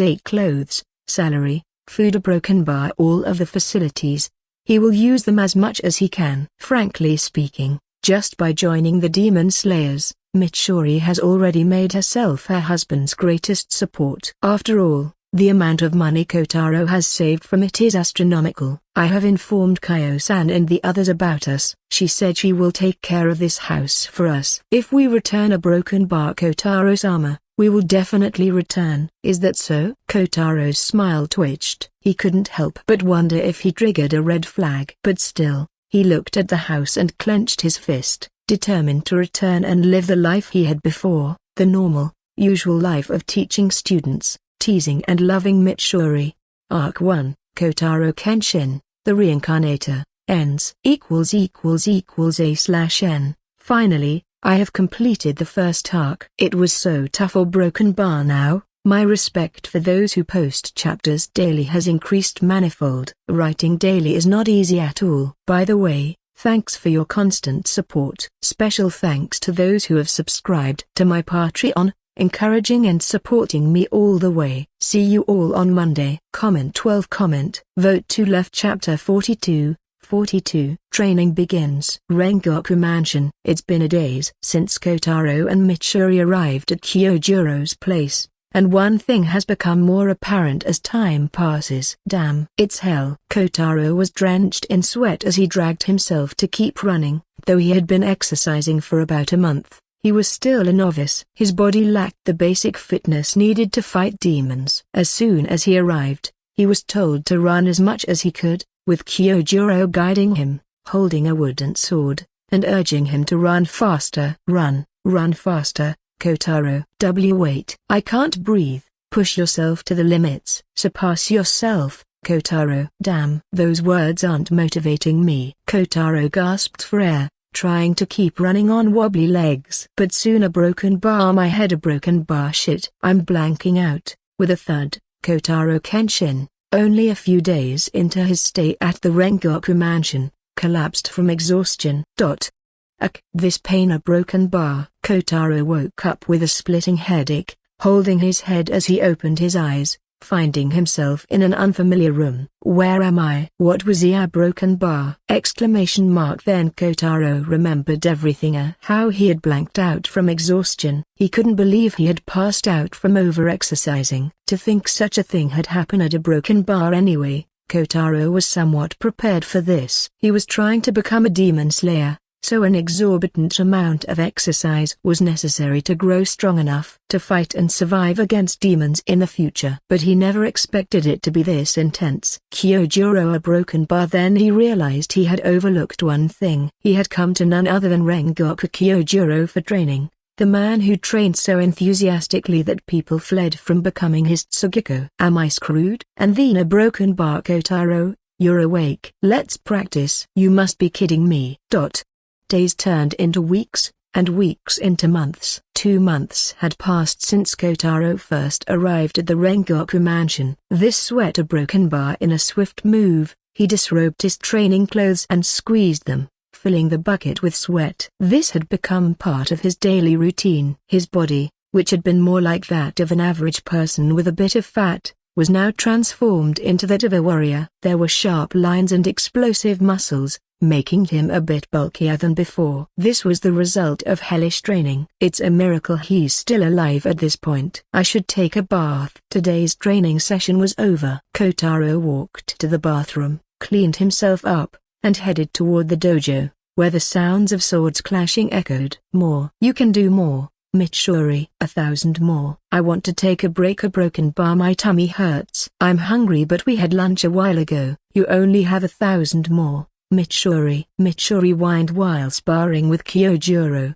who showed no signs of relenting. Kotaro watched them and smiled, finding relief from his own pain as he witnessed Mitsuri's struggles. Unlike him, who had a poor physique, Mitsuri didn't have a problem with that. She had completed the basic fitness training much faster and had already transitioned to combat training, which consisted of regular spars with Kyojuro. Kotaro-sama. She turned toward him with teary eyes, but Kotaro just averted his gaze. Didn't Mitsuri want to become stronger? She has to work harder, and he, as her husband, has to support that. Kotaro gave her a thumbs up and quickly walked away, fearing that Kyojuro might ask him to join the sparring, ruining his small bit of rest time. Still, he meant it. As much as he disliked this hellish training, it was effective. His strength, stamina, and speed had all improved. Unlike when he trained by himself, the training under Kyojuro's guidance was much better. Since Kyojuro had been trained from a young age, He understood the core principles and could guide better. And for Mitsuri, this was crucial, as wielding a sword couldn't be mastered instantly. As a demon slayer, she would eventually wield a sword, so it was better to get used to it. As for Kotaro, a broken bar, what weapon suits me? It was a question that needed to be answered. Kotaro was destined to walk a different path than a typical demon slayer. He needed to find a weapon that would best harness his unique power. A sword could work, but it didn't bring out the best in Haman. It lacked versatility, which was opposite to the nature of Haman. Moreover, he didn't want to use a weapon that everyone else used. A chain might be good. A long chain with some weight at the end might be the best option. It's cool too, but wielding it would be a pain. Plus, it could be useful for long-range attacks, but for short-range, a broken bar, maybe I could use something like nunchaku. But still, that would be too short a broken bar weight. Maybe I could use that. A playful cloud. Unlike nunchaku, Playful Cloud had 3 bars connected by chains. The reach could be much longer than a regular nunchaku, and most importantly, it hits harder. If he used Haman on it and struck a demon, a broken bar, just thinking about it gave him shivers. But it was still just a thought. Kotaro decided not to think too much about it and let his future self figure out if he could wield it. For now, it was time to focus on the fundamentals. Up to this point, he had been training his body, but now it was time to train the power unique to Haman, and for that, he decided to ask Kyojuro to teach him the next step of breath style. Total concentration breathing, constant. Chapter 43, Total concentration breathing, constant. It was natural for Kotaro to question the differences and similarities between Haman and breath style. While there were numerous differences, he found a key similarity between them. Both are breathing techniques. Breath style and Haman both rely on controlled breathing. This means that the fundamental way to strengthen these techniques is to improve breathing itself. Kotaro remembered that in JoJo's Bizarre Adventure, Lisa trained Joseph and Caesar using a special modified mask that only allowed breathing if done correctly. Otherwise, the mask would suffocate the user. In essence, this training was quite similar to that used for breath style, specifically total concentration breathing, constant. As the name suggests, this involves using total concentration breathing all the time, during the day, at night, and even while sleeping. The difference between those who can use it and those who cannot is vast, and Kotaro intended to learn it. To produce Haman, he had to take a huge breath in one go, but after successfully learning the constant state, he would be able to produce Haman whenever he wished without needing such loud, deep breaths. Indeed, I want to learn this constant state. A broken bar, pant. Why the hell am I still running? Running helps to improve lung capacity with fast movements. That's why, Kotaro, run faster. I believe you can do it. Kotaro looked at Kyojuro, who was running behind him with a smile that scared him more than anything. Damn. This is why no one wants to become his Tsugiko. Bang. Why did you hit me? Kotaro, your breathing is disordered. Even while running, maintain that Haman breathing. That's how you can learn the constant state. As promised, I will do my best to teach you. Let's go. As easy as it sounded, it wasn't at all. It was quite hard for Kotaro to maintain the constant Haman breathing state. A bit of exhaustion, and his breathing became disordered. But he was still managing it. Unlike normal breathing styles, Haman also had medicinal uses. Kyojuro's eyes sparkled when he learned about it. That's great news, Kotaro, you can truly surpass your limits. And then he made the training even harder. If Kotaro complained of pain, he lit with Haman. As hellish as it was, the effects were also apparent. Kotaro could feel his overall abilities increasing dramatically. His body was adapting to Haman more due to constant use, and he was becoming more proficient in using it. Originally, he thought that Haman could only generate the sun's energy, but he realized it also had the same effects as breath style. It enhanced the body's physical traits. I was mistaken. If Haman couldn't strengthen physical aspects, then how could Jonathan and Joseph fight those monsters? Vampires and pillar men are monsters that exceed human capabilities. If Haman only generated the sun's energy but didn't strengthen physical traits, then humans wouldn't have been able to fight those monsters in the first place. Kotaro's memories of JoJo were fading a bit, but he still remembered certain iconic moments that showcased the physical strength gained from Haman training. The sitting jumper. Kotaro still remembered it. Baron Zeppeli demonstrated it to Jonathan when he first visited him. How could a normal human jump so high while sitting cross-legged? Moreover, if he wasn't wrong, there was also a scene where a Haman fighter created after images with his speed while fighting Dio. Still, it was manageable with vampires. But when it came to the Pillarmen, it would be impossible to fight them if physical traits weren't enhanced by Haman. Those guys were true monsters, possessing superhuman strength, toughness, speed, senses, and even intelligence. A broken bar. I have to remember more details about Haman. While his power being much more powerful than breath style was an advantage, the fact that no one else used it made it harder for anyone to teach him about it. Kotaro could only rely on his memories from his previous life to learn and master Haman. So, every night before he went to sleep, he tried to meditate to improve his concentration and used this time to remember all the details he could about Haman and write them down in a simple notebook. The smaller the area of contact, the stronger the Haman is transmitted. A broken bar. All points, all moves, everything related to Haman that he could recall from his memories, he noted them down so he wouldn't forget later. For now, he was still training to learn the constant state. Buta broken Barak. Damn. Wo broken bar. Senjuro. Kyojuro's younger brother, Rengoku Senjuro, stood there with a wooden stick, looking at him with apologetic eyes. Sorry, Kotaro-san.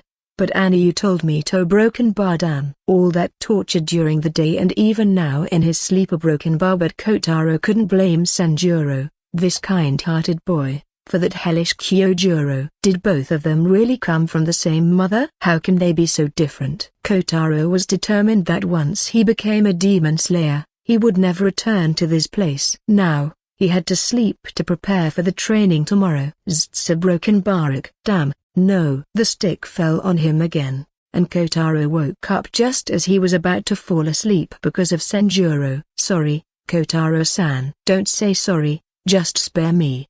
Now tears were starting to form in his eyes. Did he really go through all of this to become a demon slayer? Why did he want to become one? Mitsuri, I will not spare you. Kotaro decided to punish Mitsuri for all his suffering some unknown night by making her cry all night. But that was a matter for the distant future. For now a broken Barak. All Kotaro prayed for was a good night's sleep. ===A/N. Really? Nothing in this world is better than sleeping. Comment 7. Vote to left. Chapter 44. Well done, Senjuro. Kotaro. Yes, it's coming. Kyojuro dashed toward Kotaro, aiming a punch at his head. Unlike before, Kotaro was now somewhat accustomed to combat. In the past, he would subconsciously close his eyes and swing his hands haphazardly, but now he could at least keep his eyes open during spars. Head. Reading the trajectory perfectly, Kotaro tilted his head to the side, dodging the punch. But it was a feint. Kyojuro smiled and redirected the dodged punch toward him, causing Kotaro's eyes to widen. But all his training hadn't been in vain. In that split second, he ducked, dodging the punch and surprising Kyojuro. Take that. From his low position, he swept his leg in a low kick, trying to make Kyojuro lose his balance. It's my win. While Kotaro had gained some experience, he was still a fledgling. And Kyojuro? He was Ikino, the top-ranked demon slayer who was just a step away from earning the title of Hashiera. How could he lose? Kyojuro's trained instincts kicked in, and he jumped, dodging the unexpected attack from Kotaro. Damn! How did you dodge that? Ha ha ha! Kotaro, you still have a long way to go. But that was amazing. And don't forget her broken bar. Kotaro, whose concentration wavered for a second, suddenly found himself facing a foot coming straight at him. The spar isn't over yet. Bang! Kyojuro's foot connected with Kotaro's face, sending him rolling backward with force. And with that, Kyojuro won the spar. Kyojuro, you shouldn't have hit me in the face. What if it gets disfigured? Though Kotaro wasn't particularly handsome, he still liked his face. And now, thanks to Kyojuro, there was a mark on it. Sorry. But don't worry. If anything happens, I'll take care of you. That's not what I meant. And you, Kotaro-san. In the middle of their skirmish, Senjuro appeared alongside Mitsuri, holding plates of sweets and snacks with tea. "Kotaro-sama, what happened to your face?" "Oh, Mitsuri and Senjuro, you're both here." "And this mark, it was Kyojuro who kicked me in the face." "Ha ha ha." "Don't laugh." Both Senjuro and Mitsuri giggled, making the atmosphere more cheerful at Kotaro's expense. "But why are you two here?" "We thought Anayu and Kotaro-san might be exhausted and brought some snacks." Kotaro looked at the food, felt a growl from his stomach, and realized he should take a rest and replenish a bit before sparring again. "Kyojuro, let's take a break." "But didn't we have lunch a moment ago?" "Kotaro, let's use that passion in our hearts and practice more." "Kyojuro, Senjuro brought miso soup with sweet potatoes as well." "Let's take a break." "A broken bar, it's delicious." Kyojuro took another bite and shouted again, flaring his fiery hair. "Delicious." "Twitch, shut up." "Don't shout so loudly, Kyojuro." "How would one feel when someone shouted delicious so loudly that your eardrums might explode?" Kyojuro's shout was so loud and surprising that Kotaro almost dropped his tea on himself. With a bit of mishandling, he might have burned himself. A broken bar Anayu is really energetic." Senjuro understood his big brother's personality well and laughed dryly. "He's not just energetic, he's super energetic." "Well, that's why he's Anayu, right, Kotaro-san?" "I'm not going to deny that." Kotaro smiled as he ate the sakuramaki made by his beloved Mitsuri. As energetic as Kyojuro was, if he wasn't that lively, he wouldn't be Kyojuro. "A broken bar, it's delicious." "Mitsuri, you're really a good cook." "Ah really?" "Of course. I never lie." Mitsuri was quite happy with Kotaro's compliment and, like a good wife, recommended more of the snacks she had made for Kotaro to try. Senjuro, watching their interaction, remembered that they were a married couple, something he often forgot. "Kotaro-san and Mitsuri are married, right?" "That's right, Senjuro." "Mitsuri is my cute wife," Kotaro proudly said as he patted Mitsuri's head. "And Mitsuri a broken bar." She was all flustered from being called cute in front of everyone. "See cute." "Kotaro-sama, not in front of others." A broken bar, but her reaction only made her cuter, so not calling her cute was out of the question. Senjuro observed them, noticing how different they were from the married couples he knew, but he could still see that both were happy from their smiles. Did father also smile that often when mother was alive? If he was, then maybe now he would have a broken bar. "Huh? Senjuro, what's wrong? You suddenly look a bit sad." "Oh, it's nothing, Kotaro-san." Senjuro smiled to show his assurance, but Kotaro wasn't a reincarnator for nothing. With his previous life memories, he kind of understood Senjuro's state. Senjuro Rengoku was a caring individual with low self-esteem, similar to Mitsuri, due to an abusive father and a lack of talent in combat. "Senjuro, huh? Don't keep that sad smile." Kotaro's direct words made Senjuro's smile falter. Kyojuro also paused his chomping, and Mitsuri snapped out of her embarrassed state as the atmosphere grew tense. What are you talking about, Kotaro-san?" "Senjuro, don't belittle yourself. If you keep that sad smile on your face all the time, one day, you might truly feel that you have no meaning in life." "That's why a broken bar." Kotaro looked straight into Senjuro's eyes with a smile as he ruffled his hair. "That's why you shouldn't keep that sad smile all the time. Just because you're not talented in fighting doesn't make you any less worthy. A person's goal in life is to become a good human being. And you can achieve that without becoming a demon slayer." Kotaro's calm and heartfelt words stirred something in Senjuro's heart, and, unknowingly, tears began to fall from his eyes. "Senjuro, you've done enough, huh?" "These broken bar, these tears aren't mine." A broken bar. The tears kept flowing from Senjuro's eyes. He panicked and tried to wipe them away, but they didn't stop. No matter how much he tried, the tears wouldn't cease. At that moment, he felt warmth from above and found Kotaro's hand gently patting his head. He turned his red, tear-filled eyes toward Kotaro and froze. Kotaro was looking at him with a bright smile that radiated an unprecedented warmth. It felt like the gentle warmth of the early morning sun. "Well done, Senjuro. You did well to persevere. I know, we're proud of you." Kotaro, Kyojuro and Mitsuri a broken bar. All of them nodded and the dam couldn't hold Animro, it broke. Kotaro a broken bar. Kotaro Nissan. Kotaro just hugged the crying boy into his arms, with Kyojuro and Mitsuri watching the moment with gentle smiles. ===A/N, a bit of slice of life. Comment 12. Comment. Vote to left. Chapter 45. Herman is too overpowered. Thank you, Kotaro, Kyojuro said sincerely as he patted his little brother, who had fallen asleep after crying so much. Kyojuro was always lively, but he wasn't a fool. He was highly perceptive of emotions and understood the world around him deeply. For a long time, he had been worried about his brother, who seemed to be trying to live up to the expectations of their father, and Kyojuro himself, wanting to become a demon slayer to succeed them but unable to do so. Kyojuro had spoken to him many times, reassuring him that as long as he became a good human being, he could help others in different ways. Still, somewhere deep inside, Sanjuro was stuck, unable to move past his perceived lack of talent. Today, Kotaro's words had likely helped Sanjuro take a step forward, and for that, Kyojuro was truly grateful. No need to mention it. I also think of Sanjuro as my little brother. Is that so? But still, I can't let this be a one-sided favor. Well, if you really want to repay me, then I'll train you more and make you a qualified demon slayer. Please, don't. Seriously. A broken bar. A new morning. The man who used to wake up after the sun now ran outside,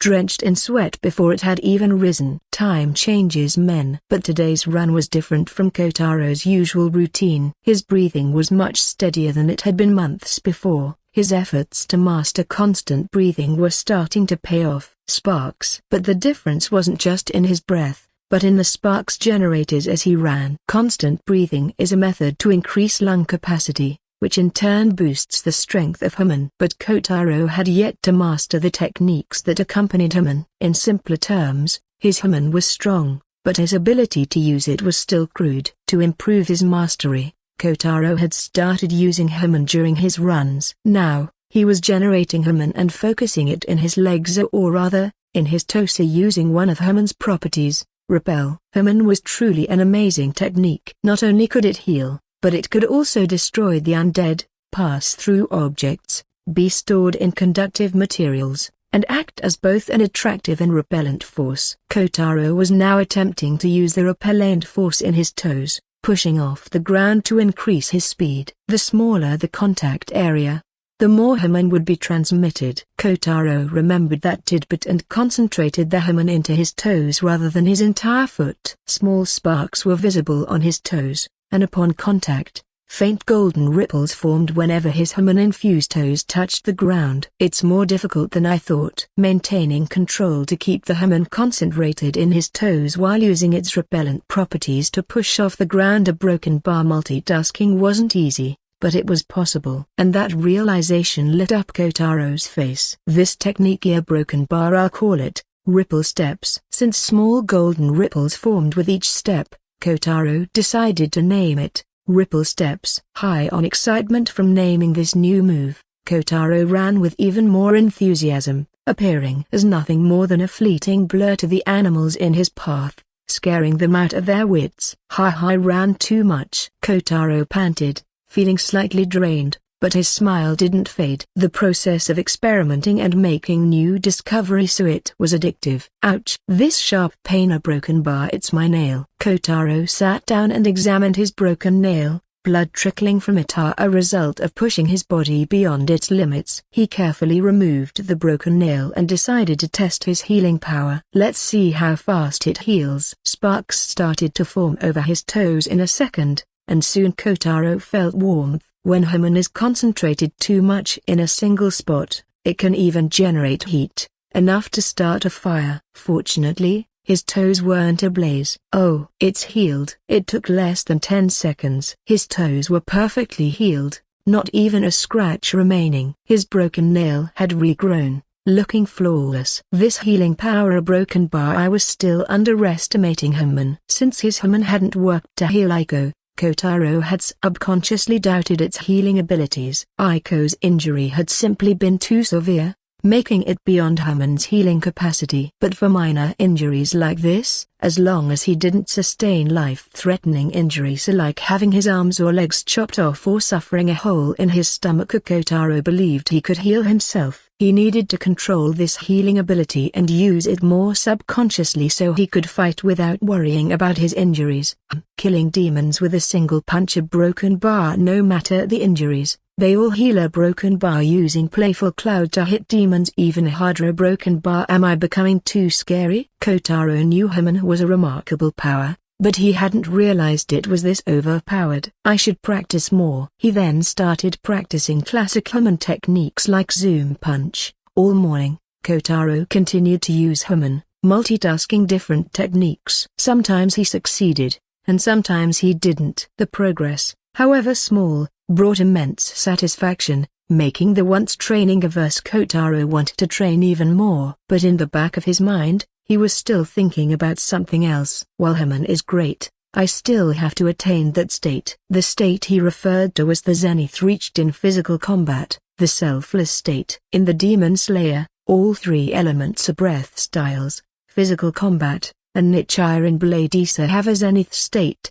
which can be attained when they reach the highest level. The zenith of total concentration breathing results in the Demon Slayer mark, which exchanges vitality for enhanced power and grants access to the transparent world. However, since Kotaro was using Haman, it was impossible for him to attain that. Haman was different from breath styles, so it was impossible for Kotaro to awaken the Demon Slayer mark or access the transparent world. He had given up on that from the start, instead experimenting with alternatives. However, this did not mean he couldn't attain the selfless state, which could be reached by achieving the zenith of physical combat. This state didn't necessarily enhance combat power, but it granted an unshakable calmness like a plant, allowing one to remain composed even in perilous situations and act without hesitation. But it couldn't be achieved through practice alone. Real-life combat experience was needed.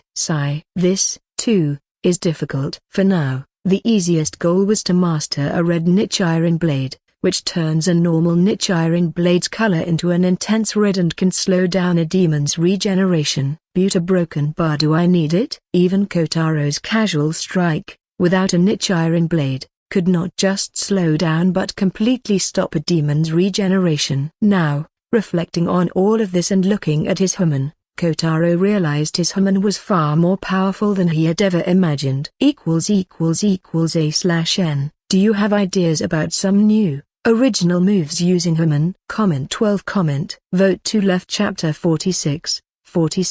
Haman plus Nichiren equals? These a broken bar. Kotaro was astonished as he gazed at the blade in his hand. This wasn't an ordinary blade, it was made of Nichiren ore, the legendary material of this world used to forge weapons that could kill demons. To him, the presence of a Nichiren blade wasn't that important, because Kotaro could turn anything in his hand into a weapon capable of killing a demon using his Haman. But still, he was curious about what would happen if he poured his Haman into a Nichiren blade. And now, here he was, witnessing a phenomenon that made his eyes almost pop out. Damn, this is cool. His grip tightened unintentionally, and a smirk spread across his face. Nichiren. Now, the desire to own a Nichiren-made weapon was overflowing within him. A broken bar. A few moments earlier, a broken bar. After completing his regular routine, Kotaro returned to the mansion, only to hear a loud shout. The sudden noise startled him, but he quickly grasped who it was. It was Rengoku Shinjuro, the current Flame Hashiera. Now that he lived here with Kyojuro, encountering that man was inevitable. Kotaro saw Kyojuro returning from his father's room after receiving the usual verbal abuse. It had become a part of Kyojuro's life to endure his father's insulting tirades and then come back. Kyojuro, are you alright? Don't worry. I am alright. That Shinjuro-san a broken bar. I believe that father will regain his motivation if I become the Flame Hashiera. No, he won't. Kotaro, who knew the future, wanted to say that, but upon seeing Kyojuro's optimism, the words got stuck in his throat. Kyojuro was unaware of why his father had suddenly quit being a swordsman, but Kotaro knew, after the death of his wife, Shinjuro was mentally shattered. In the midst of this, He also discovered sun breathing, which was documented as being superior to all other breath styles. Believing that all his efforts were pointless, Shinjiro quit being a swordsman. Kotaro could understand Shinjiro's feelings to some extent. Imagine dedicating yourself wholeheartedly to mastering something, only to lose a loved one and then discover that what you worked for your entire life is inferior and could never match the original. But still, that was no excuse for him to abuse and insult his children. Kyojuro managed to stay strong, thanks to the promise he made to his mother. But Senjuro, a broken bar, just look at him. He was worse off than Shinjiro himself. I, too, believe he will return to the man he once was. Thank you, Kotaro. Kotaro nodded at Kyojuro's words and smiled. Shinjiro did recover, but it was only after Kyojuro died. Don't worry, I won't let you die, Kyojuro. It was a wish not just from Kotaro's previous life, but also as Kyojuro's friend. To fulfill that wish, he needed to become strong enough to fight the upper-ranked demons. But Kotaro, why did you come here? Oh, that's because I wanted to ask you something, Kyojuro. Do you have a spare Nichiren blade? The idea had suddenly come to Kotaro's mind. Because of Hamon, he didn't need a special Nichiren weapon as long as it was made of metal. He was satisfied. But still, curiosity had gotten the better of him. A normal Nichiren blade could kill demons because it contained the energy of the sun. What would happen if he poured Hamon into it? Kotaro wanted to find out, so he came to ask Kyojuro if he had a spare Nichiren blade. His request wasn't unreasonable, and for a family of demon slayers, it was expected that they would have some spare blades made from Nichiren. Kyojuro happily handed Kotaro one of his spares, letting him experiment however he liked. If there was one thing demon slayers didn't lack, it was money. Even if the blade were destroyed, Kyojuro could easily get a new one made for him. Alright, let's see what happens now. As soon as Kotaro held the weapon, he felt a kind of attraction. It felt extremely soothing to him, and his Hamon unconsciously started flowing, surprising him. Is my Hamon attracted to it? His interest peaked. What would happen if Hamon flowed into the Nichiren blade? He had to release his Hamon and see for himself. With small crackling sounds, yellow-orange sparks emerged from his hands and moved toward the blade. To his surprise, as soon as the Hamon entered the blade, these a broken bar. Kotaro, being cautious, infused only a small amount of Hamon. But that Hamon became brighter, more powerful, and the blade turned an intense red the moment the Hamon entered it. Kotaro increased the Hamon output, and the blade was no longer ordinary. It was an extreme red, with sparks constantly buzzing around it, and Kotaro could feel it. The Hamon being amplified. Nichiren blade is a broken bar. They act as Hamon amplifiers. He couldn't help but swing the sword a bit, and a broken bar bzzz crackle. It was faint, but he saw it. The Hamon was being released into the air in the form of a sword slash. Damn. This is cool. Before, he hadn't been that interested, but now, Kotaro's decided to have his weapon made out of Nichiren at any cost. Chapter 47, Feeble? No. Ripped. Time passed. It had been 6 months since Kotaro and Mitsuri came to the Rengoku mansion for training to become demon slayers. Today was the day when it would all come to an end, because the time to test the fruits of their hard work had arrived. Kotaro and Mitsuri, I believe you will be able to clear the final selection and become demon slayers. The final selection of the test for which Kotaro and Mitsuri had trained. 6 months. It was faster than normal, but both Mitsuri and Kotaro had done it. Mitsuri was a genius. With her abnormal strength and the flexibility that came with it, she had a God-given cheat. Moreover, she had also created her own breath style, love breathing, adapting it from flame breathing, as it wasn't suited to her combat style. Love? Why did you name it that, Mitsuri? When Kotaro asked her curiously, she said with a flustered face that it was because she loved Kotaro-sama and wanted to protect him using this power, so she named it after love. While he was touched, he thought, hey, why did she name it love and the original one? Well, thinking too much about it won't give an answer, so Kotaro stopped pondering about it. Mitsuri was a genius, but what about Kotaro? Though he wasn't as naturally talented as Mitsuri, he, too, had a God-given cheat. And using that cheat, Kotaro took the crude way he plowed through it with sheer hard work. The ligaments are torn, a broken bar healed using Haman. The muscles are torn, a broken bar healed using Haman. Blood is coming out, a broken bar healed using Haman. All the injuries that came from overtraining were healed using Haman. This reduced a lot of time for him. It was hellish but undeniably effective. The only thing that stopped him was fatigue. He could heal himself, but fatigue is something that can't be healed using Haman. Kotaro didn't possess the paw fruit to be able to bounce away fatigue like it was nothing. He had to get a good amount of rest and food to make it vanish. After doing it for all 6 months, a broken bar bang. Look at those perfect muscles. The once feeble man is now ripped. It happened one morning when he returned from his daily run and took her off his shirt to dry the sweat. Coincidentally, Mitsuri was out. She just gulped at the sight and ran back with a flushed face. Kotaro, who witnessed the incident, just smirked, feeling happy over it. What demon slayer! He felt like he had already earned the fruits of his hard work. And those muscles weren't just for show. Kotaro's strength was able to match Mitsuri's. The constant abuse he put himself through, the bleed and heal again and again practice here, had yielded phenomenal results. Moreover, his human, constant state also increased his base specs over time. Now, he was ready to fight demons. All he and Mitsuri lacked was experience. No matter how strong one becomes physically, it doesn't guarantee proficiency in combat. Fighting relies not only on physical factors but also on mental ones. One must be able to fight, not just have the power to fight. Many people train for years to become demon slayers, only to cower when they finally face a demon. The do-or-die battle as a broken bar. These are the kinds of fights both Kotaro and Mitsuri need to become stronger. After all, you bet your life when you go to kill a demon. The final selection takes place on Mount Fujikaze. Because of the wisteria trees that grow from its base to its slope, it acts as a prison for demons, making it impossible for them to escape. Since they can't escape, they remain hungry until the final selection begins. The mountain was a bit far from the Rengoku mansion,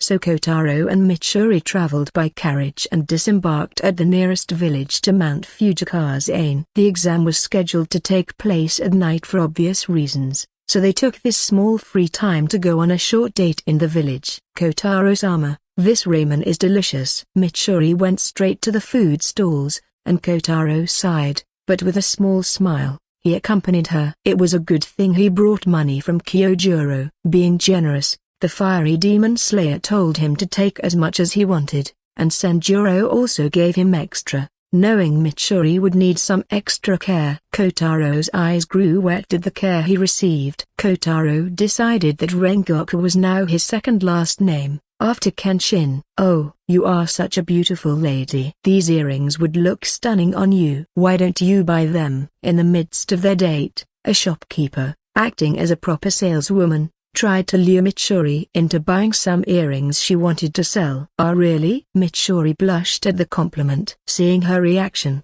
the woman's eyes glinted as if she had hooked a buyer. Of course. I never lie. Sigh. Mitsuri is so gullible. Kotaro watched as Mitsuri was easily swayed by the woman, but he couldn't deny that the saleswoman was right. Mitsuri was indeed beautiful. Mitsuri, do you want to buy the earrings? Kotaro-sama. Noticing Kotaro's arrival, the experienced saleswoman quickly realized he was the one she needed to convince, so she extended her tactics to him. Oh, are you this beautiful lady's husband? What a lovely wife you have. Let me tell you, these earrings will only enhance her beauty. Ding. Kotaro Kenshin allured successfully. Under her compliments, Kotaro was swayed and ended up buying the most expensive earrings the woman had. The earrings were designed to resemble cherry blossoms, or a golden ring encasing a pink-red cherry blossom flower. They were indeed beautiful. Here, take them, Mitsuri. Mitsuri looked at the earrings with a smile and held them carefully. After all, these earrings were the first gift she had received from her beloved Kotaro-sama. She would definitely take good care of them. But before that, a broken bar. Kotaro-sama. What is it, Mitsuri? Blushing, Mitsuri fidgeted a bit before handing the earrings to Kotaro. She then tucked her hair behind her ears and leaned toward him. See, can Kotaro-sama put these earrings on me? == A/N.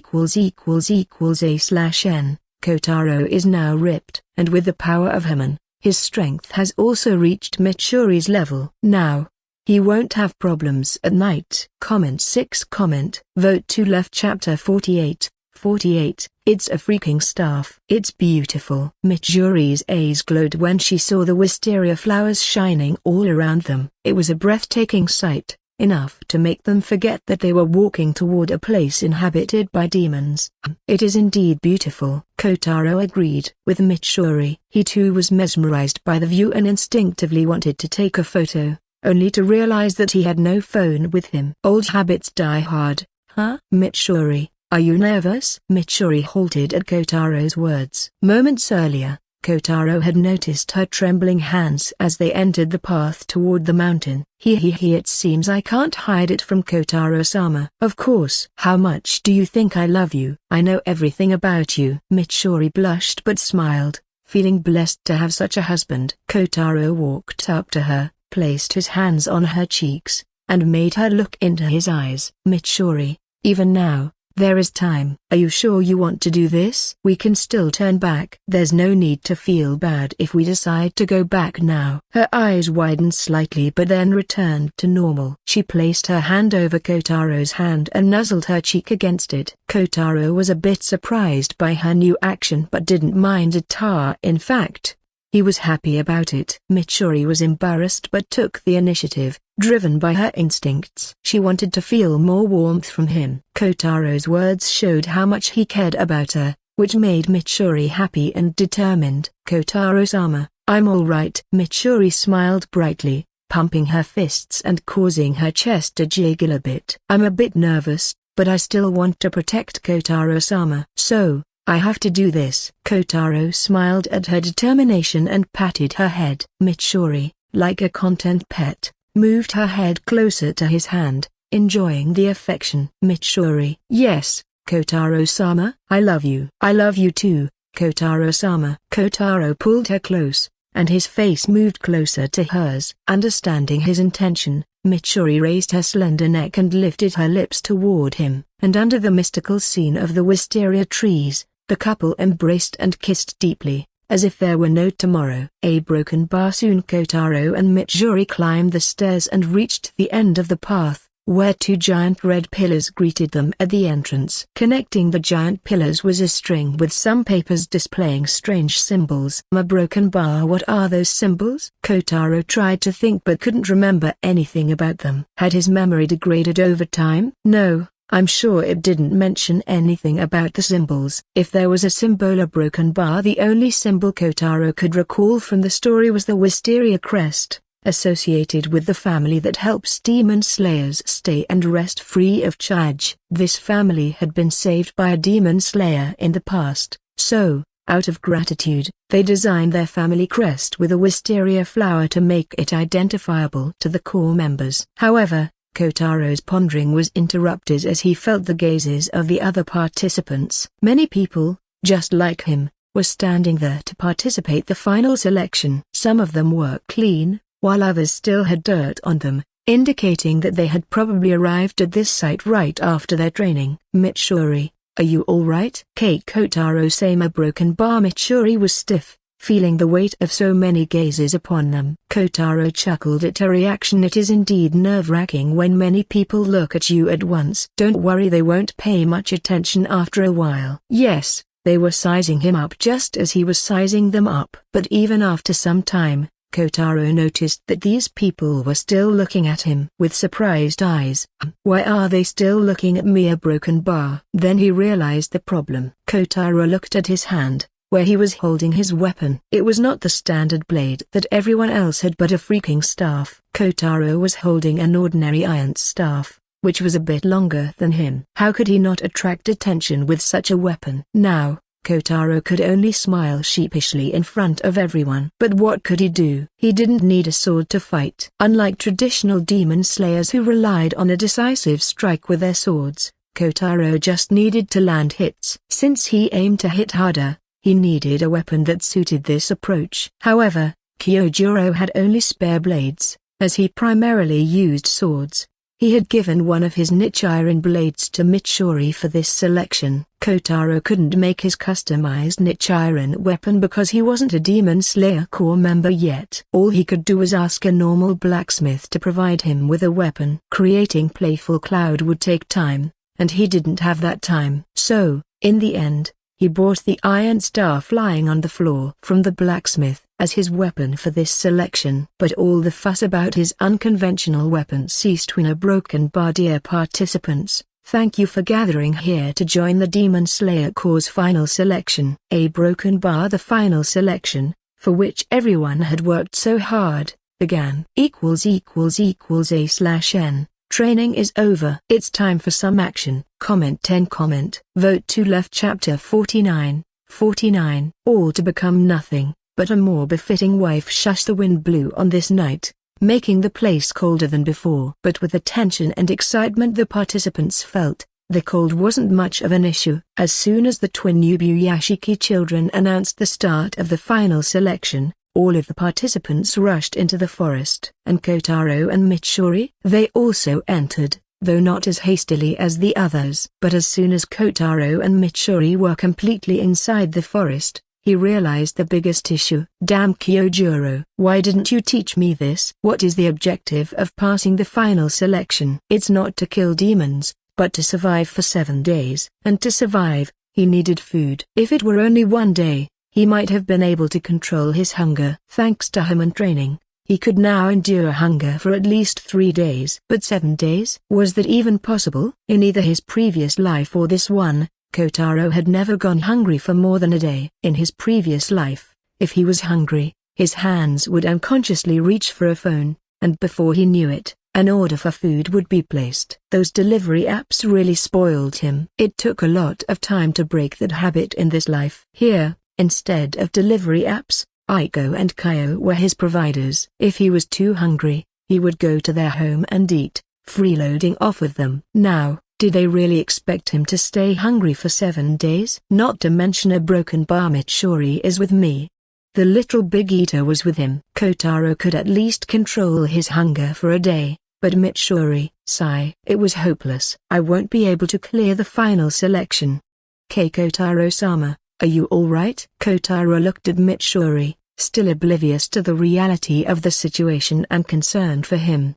He was happy that she was so caring, but the problem was a broken bar. Mitsuri, a broken bar? Why yes. Are you seriously alright? It wasn't him but Mitsuri who was holding Kotaro's hand and trembling. Her grip was sometimes so tight that it made Kotaro groan in pain from time to time. The forest was just too dark and eerie, scaring Mitsuri. Fortunately, Kotaro-sama was beside her. I'm alright. Kotaro just looked at her with a deadpan expression. Then his eyes widened as he heard rustling somewhere among the trees. Mitsuri, why yes? Demons are coming. His words sent goosebumps across Mitsuri's skin, and she quickly pulled out the blade Kyojuro had given her. It was orange-red with a flame pattern, befitting a fire-breathing user. Kotaro, on the other hand, stood straight, his iron staff planted on the ground. But he wasn't just standing idly, he was searching for the hidden demons using his technique, a Human detector. The Human flowed through his hands,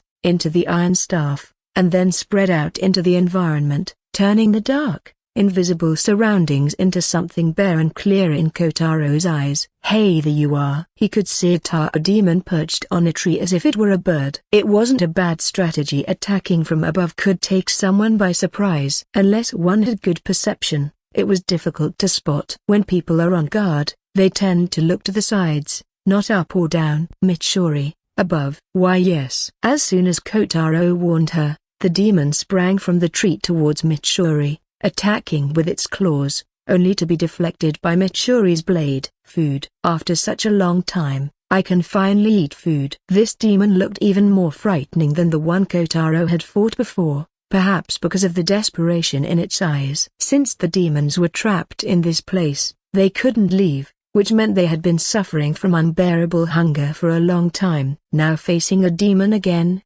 Kotaro tightened his grip on his staff with nervousness. But before he could lose himself to fear, he steadied his breathing. The training for constant state wasn't for nothing. The first time Kotaro faced a demon was during the incident with Aiko. He had managed to fight it, but not with a rational mind. He had fought out of rage. Fighting with anger and fighting calmly are completely different. However, that encounter had given both him and Mitsuri the ability to stand in front of a demon with a clear mind. It was a crucial step. To fight demons, one must learn to face them head-on. Kotaro and Mitsuri had taken that crucial step then. That's why Mitsuri was able to face this demon, her blade still firmly in her hands. It had wavered at first, but now she was calm. When she said she wanted to protect Kotaro-sama, it wasn't just a light statement. It was something she truly wished to do with all her heart. For that, she had trained, and now was the test where she could see the results of her hard work. I am scared a broken bar. I am scared,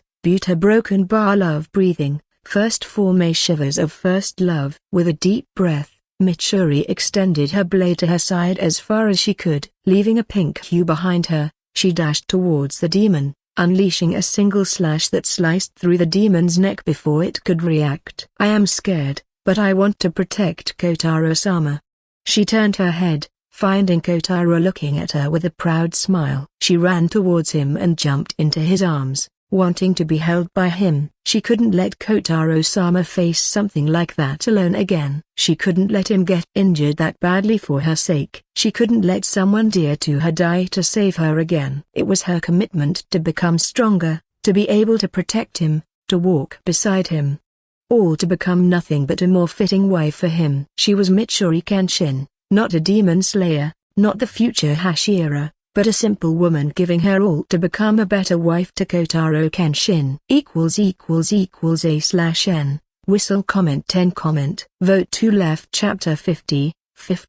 Now, it is indeed beautiful. You were broken bar. This is my food. What? I was the one who saw it first. Kotaro watched as the two demons fought over him. If they were girls, he might have welcomed it. No, he was bound to Mitsuri for life. He looked at the demons more closely. Their veins protruded from their foreheads and skin, and saliva dripped from their mouths. Trapped here and unable to escape, the demons had been starved for so long that desperation filled their eyes. Why don't you make it first come, first served? Oh, human, you're clever. All right. First come, first served. The demons laughed maniacally and leapt at Kotaro with open mouths, ready to devour him as quickly as they could. Sire broken bar. Poor demons. Kotaro lifted his staff and swung it like a bat. The iron staff struck the first demon, pushing it into the second one and smashing both into a nearby tree. Let me free you. In the dark of night, sparks resembling the sun's energy flowed into the staff,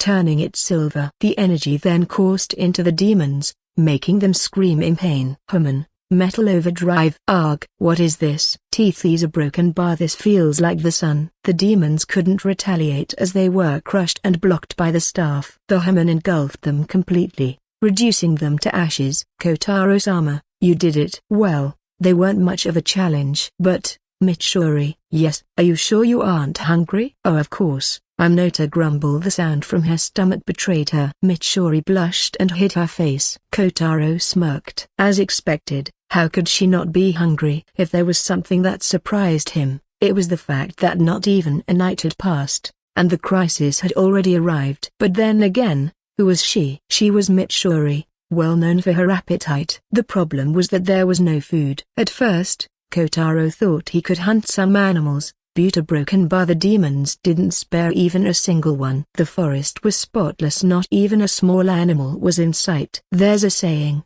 when you're hungry, everything tastes good, and it applied to the demons too. While humans were the best delicacy, the demons had resorted to hunting animals in their uncontrollable hunger, eating them to survive. Now, there wasn't a single animal to be seen. Of course, the darkness of the night might also be why he couldn't find any animals. Perhaps he could find some during the day, but if he searched for food then, when would he sleep? Mitsuri, there's nothing to be embarrassed about. I'm hungry too. Mitsuri slowly peeked through her fingers at his words. Really? Really? And after being together for so long, you don't expect me to not know this about you, right? Mitsuri getting hungry. A broken bar. If Kotaro didn't know this beforehand, Then he was a failure as a husband. Being hungry was Mitsuri's trademark, and it made her who she was. And when she eats, she looks so cute. Kotaro remembered her face when she chomped on food so happily, making nom-nom sounds. It filled his heart, though it emptied his wallet. Well, now that Kotaro-sama says it, I feel even more embarrassed. Sigh. Am I really here to hunt demons? Why did it feel more like he was on a picnic, except he had no food with him? A broken bar. Mitsuri, here, hold me. Yes. Kotaro held her hand and pulled her up. While all the other participants were doing their best to survive, Kotaro and Mitsuri were walking toward the mountain summit. It didn't take them long, and soon they stood at the peak. Look, the sun is about to rise. Mitsuri turned her eyes in the direction Kotaro was pointing and saw the sun slowly climbing up, marking the start of a new day. Aha, broken bar, it's beautiful. It was a sight to behold. The night was not yet over, and the sun was slowly rising, making the twilight unbelievably beautiful. The sky was a mixture of colors, yellow, orange, red, and pink. The night sky met all of it, with stars still twinkling. It was a dreamy sight, but Kotaro felt something was missing. Then he realized what it was. Kotaro pulled Mitsuri into his arms. She blushed but soon settled into his embrace, and together they watched the scene. Now, it is indeed beautiful. The first night of the final selection ended. Some participants had died, while others survived. At the sight of the sun rising, all of them sighed in relief because daytime belonged to humans. Kotaro and Mitsuri continued to watch until the sun was fully out and birds flew into the sky, fluttering from one end to the other. Well, let's go and look for a Kotaro-sama. Kotaro was about to release Mitsuri and start the next part of the test, searching for food to survive, but Mitsuri tugged on the hem of his clothes. What is it, Mitsuri? Then she whispered something that made Kotaro's eyes widen. I want to stay like this a bit longer. Mitsuri, a broken bar. When did you become so spoiled? Beauty, broken bar. I don't hate it. Kotaro held her more tightly, causing the embarrassed girl to blush even more. But on her face was a smile that made the morning even brighter.